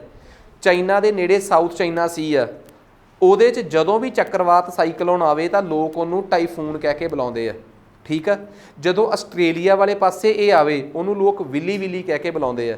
ਜਦੋਂ ਇੰਡੀਆ ਦੇ ਸਾਊਥ 'ਚ ਆਵੇ, ਜਿਹਨੂੰ ਅਸੀਂ ਅਰਬ ਸਾਗਰ ਜਾਂ Arabian Sea, Bay of Bengal ਜਾਂ ਇੰਡੀਅਨ ਓਸ਼ੀਅਨ ਕਹਿੰਦੇ ਆ, ਉੱਥੇ ਲੋਕ ਇਹਨੂੰ ਸਾਈਕਲੋਨ ਕਹਿ ਕੇ ਬੁਲਾਉਂਦੇ ਆ। ਜੇ ਇਹ ਕੈਨੇਡਾ ਵਾਲੇ ਪਾਸੇ ਆਵੇ, ਲੋਕ ਉੱਥੇ ਉਹਨੂੰ ਹਰੀਕੇਨ ਕਹਿ ਕੇ ਬੁਲਾਉਂਦੇ ਆ। ਸੋ ਸਾਈਕਲੋਨਸ ਦੇ ਹੀ ਨਾਮ ਨੇ, ਚੱਕਰਵਾਤ ਦੇ ਹੀ ਨਾਮ ਨੇ, ਚਾਹੇ ਉਹਨੂੰ ਟਾਈਫੂਨ ਕਹਿ ਲਓ ਚਾਹੇ ਕੁਛ। ਇੱਕ ਗੱਲ ਸ਼ਿਓਰ ਆ, ਉਹ ਜਿਸ ਵੀ ਸਮੁੰਦਰ 'ਚ ਆਇਆ ਹੁੰਦਾ ਹੈ, ਸਪੋਜ਼ ਕਰੋ ਉਹ ਇੰਡੀਅਨ ਓਸ਼ੀਅਨ 'ਚ ਆਇਆ ਹੈ, ਇੰਡੀਅਨ ਓਸ਼ੀਅਨ ਦੇ ਨੇੜੇ ਨੇੜੇ ਜਿਹੜੇ ਵੀ ਦੇਸ਼ ਆ, ਉਹਨਾਂ ਦੇਸ਼ਾਂ ਦੀ ਜ਼ਿੰਮੇਵਾਰੀ ਆ ਕਿ ਉਸ ਸਾਈਕਲੋਨ ਦਾ ਨਾਮ ਤੈਅ ਕਰਨਾ। ਇਹ ਕਿਵੇਂ ਤੈਅ ਕਰਦੇ ਆ? ਆਲੇ ਦੁਆਲੇ ਵਾਲੇ ਸਾਰੇ ਦੇਸ਼ ਆਪਣੇ ਵੱਲੋਂ ਇੱਕ ਇੱਕ ਨਾਮ ਦਿੰਦੇ ਆ। ਉਹਨਾਂ ਦੇਸ਼ਾਂ ਦੇ ਦਿੱਤੇ ਹੋਏ ਨਾਮਾਂ ਨੂੰ ਅਲਫਾਬੈਟਿਕਲੀ ਲਾ ਲਿਆ ਜਾਂਦਾ ਹੈ, ਫਿਰ ਉਹ ਦੂਜਾ ਨਾਮ ਦਿੰਦੇ ਆ, ਉਹਨਾਂ ਨੂੰ ਲਾ ਲਿਆ ਜਾਂਦਾ। ਐਵੇਂ ਪੂਰੇ ਦਾ ਪੂਰਾ ਸਕੇਅਰ ਬਣ ਜਾਂਦਾ ਹੈ। ਤੀਜਾ ਨਾਮ, ਜਿੰਨੇ ਦੇਸ਼ ਉਨੇ ਨਾਮ ਦੇਣਗੇ। ਪਹਿਲੇ ਨਾਮ ਨੂੰ ਅਲਫਾਬੈਟ, ਫਿਰ ਦੂਜਾ, ਫਿਰ ਤੀਜਾ, ਫਿਰ ਚੌਥਾ, ਫਿਰ ਇੱਕ ਇੱਕ ਨਾਮ ਦੀ ਚੋਣ ਹੁੰਦੀ ਜਾਂਦੀ ਹੈ। ਜਦੋਂ ਵੀ ਕਿਤੇ ਕੋਈ ਸਾਈਕਲੋਨ, ਟਾਈਫੂਨ, ਵਿਲੀ, ਹਰੀਕੇਨ ਆਵੇ ਤਾਂ ਤੁਸੀਂ ਨਾ ਇਸ ਪੜਤਾਲ ਤੇ ਜ਼ਰੂਰ ਜਾਇਓ ਕਿ ਇੱਕ ਜਿਹੜਾ ਵੀ ਟਾਈਫੂਨ ਆਇਆ ਹਾਈਕੂਈ, ਪਹਿਲੀ ਗੱਲ ਜੇ ਤਾਂ ਇੰਡੀਆ ਦੀ ਕਿਸੇ ਬੰਦਰਗਾਹ ਤੇ ਆਇਆ ਹੈ ਤਾਂ ਪਹਿਲਾਂ ਤਾਂ ਇਹ ਦੇਖਿਓ ਕਿ ਇੰਡੀਆ ਦੀ ਕਿਹੜੀ ਸਟੇਟ ਨੂੰ ਉਹਨੇ ਇੰਪੈਕਟ ਕੀਤਾ ਹੈ, ਤੇ ਦੂਜਾ ਇਹ ਦੇਖਿਓ ਕਿ ਉਹਦਾ ਨਾਮ ਕੀ ਆ, ਤੇ ਤੀਸਰਾ ਇਹ ਦੇਖਿਓ ਕਿ ਜੇ ਉਹ ਭਾਰਤ 'ਚ ਆਇਆ ਤਾਂ ਕਿੰਨੀ ਸਪੀਡ ਨਾਲ ਆਇਆ ਹੈ। ਚੌਥਾ ਇਹ ਦੇਖਿਓ ਜੇ ਉਹ ਭਾਰਤ 'ਚ ਨਹੀਂ ਕਿਤੇ ਵੀ ਆਇਆ ਹੈ ਤਾਂ ਇੱਕ ਚੀਜ਼ ਜ਼ਰੂਰ ਦੇਖਿਓ ਕਿ ਜਿਹੜਾ ਵੀ ਉਹਦਾ ਨਾਮ ਆ, ਨਾਮ ਦਿੱਤਾ ਕਿਹੜੇ ਦੇਸ਼ ਨੇ ਆ। ਅੱਜ ਦੇ ਜ਼ਮਾਨੇ 'ਚ ਇਹ ਸਵਾਲ ਆ ਸਕਦਾ ਹੈ ਕਿ ਟਾਈਫੂਨ ਹਾਈਕੂਈ ਨੇ ਰੀਸੈਂਟਲੀ ਤਾਈਵਾਨ ਨੂੰ ਇੰਪੈਕਟ ਕੀਤਾ, ਤਾਈਵਾਨ ਦੀ ਕੋਸਟ ਲਾਈਨ ਨੂੰ ਜਾਂ ਉਹਦੀ ਬੰਦਰਗਾਹ ਤੇ। ਇਹ ਦੱਸੋ ਕਿ ਹਾਈਕੂਈ ਨਾਮ ਕਿਹਦੇ ਦੁਆਰਾ ਦਿੱਤਾ ਗਿਆ? ਇਹ ਬੇਸਿਕਲੀ ਇੱਕ ਚਾਈਨਾ ਦਾ ਦਿੱਤਾ ਗਿਆ ਨਾਮ ਆ। ਸੋ ਐਵੇਂ ਦੇ ਸਵਾਲ ਪੇਪਰ 'ਚ ਬਹੁਤ ਇੰਪੋਰਟੈਂਟ ਆ। ਕਰੰਟ ਅਫੇਅਰਸ ਦੇ ਵਿੱਚ ਆਪਣੇ ਵੱਲੋਂ ਅਪਡੇਸ਼ਨਸ ਕਰਨੀਆਂ ਪੈਂਦੀਆਂ, ਠੀਕ ਆ। ਮੈਂ ਤਾਂ ਫਿਰ ਵੀ ਬਹੁਤ ਕੋਸ਼ਿਸ਼ ਕੀਤੀ ਆ ਕਿ ਤੇ ਇੰਡੋਨੇਸ਼ੀਆ ਨੇ ਓਪਨ ਆਈ ਦੇ CEO, ਓਪਨ ਆਈ ਕੀ ਇੱਕ ਕੰਪਨੀ ਆ ਜਿਹਨੇ ਚੈਟ GPT ਤਿਆਰ ਕੀਤਾ ਹੈ, ਉੱਥੋਂ ਉਹਨਾਂ ਦਾ ਜਿਹੜਾ ਮੁਖੀ ਆ, ਨਾਮ ਆ ਸੈਮ ਐਲਟਮੈਨ, ਉਹਨੂੰ 골ਡਨ ਵੀਜ਼ਾ ਦਿੱਤਾ ਹੈ। ਤੇ ਜੇ ਕੋਈ ਕਹਿ ਦੇ 골ਡਨ ਵੀਜ਼ਾ ਕੀ ਹੁੰਦਾ ਹੈ, 2-3 ਚੀਜ਼ਾਂ ਹੁੰਦੀਆਂ। ਮੇਰੇ ਕੋਲ ਬਹੁਤ ਪੈਸਾ ਹੈ ਤੇ ਮੈਂ ਸਾਰਾ ਪੈਸਾ ਕੈਨੇਡਾ 'ਚ ਇਨਵੈਸਟ ਕਰਦਾ ਤੇ ਕੈਨੇਡਾ ਨੂੰ ਬਹੁਤ ਖੁਸ਼ੀ ਹੋਊਗੀ। ਜੇ ਮੇਰੇ ਕੋਲ 2 ਸ਼ਰਤਾਂ ਨੇ, ਜੇ ਮੇਰੇ ਕੋਲ ਬਹੁਤ ਪੈਸਾ ਹੋਵੇ, ਬਹੁਤ ਨਜਾਇਜ਼ ਪੈਸਾ, ਤੇ ਦੂਜਾ ਮੈਂ ਕੈਨੇਡਾ 'ਚ ਇਨਵੈਸਟ ਕਰਨਾ ਚਾਹੁੰਦਾ ਹੋਵਾਂ, ਠੀਕ ਆ। ਇਹ ਦੋਵੇਂ ਪੋਸੀਬਿਲਿਟੀਜ਼ ਮੇਰੇ ਕੇਸ 'ਚ ਤਾਂ ਨਹੀਂ, ਫਿਲਹਾਲ ਅਜੇ ਤੱਕ ਤਾਂ ਨਹੀਂ ਗਿਆ, ਠੀਕ ਆ। ਤੇ ਮਤਲਬ ਜੇ ਕੋਈ ਬਹੁਤ ਵੱਡਾ ਇਨਵੈਸਟਰ ਹੋਵੇ ਜਾਂ ਕੋਈ ਬਹੁਤ ਵੱਡਾ ਇੰਟਰਪ੍ਰੈਨਿਓਰ ਹੋਵੇ ਜਿਹੜਾ ਕੈਨੇਡਾ ਲਈ ਕੋਈ ਫਾਇਦਾ ਕਰ ਸਕਦਾ ਹੈ ਕਿਸੇ ਵੀ ਦੇਸ਼ ਲਈ, ਤਾਂ ਉਹ ਦੇਸ਼ ਉਹਨੂੰ ਸਪੈਸ਼ਲ ਵੀਜ਼ੇ ਤੇ ਬੁਲਾ ਲੈਂਦਾ ਹੈ ਆਪਣੇ ਇੱਥੇ, ਤੇ ਸਪੈਸ਼ਲ ਵੀਜ਼ੇ ਤੇ ਸਿਟੀਜ਼ਨਸ਼ਿਪ ਵਰਗੀਆਂ ਸਹੂਲਤਾਂ ਹੀ ਪ੍ਰੋਵਾਈਡ ਕਰ ਦਿੰਦਾ ਹੈ। ਉਹਨੂੰ ਕਹਿੰਦੇ ਆ 골ਡਨ ਵੀਜ਼ਾ। ਸੋ 골ਡਨ ਵੀਜ਼ਾ ਰੀਸੈਂਟਲੀ ਇੰਡੋਨੇਸ਼ੀਆ ਨੇ ਗ੍ਰਾਂਟ ਕੀਤਾ ਹੈ ਸੈਮ ਐਲਟਮੈਨ ਨੂੰ, ਠੀਕ ਆ। ਉਹਨਾਂ ਨੇ ਨਵੀਂ ਇਹ 골ਡਨ ਵੀਜ਼ਾ ਦਾ ਕੰਸੈਪਟ ਸ਼ੁਰੂ ਕੀਤਾ ਤੇ ਦੁਨੀਆ ਦੇ ਕਈ ਦੇਸ਼ਾਂ 'ਚ, ਜਿਵੇਂ ਉਦਾਹਰਨ ਦੇ ਤੌਰ ਤੇ ਆਬੂ ਧਾਬੀ ਵਗੈਰਾ, ਉੱਥੇ ਤਾਂ 골ਡਨ ਵੀਜ਼ੇ ਦਾ ਕੰਸੈਪਟ ਬਹੁਤ ਚੱਲਦਾ ਹੈ। ਤੇ ਆਈ ਥਿੰਕ ਭਾਰਤ 'ਚੋਂ ਸ਼ਾਹਰੁਖ ਖਾਨ, ਸੰਜੇ ਦੱਤ, ਇਹਨਾਂ ਨੂੰ ਇਹ 골ਡਨ ਵੀਜ਼ੇ ਆਬੂ ਧਾਬੀ ਦੇ ਮਿਲੇ ਹੋਏ ਆ। ਸੋ ਇਹ ਸਿਟੀਜ਼ਨ ਟਾਈਪ ਦੀਆਂ ਫੈਸਿਲਿਟੀਜ਼ ਤੁਹਾਨੂੰ ਉਹ ਦੇਸ਼ ਦਿੰਦੇ ਇਹਦੇ 'ਚ, ਠੀਕ ਆ। ਹਰ ਇੱਕ ਦੇਸ਼ ਦੀਆਂ ਆਪੋ ਆਪਣੀਆਂ ਪ੍ਰੋਵੀਜ਼ਨਸ ਨੇ ਕਿ ਉਹਨਾਂ ਨੇ ਇਹਦੇ 'ਚ ਕੀ ਫੈਸਿਲਿਟੀਜ਼ ਦੇਣੀਆਂ। ਸਪੋਰਟਸ ਦੇ ਵਿੱਚ ਆ ਜਾਓ, ਦੁਰਾਂਦ ਕੱਪ, ਮੈਨੂੰ ਲੱਗਦਾ ਦੁਰਾਂਦ ਕੱਪ ਬਾਰੇ ਬਾਹਲਾ ਦੱਸਣ ਦੀ ਲੋੜ ਹੀ ਨਹੀਂ ਮੈਨੂੰ। ਆਪਾਂ ਲੰਮੇ ਸਮੇਂ ਤੋਂ ਪੜ੍ਹਿਆ ਕਿ ਭਾਰਤ 'ਚ ਹੋਣ ਵਾਲਾ ਸਭ ਤੋਂ ਪੁਰਾਣਾ, ਠੀਕ ਆ, ਤੇ ਆਈ ਥਿੰਕ ਏਸ਼ੀਆ ਦਾ 3rd ਓਲਡੈਸਟ ਕੱਪ ਹੈ ਆਪਣਾ ਜਿਹੜਾ ਇਹ ਆ ਦੁਰਾਂਦ ਕੱਪ ਆ। ਜਾਂ ਮੈਨੂੰ ਐਂ ਲੱਗਦਾ ਕਿ ਏਸ਼ੀਆ ਦਾ ਓਲਡੈਸਟ ਆ ਤੇ ਦੁਨੀਆ ਦਾ 3rd ਓਲਡੈਸਟ ਫੁੱਟਬਾਲ ਦਾ ਟੂਰਨਾਮੈਂਟ ਹੈ। ਹਾਂਜੀ, ਏਸ਼ੀਆ ਦਾ ਓਲਡੈਸਟ ਟੂਰਨਾਮੈਂਟ ਆ ਦੁਰਾਂਦ ਕੱਪ। ਇਹ ਅੰਗਰੇਜ਼ਾਂ ਨੇ ਸ਼ੁਰੂ ਕਰਾਇਆ ਸੀਗਾ। ਸਾਡੇ ਨਾ ਇੱਕ ਪਾਕਿਸਤਾਨ ਤੇ ਅਫਗਾਨਿਸਤਾਨ 'ਚ ਇੱਕ ਲਾਈਨ ਆ ਹੈਨਰੀ ਦੁਰਾਂਦ ਲਾਈਨ ਸੁਣੀ ਹੋਣੀ ਤੁਸੀਂ, ਕਿ ਦੁਰਾਂਦ ਪਾਕਿਸਤਾਨ, ਤੇ ਉਸ ਸ਼ਖਸ ਨੇ ਸ਼ੁਰੂ ਕਰਾਇਆ ਸੀਗਾ। ਇਹ ਸ਼ਖਸ ਪੰਜਾਬ ਦਾ ਲੈਫਟੀਨੈਂਟ ਗਵਰਨਰ ਵੀ ਰਿਹਾ ਹੋਇਆ, ਹੈਨਰੀ ਦੁਰਾਂਦ। ਉਹਦੇ ਨਾਮ ਤੇ ਸ਼ੁਰੂ ਹੋਇਆ ਸੀ। ਪਹਿਲੀ ਵਾਰ ਇਹ ਸ਼ਿਮਲੇ 'ਚ ਹੋਇਆ ਸੀ, 1888 'ਚ ਸ਼ੁਰੂ ਹੋਇਆ।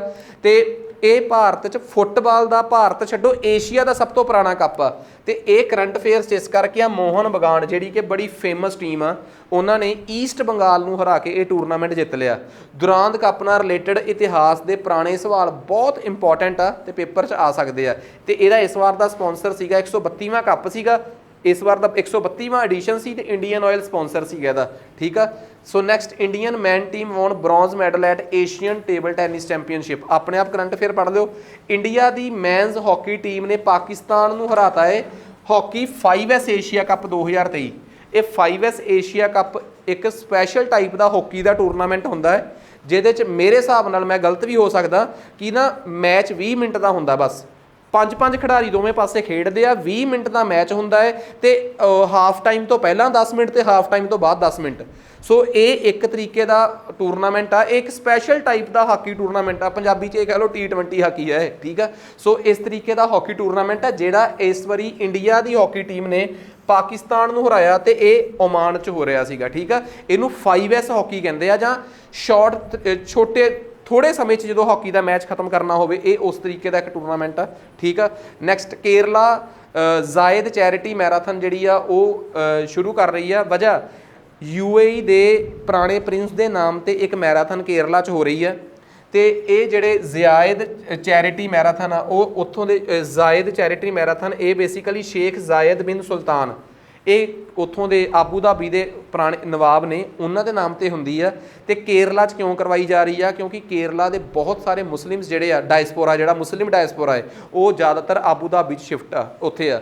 ਇਹ ਉਹੀ ਕੰਮ ਆ ਜਿਵੇਂ ਆਪਾਂ ਕਹੀਏ ਕਿ ਪੰਜਾਬ ਦੇ ਵਿੱਚ ਕਿਸੇ ਕੈਨੇਡਾ ਦੇ ਪ੍ਰਧਾਨ ਮੰਤਰੀ ਦੇ ਨਾਮ ਤੇ ਕੋਈ ਟੂਰਨਾਮੈਂਟ ਹੋਵੇ, ਇਸ ਕਰਕੇ ਕਿ ਪੰਜਾਬ ਵਾਸਤੇ ਕੈਨੇਡੀਅਨ ਡਾਇਸਪੋਰਾ ਜਾਂ ਕੈਨੇਡੀਅਨ ਇਕੋਨਮੀ ਨੇ ਪੰਜਾਬ ਦੀ ਮਦਦ ਕੀਤੀ ਆ। ਸੋ ਇਸ ਤਰੀਕੇ ਦਾ ਕਨਸੈਪਟ ਆ, ਜਿਵੇਂ ਦੇ ਟਾਈਜ਼ ਪੰਜਾਬ ਦੇ ਕੈਨੇਡਾ ਨਾਲ ਆ, ਸਿਮਿਲਰ ਉਵੇਂ ਜਿਹੇ ਦੇ ਟਾਈਜ਼ UAE ਦੇ ਨਾਲ ਆ, UAE ਦੇ ਕੇਰਲਾ ਨਾਲ ਆ, ਜਾਂ UAE ਕੇਰਲਾ ਦੇ ਮਲੇਸ਼ੀਆ ਨਾਲ ਆ। ਬਹੁਤ ਸਾਰੇ ਸਾਊਥ ਇੰਡੀਅਨਸ ਤੁਹਾਨੂੰ ਮਲੇਸ਼ੀਆ 'ਚ, ਜਾਂ ਤੁਹਾਨੂੰ ਮਾਲਦੀਵਸ 'ਚ, ਤੇ ਜਾਂ ਤੁਹਾਨੂੰ ਆਪਣੇ ਉੱਥੇ ਆਬੂ ਧਾਬੀ ਕੰਮ ਕਰਦੇ ਮਿਲ ਜਾਣਗੇ। ਸੋ ਇਹਨਾਂ ਦੀ ਇਕੁਏਸ਼ਨ ਇੱਧਰਲੇ ਪਾਸੇ ਬਹੁਤ ਜ਼ਿਆਦਾ ਹੈ। ਠੀਕ ਆ, ਗੋਆ ਦੇ ਗਵਰਨਰ ਨੇ 37ਵੀਆਂ ਨੈਸ਼ਨਲ ਗੇਮਸ ਦੀ ਮਿਸਾਲ ਲਾਂਚ ਕੀਤੀ ਹੈ। ਸੋ ਬਸ ਇੰਨਾ ਕੁ ਪਤਾ ਹੋਣਾ ਚਾਹੀਦਾ ਹੈ ਕਿ 37ਵੀਆਂ ਨੈਸ਼ਨਲ ਗੇਮਸ ਕਿੱਥੇ ਹੋਣ ਜਾ ਰਹੀਆਂ, ਬਸ ਇੰਨਾ ਕੁ। ਨੈਕਸਟ ਉਸ ਤੋਂ ਬਾਅਦ ਆਪਣੇ ਕੋਲ ਅੱਗੇ ਸਿੰਪਲ ਜੇ ਕਰੰਟ ਆ, ਅੱਗੇ ਆਪਣੇ ਕੋਲ ਆ ਗਿਆ Mukesh Ambani, Gautam Adani, fortune India rich list for 2023। Fortune ਇੱਕ ਭਾਰਤ ਦੀ, ਦੇਖੋ ਇੱਕ ਤਾਂ ਫੋਰਚੂਨ ਬ੍ਰਾਂਡ ਆ, ਉਹਨਾਂ ਦੀ ਆਪਣੀ ਇੱਕ ਭਾਰਤ 'ਚ ਇੱਕ ਕਹਿ ਲਓ ਕਿ ਇੱਕ ਯੂਨਿਟ ਭਾਰਤ ਦੇ ਵਿੱਚ ਰੈਂਕਿੰਗ ਵਗੈਰਾ ਵੀ ਰਿਲੀਜ਼ ਕਰਦੀ ਹੈ ਰਿਚੈਸਟ ਪਰਸਨਸ ਦੀ। ਤੇ ਇਸ ਵਾਰ ਦੀ ਰਿਚੈਸਟ ਪਰਸਨ ਦੀ ਜਿਹੜੀ ਫੋਰਚੂਨ ਲਿਸਟ ਆਈ ਆ, ਉਹਦੇ 'ਚ ਪਹਿਲਾ ਨਾਮ ਮੁਕੇਸ਼ ਅੰਬਾਨੀ ਦਾ ਹੈ ਤੇ ਦੂਸਰਾ ਨਾਮ ਗੌਤਮ ਅਡਾਨੀ ਦਾ ਹੈ। ਜੇ ਜਿਸ ਤਰੀਕੇ ਦਾ ਆਪਣਾ ਉਹ ਹਾਦਸਾ ਜਿਹਾ ਹੋਇਆ ਸੀਗਾ, ਇੱਕ ਅਮਰੀਕਾ ਦੀ ਫਰਮ ਦੁਆਰਾ ਡਾਕੂਮੈਂਟਸ ਲੀਕ ਕੀਤੇ ਗਏ ਸੀਗੇ, ਜਾਂ ਰਿਲੀਜ਼ ਕੀਤੇ ਗਏ ਸੀ, ਲੀਕ ਨਹੀਂ ਰਿਲੀਜ਼ ਕੀਤੇ ਗਏ ਸੀ, ਉਹ ਨਾ ਰਿਲੀਜ਼ ਹੁੰਦੇ ਜਾਂ ਨਾ ਲੀਕ ਹੁੰਦੇ, ਜਾਂ ਉਹ ਅਡਾਨੀਸ ਤੇ ਆਰੋਪ ਨਾ ਲੱਗਦੇ, ਤਾਂ ਇਸ ਲਿਸਟ 'ਚ ਪਹਿਲਾ ਨਾਮ ਗੌਤਮ ਅਡਾਨੀ ਦਾ ਹੋਣਾ ਸੀ ਤੇ ਦੂਜਾ ਮੁਕੇਸ਼ ਅੰਬਾਨੀ ਦਾ। ਸੋ ਇਹ ਇੰਡੀਆ ਦੇ ਟੌਪ ਰਿਚੈਸਟ ਪਰਸਨਸ ਦੀ ਲਿਸਟ ਜਾਰੀ ਹੋਈ ਆ, Fortune list. Science and tech 'ਚ ਆ ਜਾਈਏ, NPCI ਨੇ ਇੰਡੀਆ ਦਾ ਪਹਿਲਾ ਬਲੌਕਚੇਨ ਬੇਗ open source project Falcon release ਕੀਤਾ ਹੈ। ਸੋ ਬੇਸਿਕਲੀ ਇਹ ਆਪਣੇ ਆਪ 'ਚ, ਇੱਕ ਮਿੰਟ, ਹਾਂ ਦੇਖੋ ਸਭ ਤੋਂ ਪਹਿਲੀ ਗੱਲ ਇਹਦੇ 'ਚ ਮੈਂ ਦੋ ਗੱਲਾਂ ਦੱਸਦਾ, ਬਲੌਕਚੇਨ ਕੀ ਆ ਤੇ NPCI ਕੀ ਆ। National payment corporation of India limited, NPCI Bharat ਦੇ ਵਿੱਚ ਇੱਕ ਪੇਮੈਂਟ ਕਾਰਪੋਰੇਸ਼ਨ ਆ, ਜਿਹਨੂੰ ਭਾਰਤ ਦੇ ਕਈ ਬੈਂਕਾਂ ਨੇ ਮਿਲ ਕੇ ਬਣਾਇਆ ਹੈ। ਵੈਸੇ ਇਹ ਵੀ ਦੱਸਦਾ ਮੈਂ ਕਿ NPCI ਬਣਾਈ ਕਿਉਂ ਗਈ ਹੈ। ਭਾਰਤ ਦੇ ਵਿੱਚ ਜਿੰਨੇ ਵੀ ਬੈਂਕ ਆ ਨਾ, ਸਟੇਟ ਬੈਂਕ ਆਫ ਇੰਡੀਆ ਫਲਾਣਾ, ਇਹਨਾਂ ਨੂੰ ਨਾ ਆਪਣੀ ਟੈਕਨੋਲੋਜੀ 'ਚ ਐਡਵਾਂਸਮੈਂਟ ਲਿਆਉਣੀ ਪੈਂਦੀ ਸੀ। ਕਦੀ ਇਹਨਾਂ ਨੂੰ ਆਪਣੀ ਐਪ ਬਣਵਾਉਣੀ ਪੈਂਦੀ ਆ, ਕਦੀ ਕੁਛ ਬਣਵਾਉਣਾ ਪੈਂਦਾ, ਕਦੀ ਕੁਛ ਬਣਵਾਉਣਾ ਪੈਂਦਾ ਹੈ। ਇਹਨਾਂ ਨੇ ਫਿਰ ਸਰਕਾਰੀ ਕੰਪਨੀ ਨੂੰ ਇੱਕ ਠੇਕਾ ਦੇਤਾ। NPCI ਸਰਕਾਰੀ ਤਾਂ ਨਹੀਂ, ਪਰ ਇਹਦੇ 'ਚ NPCI ਨੂੰ ਸਾਰੇ ਬੈਂਕਾਂ ਨੇ ਮਿਲ ਕੇ ਬਣਾਇਆ। ਕਹਿੰਦੇ ਜਦੋਂ ਵੀ ਕੋਈ ਰਿਸਰਚ ਦਾ ਕੰਮ ਹੋਊਗਾ ਆਪਾਂ ਇਹਨਾਂ ਨੂੰ ਦੇ ਦਿਆ ਕਰਾਂਗੇ। ਇਹਦੇ ਨਾਲ ਕੀ ਆ, ਜੇ ਆਪਾਂ ਕਿਸੇ ਬਾਹਰ ਇਨਫੋਸਿਸ ਵਰਗੀ ਕੰਪਨੀ ਨੂੰ ਕੋਈ ਪ੍ਰੋਜੈਕਟ ਦਈਏ ਐਪ ਬਣਾਉਣ ਦਾ, ਉਹਨਾਂ ਨੂੰ ਉਹ ਮਹਿੰਗਾ ਬਹੁਤ ਲਾਉਂਦੇ ਆ। ਸੋ ਬੈਂਕਾਂ ਨੇ ਹਿੱਸੇਦਾਰੀ ਪਾ ਕੇ ਇੱਕ ਕੰਪਨੀ ਬਣਾ ਲਈ ਤੇ ਨਾਮ ਰੱਖਿਆ national payment corporation of India limited. ਤੇ ਇਸ NPCI ਤੋਂ ਕਈ ਕੰਮ ਕਰਵਾਏ, ਤੁਸੀਂ ਨਾ ਯਕੀਨ ਨਹੀਂ ਕਰੋਗੇ। NEFT ਕਈ ਚੀਜ਼ਾਂ, ਨੈਸ਼ ਵਗੈਰਾ ਕਈ ਸੌਫਟਵੇਅਰ ਉਹਨੇ ਬਣਾਏ ਆ ਆਪਣੇ NPCI ਨੇ, ਤੁਹਾਡੇ 'ਚੋਂ ਕਈ ਉਹਨਾਂ ਬਾਰੇ ਜਾਣਦੇ ਵੀ ਨਹੀਂ, ਕਿਉਂਕਿ ਉਸ ਟਾਈਮ ਤੁਸੀਂ ਬੈਂਕਿੰਗ 'ਚ ਇੰਨੇ ਜ਼ਿਆਦਾ ਇਨਵੋਲਵਡ ਨਹੀਂ ਸੀ। ਇਹਨਾਂ ਨੇ ਸਭ ਤੋਂ ਵੱਡੀ ਚੀਜ਼ NPCI ਨੇ ਬੈਂਕਾਂ ਨੂੰ ਪਤਾ ਕੀ ਬਣਾ ਕੇ ਦਿੱਤੀ? UPI interface, unified payment interface ਬਣਾ ਕੇ ਦਿੱਤਾ ਕਿ ਇਸ ਇੰਟਰਫੇਸ ਦੇ ਉੱਪਰ ਜਿਹੜਾ ਬੈਂਕ ਕਹੂਗਾ ਤੁਹਾਨੂੰ ਉਹਨਾਂ ਦੀ ਐਪ ਬਣਾ ਦਾਂਗੇ। ਲਓ ਜੀ, ਬੈਂਕਾਂ ਵਾਲਿਆਂ ਦੀਆਂ ਐਪ ਤਾਂ ਇਹਨਾਂ ਨੇ ਫ੍ਰੀ ਖਾਤੇ ਹੀ ਬਣਾਤੀਆਂ, ਕਿਉਂਕਿ ਬੈਂਕਾਂ ਵਾਲਿਆਂ ਦੀ ਹਿੱਸੇਦਾਰੀ ਸੀ। ਜਿੰਨੇ ਕੁ ਕਿਸੇ ਬੈਂਕ ਤੋਂ ਖਰਚਾ ਆਇਆ ਹੋਣਾ, ਉਹਨਾਂ ਕੋਲ ਉਹਨਾਂ ਨੂੰ ਹਿੱਸੇਦਾਰੀ 'ਚੋਂ ਪ੍ਰੋਫਿਟ ਵੀ ਆ ਜਾਂਦਾ ਹੈ। ਸੋ ਬੈਂਕਾਂ ਵਾਲਿਆਂ ਨੂੰ ਤਾਂ ਇਹ ਫਾਇਦਾ ਹੋ ਗਿਆ ਕਿ ਇਸ ਇੰਟਰਫੇਸ 'ਤੇ ਸਾਡੀਆਂ ਐਪ ਤਾਂ ਫ੍ਰੀ ਬਣ ਗਈਆਂ। ਉਸ ਤੋਂ ਬਾਅਦ ਜਿਹੜੇ ਪ੍ਰਾਈਵੇਟ ਪਲੇਅਰਸ ਨੇ, ਗੂਗਲ ਵਾਲੇ ਆ, ਫੋਨਪੇ ਆ, ਉਹਨਾਂ ਨੇ ਆਪਣੀਆਂ ਐਪ ਬਣਵਾਈਆਂ। ਉੱਥੋਂ ਜੋ ਪ੍ਰੋਫਿਟ ਆਉਂਦਾ ਹੈ ਉਹ ਬੈਂਕਾਂ ਨੂੰ ਸ਼ੇਅਰ ਹੁੰਦਾ ਹੈ, ਕਿਉਂਕਿ ਇਹ ਬੈਂਕਾਂ ਦੀ ਹੀ ਬਣਾਈ ਹੋਈ ਇੱਕ ਕੰਪਨੀ ਆ NPCI। ਭਾਰਤ ਦੇ ਅੱਜ ਕੱਲ੍ਹ ਇੱਕ ਹੋਰ ਇੱਕ ਰੌਲਾ ਚੱਲਦਾ ਹੋਣਾ, ਬਿਟਕੋਇਨ। ਕਈ ਪਿੰਡਾਂ 'ਚ ਵਿਹਲੇ, ਉਹਨਾਂ ਨੂੰ ਵੀ ਨਵੀਂ ਚੀਜ਼ ਪਤਾ ਲੱਗੀ ਆ, ਸੋਹਣੀ ਠੱਗੀ ਮਰਾਈ ਆ ਕਈਆਂ ਨੇ। ਠੀਕ ਆ, ਇਸ ਮਸਲੇ 'ਚ ਬਿਟਕੋਇਨਸ ਇੱਕ ਅਜਿਹੇ ਪ੍ਰਕਾਰ ਦੀ ਕਰੰਸੀ ਆ ਜਿਹਨੂੰ ਕੋਈ ਰੈਗੂਲੇਟ ਨਹੀਂ ਕਰਦਾ। ਇਹ ਚੱਲਦੀ ਆ ਬਲੌਕਚੇਨ ਟੈਕਨੋਲੋਜੀ 'ਤੇ। ਜਿਹੜੀ ਟੈਕਨੋਲੋਜੀ ਤੇ ਬੇਸਡ ਇਹ ਚੱਲਦੀ ਆ ਉਹ ਟੈਕਨੋਲੋਜੀ ਬਹੁਤ ਘੈਂਟ ਆ, ਉਸ ਟੈਕਨੋਲੋਜੀ ਨੂੰ ਥੋੜਾ ਜਿਹਾ ਰੈਗੂਲਰ ਕਰਨ ਦੀ ਲੋੜ ਸੀ ਤੇ ਉਸ ਟੈਕਨੋਲੋਜੀ ਨੂੰ ਥੋੜਾ ਜਿਹਾ ਭਾਰਤ ਦੇ ਹਿਸਾਬ ਨਾਲ ਢਾਲਣ ਦੀ ਲੋੜ ਸੀ। ਬਿਟਕੋਇਨ ਉਹਦੇ ਤੇ ਚੱਲਣ ਵਾਲੀ ਕਰੰਸੀ ਨੂੰ ਕੱਢ ਦਿਓ, ਉਹ ਟੈਕਨੋਲੋਜੀ ਜਿਹੜੀ ਆ ਉਹਦੇ 'ਚ ਉਸ ਟੈਕਨੋਲੋਜੀ ਨੂੰ ਭਾਰਤ ਦੇ ਵਿੱਚ ਤਿਆਰ ਕਰ ਲਿਆ NPCI ਨੇ। ਇਹਨਾਂ ਨੇ ਆਪਣੀ ਬਲੈਕ ਚੇਨ ਟੈਕਨੋਲੋਜੀ ਦਾ ਜਿਹੜਾ ਕਨਸੈਪਟ ਆ ਇੰਟਰੋਡਿਊਸ ਕਰਤਾ ਹੈ। ਤੇ ਜੇ ਕੋਈ ਕਹੂਗਾ ਨਾ ਕਿ ਇਸ ਬਲੌਕ ਚੇਨ ਟੈਕਨੋਲੋਜੀ ਦਾ ਭਾਰਤ ਨੂੰ ਕੀ ਫਾਇਦਾ ਹੈ NPCI ਨੂੰ, ਇਹ ਭੁੱਲ ਜਾਓ ਕਿ ਇਹਦੇ ਬੇਸ ਤੇ ਸਿਰਫ ਕਰੰਸੀ ਚੱਲ ਸਕਦੀ ਹੈ। ਬੈਂਕ ਆਪਸ 'ਚ ਬਲੌਕ ਚੇਨ ਟੈਕਨੋਲੋਜੀ ਨਾਲ ਇੰਟਰਲਿੰਕ ਹੋ ਜਾਣਗੇ ਤੇ ਬਲੌਕ ਚੇਨ ਟੈਕਨੋਲੋਜੀ ਨਾਲ ਇੰਟਰਲਿੰਕ ਹੋਏ ਬੈਂਕਾਂ ਤੇ ਵਾਇਰਸ ਦਾ ਅਟੈਕ 99% ਤੱਕ ਘਟ ਜਾਊਗਾ, ਇਹ ਗਰੰਟੀ ਹੈ ਇਹਦੀ। ਸੋ ਇਹ ਇੱਕ ਅਜਿਹੀ ਟੈਕਨੋਲੋਜੀ ਆ, ਕਿਉਂ ਨਹੀਂ ਵਾਇਰਸ ਅਟੈਕ ਕਰ ਸਕਦਾ ਉਹਦੇ ਤੇ ਲੰਮੀ ਕਹਾਣੀ ਆ, ਉਹ ਸਾਇੰਸ ਟੈਕ ਦਾ ਪੋਰਸ਼ਨ ਆ, ਪਰ ਮੈਂ ਜਸਟ ਦੱਸਤਾ ਕਿ ਬੈਂਕਾਂ ਨੂੰ NPCI ਨੇ ਇੱਕ ਨਵੀਂ ਚੀਜ਼ ਬਣਾ ਕੇ ਦੇਤੀ, ਉਹ ਤੁਹਾਡੇ ਸਾਹਮਣੇ ਮੈਂ ਕਲੀਅਰ ਕਰ ਹੀ ਦਿੱਤੀ ਆ। ਨੈਕਸਟ ਅੱਗੇ ਆਪਣੇ ਕੋਲ ਆ ਗਿਆ ਇੰਡੀਆ ਦਾ ਪਹਿਲਾ AI ਪਾਵਰਡ ਡਰੋਨ ਸਿਸਟਮ ਇੰਦਰਜਾਲ ਜਿਹੜਾ ਹੈ ਉਹ ਲਾਂਚ ਕਰਦਾ। AI ਪਾਵਰਡ ਦਾ ਮਤਲਬ ਆ artificial intelligence based anti drone. ਜੇ ਕੋਈ ਵੀ ਡਰੋਨ ਭਾਰਤ ਤੇ ਹਮਲਾ ਕਰੂਗਾ ਤਾਂ ਐਂਟੀ ਡਰੋਨ ਉਹਨੂੰ ਡਿਸਟਰੋਏ ਕਰ ਸਕਦਾ। ਸੋ ਇਹ ਨਵਾਂ AI based artificial intelligence based ਦੁਨੀਆ ਦਾ ਪਹਿਲਾ ਐਂਟੀ ਡਰੋਨ ਸਿਸਟਮ ਜਿਹੜਾ ਹੈ ਇੰਦਰਜਾਲ, ਉਹਨੂੰ ਗ੍ਰੀਨ ਰੋਬੋਟਿਕਸ ਨੇ ਰਿਲੀਜ਼ ਕਰਕੇ ਦਿੱਤਾ। ਭਾਰਤ 'ਚ ਇੱਕ ਪ੍ਰਾਈਵੇਟ ਫਰਮ ਆ ਜਿਨ੍ਹਾਂ ਨੇ ਇਹ ਕੰਪਨੀ ਆ ਗ੍ਰੀਨ ਰੋਬੋਟਿਕਸ, ਜਿਨ੍ਹਾਂ ਨੇ ਇਹ ਬਣਾਇਆ ਹੈ। ਸੋ ਇੰਡੀਆ ਦਾ ਪਹਿਲਾ AI based anti drone system, ਉਹਦਾ ਨਾਮ ਕੀ ਆ? ਇੰਦਰਜਾਲ। ਨੈਕਸਟ ਉਸ ਤੋਂ ਬਾਅਦ ਅੱਗੇ ਆ ਜਾਓ AG 365S। ਸੋ ਇਹ ਇੱਕ ਡਬਲ ਇੰਡੀਆ ਦਾ ਪਹਿਲਾ ਮਲਟੀ ਯੂਟਿਲਿਟੀ ਡਰੋਨ ਆ। ਭਾਰਤ 'ਚ ਇੱਕ ਅਜਿਹਾ ਡਰੋਨ ਜਿਹਨੂੰ ਆਰਮੀ ਦੇ ਕੰਮ ਵਾਸਤੇ ਵੀ ਵਰਤਿਆ ਜਾ ਸਕਦਾ, ਸਮਾਨ ਢੋਣ ਵਾਸਤੇ, ਪਲੱਸ ਖੇਤੀਬਾੜੀ 'ਚ ਵੀ ਵਰਤਿਆ ਜਾ ਸਕਦਾ ਹੈ। ਸੋ ਇਹ ਭਾਰਤ 'ਚ ਇੱਕ ਪਹਿਲਾ ਮਲਟੀ ਯੂਟਿਲਿਟੀ ਐਗਰੀਕਲਚਰਲ ਡਰੋਨ ਆ, ਨਾਮ ਆ AG 365S। ਪੇਪਰ 'ਚ ਆ ਸਕਦਾ ਕਿ AG 365S ਰੀਸੈਂਟਲੀ ਖਬਰਾਂ 'ਚ ਕੀ ਆ। ਇਹ ਇੱਕ ਮਲਟੀ ਯੂਟਿਲਿਟੀ ਜਾਂ ਕਿਸੇ ਵੀ ਕੰਮ 'ਚ ਲਿਆਂਦਾ ਜਾ ਸਕਦਾ ਇੱਕ ਡਰੋਨ ਸਿਸਟਮ ਆ ਭਾਰਤ ਦਾ। ਬਸ ਇੰਨਾ ਆਪਾਂ ਨੂੰ ਯਾਦ ਰੱਖਣਾ, ਇਹਨੂੰ ਕਿਸਾਨੀ ਵਾਸਤੇ ਵੀ, ਫੌਜ ਦਾ ਸਮਾਨ ਢੋਣ ਵਾਸਤੇ ਵੀ ਵਰਤਿਆ ਜਾ ਸਕਦਾ, ਤਾਂ ਹੀ ਇਹਨੂੰ ਮਲਟੀ ਯੂਟਿਲਿਟੀ ਡਰੋਨ ਸਿਸਟਮ ਕਿਹਾ ਗਿਆ ਹੈ। ਨੈਕਸਟ ਉਸ ਤੋਂ ਬਾਅਦ ਅੱਗੇ ਆਪਣੇ ਕੋਲ ਆ ਗਿਆ IIT Jodhpur scientist develop code advice for good air quality. So ਇੱਕ ਟੈਕਨੀਕਲ ਐਡਵਾਈਸ, ਇੱਕ ਹੁੰਦੀ ਆ ਆਊਟਡੋਰ 에ਅਰ, ਇੱਕ ਇਨਡੋਰ 에ਅਰ। ਘਰਾਂ ਦੇ ਅੰਦਰ ਹਵਾ ਨੂੰ ਸਾਫ਼ ਕਰਨ ਵਾਸਤੇ ਬਕਾਇਦਾ ਇੱਕ device cold plasma detergent environment, basically ਇੱਕ ਡਿਵਾਈਸ ਤਿਆਰ ਕੀਤਾ ਗਿਆ ਜਿਸ 'ਚ ਕੁਝ ਕੈਮੀਕਲ ਕੰਪੋਜੀਸ਼ਨਸ ਹੋਣਗੀਆਂ ਜਿਹੜੀਆਂ ਇੰਡੋਰ 에ਅਰ ਨੂੰ ਸਾਫ਼ ਕਰ ਸਕਦੀਆਂ। ਸੋ ਪੇਪਰ 'ਚ ਇਹ ਆ ਸਕਦਾ ਕਿ ਕੋਡ ਰੀਸੈਂਟਲੀ ਜਿਹੜਾ ਡਿਵਾਈਸ ਆ ਉਹਦਾ ਮਕਸਦ ਕੀ ਆ? ਇੰਡੋਰ 에ਅਰ ਨੂੰ ਸਾਫ਼ ਕਰਨਾ, ਉਹਦੇ 'ਚੋਂ ਪੋਲਿਊਟੈਂਟਸ ਨੂੰ ਸੱਕ ਕਰ ਲੈਣਾ, ਆਪਣੇ ਅੰਦਰ ਖਿੱਚ ਲੈਣਾ। ਤੇ ਬਣਾਇਆ ਕਿਹੜੀ IIT ਨੇ? IIT ਜੋਧਪੁਰ ਨੇ। ਸੋ ਇਹ ਕਰੰਟ ਅਫੇਅਰਸ 'ਚ ਇੰਡੋਰ 에ਅਰ ਵਾਸਤੇ ਆ, ਆਊਟਡੋਰ 에ਅਰ ਵਾਸਤੇ ਨਹੀਂ ਹੈਗਾ। ਜਾਪਾਨ ਨੇ ਮੂਨ ਸਪਾਈਨਰ ਇੱਕ ਆਪਣਾ ਲੈਂਡਰ ਮਿਸ਼ਨ ਲਾਂਚ ਕਰਤਾ ਜਾਪਾਨ ਨੇ, ਤੇ ਜਾਪਾਨ ਇਹ ਮਿਸ਼ਨ ਲਾਂਚ ਕਰਨ ਤੋਂ ਬਾਅਦ ਦੁਨੀਆ ਦਾ 5ਵਾਂ ਦੇਸ਼ ਹੋ ਗਿਆ ਹੈ। India, USA, USSR, China, India ਤੋਂ ਬਾਅਦ ਜਾਪਾਨ ਜਿਹੜਾ ਕਿ ਮੂਨ ਤੇ ਆਪਣਾ ਲੈਂਡਰ ਮਿਸ਼ਨ ਲਾਂਚ ਕਰ ਰਿਹਾ ਹੈ। ਠੀਕ ਆ। ਨੈਕਸਟ ਉਸ ਤੋਂ ਬਾਅਦ ਅਗਲਾ ਕਰੰਟ ਅਫੇਅਰ ਆ ਗਿਆ, ਭਾਰਤ ਦੇ ਵਿੱਚ ਇੱਕ ਮੈਜ਼ਾਗਾਉਂ ਡੌਕ ਯਾਰਡ ਆ। ਬੇਸਿਕਲੀ ਭਾਰਤ ਦੇ ਵਿੱਚ ਕੁਝ ਡੌਕ ਯਾਰਡਸ ਨੇ। ਡੌਕ ਯਾਰਡਸ ਦਾ ਮਤਲਬ ਜਿੱਥੇ ਸਮੁੰਦਰੀ ਜਹਾਜ਼ ਬਣਦੇ ਆ, ਇਹ ਭਾਰਤ ਦੀਆਂ ਡੌਕ ਯਾਰਡਸ ਨੇ। ਜਿਵੇਂ ਹਿੰਦੁਸਤਾਨ ਡੌਕ ਯਾਰਡ ਆ ਵਿਸ਼ਾਖਾਪਟਨਮ, ਮਾਜ਼ੇਗਾਉਂ ਡੌਕ ਯਾਰਡ ਆ ਗੋਆ ਬੰਬੇ ਵਾਲੇ ਪਾਸੇ। ਠੀਕ ਆ। ਇਹ ਕੁਝ ਭਾਰਤ ਦੀਆਂ ਡੌਕ ਯਾਰਡਸ ਨੇ ਜਿੱਥੇ ਭਾਰਤੀ ਸਮੁੰਦਰੀ ਜਹਾਜ਼ ਬਣਦੇ ਆ। ਖੁਸ਼ੀ ਦੀ ਗੱਲ ਇਹ ਆ ਕਿ ਭਾਰਤ ਦੀ ਮੈਜ਼ੇਗਾਉਂ ਡੌਕ ਯਾਰਡ ਨੂੰ ਇਹ ਦੂਜੀ ਕੰਪਨੀ ਆ। ਇਸ ਤੋਂ ਪਹਿਲਾਂ ਭਾਰਤ ਦੀ ਲਾਰਸਨ ਟਰਬੋ ਪਹਿਲੀ ਪ੍ਰਾਈਵੇਟ ਕੰਪਨੀ ਸੀ। ਇਹ ਦੂਸਰੀ ਭਾਰਤੀ ਕੰਪਨੀ ਆ ਜਿਹਨੂੰ US ਨੇਵੀ ਨੇ ਆਪਣੇ ਜਹਾਜ਼ ਠੀਕ ਕਰਨ ਦਾ ਠੇਕਾ ਦਿੱਤਾ ਹੈ। ਠੀਕ ਆ। ਕਿ ਜਿੰਨੇ ਉਹਨਾਂ ਦੇ ਇਸ ਰੀਜਨ 'ਚ ਇੰਡੀਅਨ ਓਸ਼ੀਅਨ 'ਚ ਜਹਾਜ਼ ਖਰਾਬ ਹੋਣਗੇ ਉਹਨਾਂ ਨੂੰ ਠੀਕ ਕਰਨ ਦਾ ਠੇਕਾ ਇਹਨਾਂ ਨੂੰ ਮਿਲਿਆ। ਸੋ ਇੰਪੋਰਟੈਂਟ ਕਰੰਟ ਅਫੇਅਰ ਆ। ਨੈਕਸਟ ਉਸ ਤੋਂ ਬਾਅਦ ਅੱਗੇ ਆ ਗਿਆ ਇੰਡੀਅਨ ਆਰਮੀ ਨੇ ਆਪਣਾ ਜਿਹੜਾ ਨਵਾਂ ਥਲ ਸੈਨਾ ਭਵਨ ਆ। ਠੀਕ ਆ। ਨਵਾਂ ਥਲ ਸੈਨਾ ਮਤਲਬ ਜਿਹੜਾ ਇਹਨਾਂ ਦਾ ਆਰਮੀ ਦਾ ਹੈੱਡਕੁਆਟਰ ਆ ਉਹਨੂੰ ਥਲ ਸੈਨਾ ਭਵਨ ਕਹਿ ਰਹੇ ਆ। ਉਹ ਇੱਕ ਗ੍ਰੀਨ ਬਿਲਡਿੰਗ ਦੇ ਤੌਰ ਤੇ ਉਹਨੂੰ ਡਿਵੈਲਪ ਕੀਤਾ ਜਾ ਰਿਹਾ ਹੈ। ਬਸ ਨੈਕਸਟ ਉਸ ਤੋਂ ਬਾਅਦ ਡਿਫੈਂਸ ਨਾਲ ਰਿਲੇਟਡ ਹੋਰ ਖਬਰਾਂ ਆ ਗਈਆਂ ਆਪਣੇ ਕੋਲ। Indian air force Bharat drone Shakti 2023 ਇੱਕ ਫੈਸਟੀਵਲ ਲਾਂਚ ਕਰ ਰਹੀ ਹੈ ਜਿੱਥੇ ਆਪਣੀ ਡਰੋਨਸ ਨੂੰ ਦੀ ਪੋਟੈਂਸ਼ੀਅਲ ਜਿਹੜੀ ਆ ਉਹ ਦਿਖਾਈ ਜਾਊਗੀ। ਨੈਕਸਟ ਉਸ ਤੋਂ ਬਾਅਦ ਅਗਲਾ ਕਰੰਟ ਅਫੇਅਰ ਆ ਗਿਆ IF ਦੀ ਇੱਕ ਐਕਸਰਸਾਈਜ਼ ਆ ਤ੍ਰਿਸ਼ੂਲ।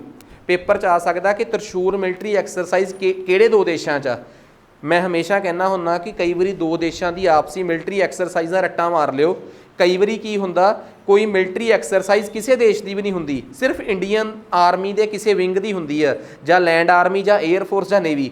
उस तरीके नाल त्रिशूल एक मिलटरी एक्सरसाइज आ जिहड़ी सिर्फ इंडियन एयरफोर्स की आ। सो होर इस तो वध के इहदे च कुछ नहीं गा।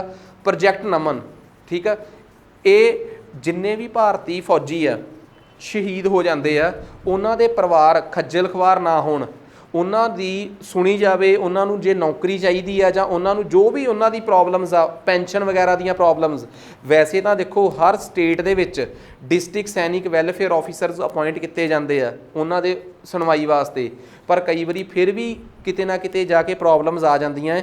भारत सरकार ने प्रोजैक्ट नमन लॉन्च किया है। सो पेपर च आ सकता है कि प्रोजैक्ट नमन जिहड़ा है वो किन्ना दे एतराज़ सुनूगा, भारत च रिटायर हो चुके फौजी जां वो फौजी जिहड़े जानां गवा चुके आ, शहीद हो चुके आ, उन्हां दे परिवारां नूं पेंशन पैसे जो भी उन्हां दे बनते हुए अधिकार आ, हक आ, वो मिल जाण, ਉਹਦੇ वास्ते प्रोजैक्ट नमन जिहड़ा है वो भारत सरकार ने शुरू किया है। ठीक है, उस तो बाद बैंकिंग च 15% एजुकेशन एग्रीकल्चर सैस जिहड़ा है वो हटा दिता गया है।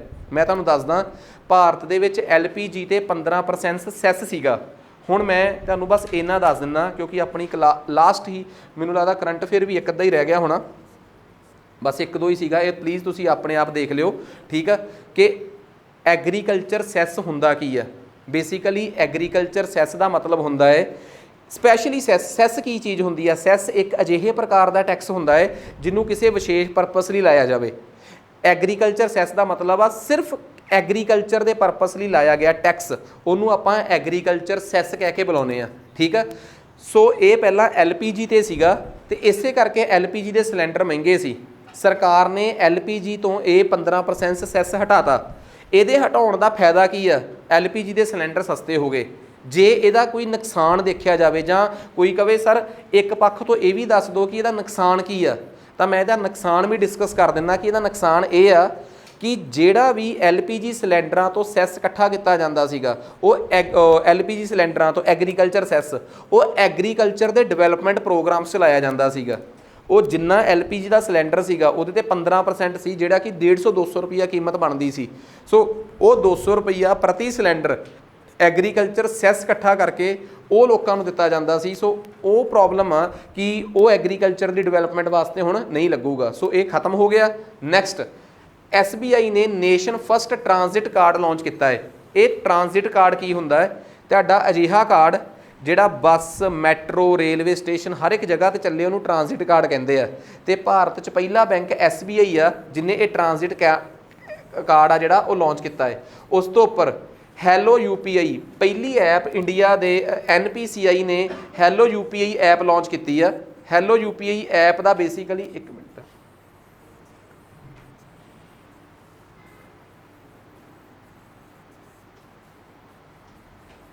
हैलो UPI ऐप NPCI ਦੇ ਵੱਲੋਂ ਲਾਂਚ ਕੀਤੀ ਗਈ ਹੈ। ਇਹ ਇੱਕ ਨਵੀਂ ਐਪ ਆ ਜਿਹਦੇ 'ਚ ਤੁਸੀਂ ਬੋਲ ਕੇ ਮਤਲਬ ਕਿ ਆਪਣੀ ਕਨਵਰਸੇਸ਼ਨ ਕਰਕੇ ਕੋਈ ਵੀ ਇਨਫੋਰਮੇਸ਼ਨ ਮੰਗ ਸਕਦੇ ਹੋ ਜਾਂ ਪੇਮੈਂਟ ਕਰ ਸਕਦੇ ਹੋ ਜਾਂ ਪੇਮੈਂਟ ਕਢਵਾ ਸਕਦੇ ਹੋ। ਹੈਲੋ UPI NPCI ਦਾ ਨਵਾਂ ਉਪਰਾਲਾ ਹੈ ਤੇ ਇਹ ਮੈਂ ਤੁਹਾਨੂੰ ਪਹਿਲਾਂ ਹੀ ਦੱਸਦਾ ਕਿ NPCI ਭਾਰਤ ਦੇ ਵਿੱਚ ਇੱਕ ਅਜਿਹਾ ਪਲੇਟਫਾਰਮ ਆ ਜਿਹਨੂੰ ਬੈਂਕਾਂ ਨੇ ਮਿਲ ਕੇ ਬਣਾਇਆ ਸੀਗਾ ਤਾਂ ਕਿ ਭਾਰਤ ਦੇ ਵਿੱਚ ਜੋ ਜਿੰਨੀਆਂ ਵੀ ਬੈਂਕਿੰਗ ਕੰਪਨੀਜ਼ ਨੇ ਉਹਨਾਂ ਦੀਆਂ ਸਾਰੀਆਂ ਜ਼ਰੂਰਤਾਂ ਪੂਰੀਆਂ ਹੋ ਸਕਣ। ਕਿਉਂਕਿ ਕਈਆਂ ਨੂੰ ਜਿੰਨੀਆਂ ਵੀ ਭਾਰਤ ਦੀਆਂ ਐਪ ਚੱਲਦੀਆਂ ਨਾ, ICI ਦੀ ਐਪ, ਐਕਸਿਸ ਬੈਂਕ ਦੀ, ਇਹਨਾਂ ਸਾਰਿਆਂ ਦਾ ਇੰਟਰਫੇਸ ਇੱਕੋ ਹੀ ਆ। ਹਾਂ, ਉਹਦੇ 'ਤੇ ਡਿਜ਼ਾਈਨ ਸਭ ਦੇ ਵੱਖੋ ਵੱਖ ਹੋ ਸਕਦੇ ਆ, ਜਿਹਨੇ ਜਿੰਨਾ ਪੈਸਾ ਖਰਚਿਆ ਡਿਜ਼ਾਈਨ 'ਤੇ ਉਹ ਓਨੀ ਵਧੀਆ ਬਣ ਗਈ ਹੋਊਗੀ, ਪਰ ਜਿਹੜਾ ਥੱਲੇ ਡਿਜ਼ਾਈਨ ਆ, ਇੰਟਰਫੇਸ ਆ, ਉਹ ਸਾਰਿਆਂ ਵਾਸਤੇ ਯੂਨੀਫਾਈਡ ਆ। ਤੇ ਉਸੇ ਇੰਟਰਫੇਸ ਦੇ ਉੱਪਰ ਹੀ ਸਾਰੀਆਂ ਐਪਸ ਬਣਾ ਕੇ ਦਿੱਤੀਆਂ ਤੇ ਬਣਾ ਕੇ ਦੇਣ ਵਾਲੀ ਕੰਪਨੀ ਕਿਹੜੀ ਆ, UPI। ਹੁਣ NPCI। ਹੁਣ NPCI ਨੇ UPI ਹੈਲੋ ਐਪ ਲਾਂਚ ਕੀਤੀ ਆ ਤੇ ਮਕਸਦ ਇਹ ਆ ਕਿ ਤੁਸੀਂ ਬੋਲ ਕੇ ਆਪਣੀਆਂ ਟ੍ਰਾਂਜੈਕਸ਼ਨਸ ਲੈ ਸਕਦੇ ਹੋ। ਉਸ ਤੋਂ ਬਾਅਦ ਉੱਪਰ ਆ ਜਾਓ, ਹਿਟਾਚੀ ਨੇ ਇੰਡੀਆ ਦਾ ਪਹਿਲਾ UPI ATM ਜਿਹੜਾ ਹੈ ਉਹ ਲਾਂਚ ਕੀਤਾ ਹੈ। ਹਿਟਾਚੀ ਤੇ NPCI ਮਿਲ ਕੇ ਪਹਿਲਾ UPI ਬੇਸਡ ATM ਲਾਂਚ ਕਰ ਰਹੇ ਆ। ਇਹ UPI ਬੇਸਡ ATM ਦਾ ਮਤਲਬ ਆ ਤੁਸੀਂ ਇੱਕ ATM ਬਣਨੇ ਹੋਣਗੇ, ATM 'ਚ ਸਕੈਨ ਕਰਿਓ, ਤੁਹਾਡੇ ਪੈਸੇ ਨਿਕਲ ਆਉਣਗੇ। ਸੋ ਪਹਿਲਾ UPI ਬੇਸਡ ATM ਭਾਰਤ 'ਚ ਹਿਟਾਚੀ ਲੈ ਕੇ ਆ ਰਿਹਾ ਹੈ। ਠੀਕ ਆ, ਨੈਕਸਟ ਉਸ ਤੋਂ ਉੱਪਰ ਆਪਣੇ ਕੋਲ ਆ ਗਿਆ CCI clears air India Vistara merger. ਹੁਣ ਮੈਂ ਇਹਦੇ 'ਚ ਇੱਕ ਗੱਲ ਤੁਹਾਨੂੰ ਦੱਸਦਾ, ਦੇਖੋ ਜਦੋਂ ਵੀ ਦੋ ਕੰਪਨੀਆਂ ਦਾ ਆਪਸ 'ਚ ਮਰਜਰ ਹੁੰਦਾ ਹੈ ਜਾਂ ਇੱਕ ਕੰਪਨੀ ਦੂਜੀ ਕੰਪਨੀ ਨੂੰ ਖਰੀਦਦੀ ਆ, ਇਹਦੇ 'ਚ ਭਾਰਤ ਸਰਕਾਰ ਦੀ ਪਰਮਿਸ਼ਨ ਦੀ ਲੋੜ ਕਿਉਂ ਪੈਂਦੀ ਆ। ਹੁਣ ਮੰਨ ਲਓ ਮੈਂ ਕਿਸੇ ਤੋਂ ਵੀ ਜਾਇਦਾਦ ਖਰੀਦਣੀ ਆ, ਠੀਕ ਆ, ਮੈਂ ਕਿਸੇ ਤੋਂ ਜਾਇਦਾਦ ਖਰੀਦਣੀ ਆ ਤੇ ਉਸ ਜਾਇਦਾਦ ਦਾ ਜਿਹੜੀ ਵੀ ਹੈਗੀ ਆ ਕਿਸੇ ਸ਼ਹਿਰ ਦੀ ਪ੍ਰਾਪਰਟੀ ਆ ਤੇ ਮੈਂ ਉਹਦੇ ਤੋਂ 50 ਲੱਖ ਦੀ ਪ੍ਰਾਪਰਟੀ ਖਰੀਦਾਂ ਤੇ ਤੁਹਾਨੂੰ ਵੀ ਪਤਾ ਹੈ ਕਿ ਮੈਂ 50 ਲੱਖ ਤੇ ਜਾਂ ਕੋਈ ਵੀ 50 ਲੱਖ ਤੇ ਰਜਿਸਟਰੀ ਨਹੀਂ ਕਰਾਉਂਦਾ।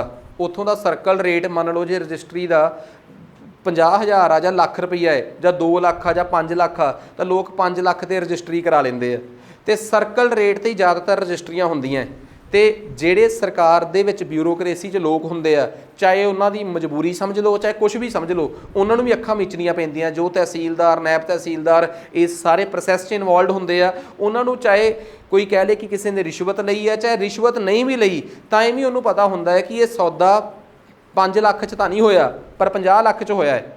ਇਹ 5 ਲੱਖ ਤੋਂ ਲੈ ਕੇ 50 ਲੱਖ ਦੇ ਵਿੱਚ ਉਹ 45 ਲੱਖ ਦਾ ਗੈਪ ਕੀ ਆ ਭਲਾ? ਉਹ 45 ਲੱਖ ਦਾ ਗੈਪ ਬਲੈਕ ਮਨੀ ਆ। ਤੁਸੀਂ ਉਹ ਗੱਲ ਸਰਕਾਰ ਤੋਂ ਲੁਕੋਈ ਆ ਤੇ ਉਸ 45 ਲੱਖ ਤੇ ਸਰਕਾਰ ਨੇ ਤੁਹਾਡੇ ਤੋਂ ਜਿਹੜਾ ਤੁਸੀਂ ਪ੍ਰੋਫਿਟ ਖੱਟਿਆ ਕਿ 5 ਲੱਖ ਦੀ ਪ੍ਰਾਪਰਟੀ 50 ਲੱਖ 'ਚ ਖਰੀਦੀ ਆ, ਵੇਚੀ ਆ ਕਿਸੇ ਨੇ, ਸਰਕਾਰ ਉਹਨੂੰ ਕਹੂਗੀ ਇਹਦੇ ਤੇ 10-15% ਕੈਪੀਟਲ ਗੇਨ ਟੈਕਸ ਦੇ ਸਾਨੂੰ, ਤਾਂ ਤੁਸੀਂ ਉਹ ਟੈਕਸ ਬਚਾ ਲੈਂਦੇ ਹੋ।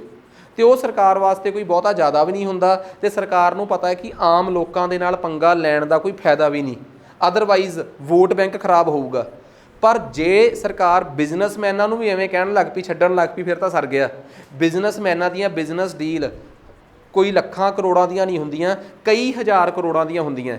ਤੇ ਉੱਥੇ ਜੇ ਇਹ ਆਪਸ 'ਚ ਅੰਦਰ ਖਾਤੇ ਇਹ ਕਰ ਲੈਣ ਕਿ ਬਈ ਆਪਾਂ ਬਾਹਰ ਇੰਨਾ ਸ਼ੋਅ ਕਰਦੇ ਆ ਕਿ ਇੰਨੇ ਦੀ ਖਰੀਦੀ ਵੇਚੀ ਆ, ਅੰਦਰ ਖਾਤੇ ਆਪਾਂ ਹੋਰ ਡੀਲ ਕੈਸ਼ 'ਚ ਕਰ ਲਾਂਗੇ, ਤਾਂ ਇਹ ਪੋਸੀਬਲ ਥੋੜ੍ਹਾ ਹੈ। ਸਰਕਾਰ ਨੂੰ ਬਹੁਤ ਲੋਸ ਆ। ਸਰਕਾਰ ਨੇ ਬਕਾਇਦਾ ਆਪਣੀ ਇੱਕ ਮਿਨਿਸਟਰੀ ਆਫ ਕਾਰਪੋਰੇਟ ਅਫੇਅਰ ਆ ਜਿਹੜੀ ਆ ਕਾਰਪੋਰੇਟਸ ਦੇ ਮਸਲੇ ਦੇਖਦੀ ਆ, ਉਹਨਾਂ ਦੇ ਅੰਡਰ ਇੱਕ ਸਟੈਚੂਟਰੀ ਬੋਡੀ ਬਣੀ ਹੋਈ ਆ competition commission of India. Bharat ਦੇ ਵਿੱਚ ਕੰਪੀਟੀਸ਼ਨ ਕਮਿਸ਼ਨ ਆਫ ਇੰਡੀਆ ਦਾ ਮਤਲਬ ਇਹ ਆ ਕਿ ਬਿਜ਼ਨਸ ਦੇ ਵਿੱਚ ਕੰਪੀਟੀਸ਼ਨ 'ਚ ਕਿਤੇ ਧੋਖਾ ਨਹੀਂ ਹੋਣਾ ਚਾਹੀਦਾ। ਤੇ ਦੂਜੀ ਗੱਲ, ਇੱਕ ਕੰਪਨੀ ਦੂਜੀ ਨੂੰ ਆਪਣੇ 'ਚ ਮਰਜ ਕਰ ਲੇ, ਐਕਵਾਇਰ ਕਰ ਲੇ ਤੇ ਉਹਦੇ 'ਚੋਂ ਓਲਾ ਰੱਖ ਕੇ ਐਕਵਾਇਰ ਕਰ ਲੇ, ਇਹ ਵੀ ਨਹੀਂ ਹੋਣਾ ਚਾਹੀਦਾ ਕਿ ਸਰਕਾਰ ਠੱਗੀ ਜਾਵੇ। ਇਸ ਕਰਕੇ ਕਦੇ ਵੀ ਦੋ ਕੰਪਨੀਆਂ ਨੇ ਮਰਜ ਹੋਣਾ ਹੈ, ਵੋਡਾਫੋਨ ਨੇ ਆਈਡੀਆ 'ਚ ਹੋਣਾ ਹੈ ਜਾਂ ਆਈਡੀਆ ਨੇ ਵੋਡਾਫੋਨ 'ਚ ਹੋਣਾ ਹੈ, ਟਾਟਾ ਨੇ ਵਿਸਤਾਰਾ ਨੂੰ ਮਰਜ ਕਰਾਉਣਾ ਹੈ, ਕਿਸੇ ਨੇ ਕਿਸੇ ਨੂੰ ਮਰਜ ਕਰਨਾ ਹੈ, ਤਾਂ ਇਹਦੇ ਵਾਸਤੇ ਸਰਕਾਰ ਦੀ ਕਾਰਪੋਰੇਟ ਅਫੇਅਰ ਮਿਨਿਸਟਰੀ ਦੇ ਅੰਡਰ ਇੱਕ ਬੋਰਡ ਆ ਕੰਪੀਟੀਸ਼ਨ ਕਮਿਸ਼ਨ ਆਫ ਇੰਡੀਆ, ਉਹਦੀ ਮਨਜ਼ੂਰੀ ਦੀ, ਉਹਦੀ ਪਰਮਿਸ਼ਨ ਦੀ ਬਹੁਤ ਵੱਡੇ ਪੱਧਰ ਤੇ ਲੋੜ ਪੈਂਦੀ ਹੈ। ਸੋ ਕੰਪੀਟੀਸ਼ਨ ਕਮਿਸ਼ਨ ਆਫ ਇੰਡੀਆ ਦੀ ਮਨਜ਼ੂਰੀ ਲੈ ਕੇ ਹੀ ਤੁਸੀਂ ਇਹ ਕਰ ਸਕਦੇ ਹੋ, ਠੀਕ ਆ। ਸੋ ਇਹ ਆਪਣੇ ਸਤੰਬਰ ਦੇ ਸੈਕਿੰਡ ਵੀਕ ਦੇ ਕਰੰਟ ਅਫੇਅਰ ਸੀਗੇ। ਖੈਰ ਇਸ ਤੋਂ ਬਾਅਦ ਆਪਾਂ ਨੈਕਸਟ ਅਗਲਾ ਲੈਕਚਰ ਸਟਾਰਟ ਕਰਦੇ ਹਾਂ, ਪਰ ਇਸ ਲੈਕਚਰ 'ਚ ਇੰਨਾ ਹੀ ਬਹੁਤ ਸੀ। ਸੋ ਮਿਲਦੇ ਹਾਂ ਆਪਾਂ ਨੈਕਸਟ ਲੈਕਚਰ 'ਚ।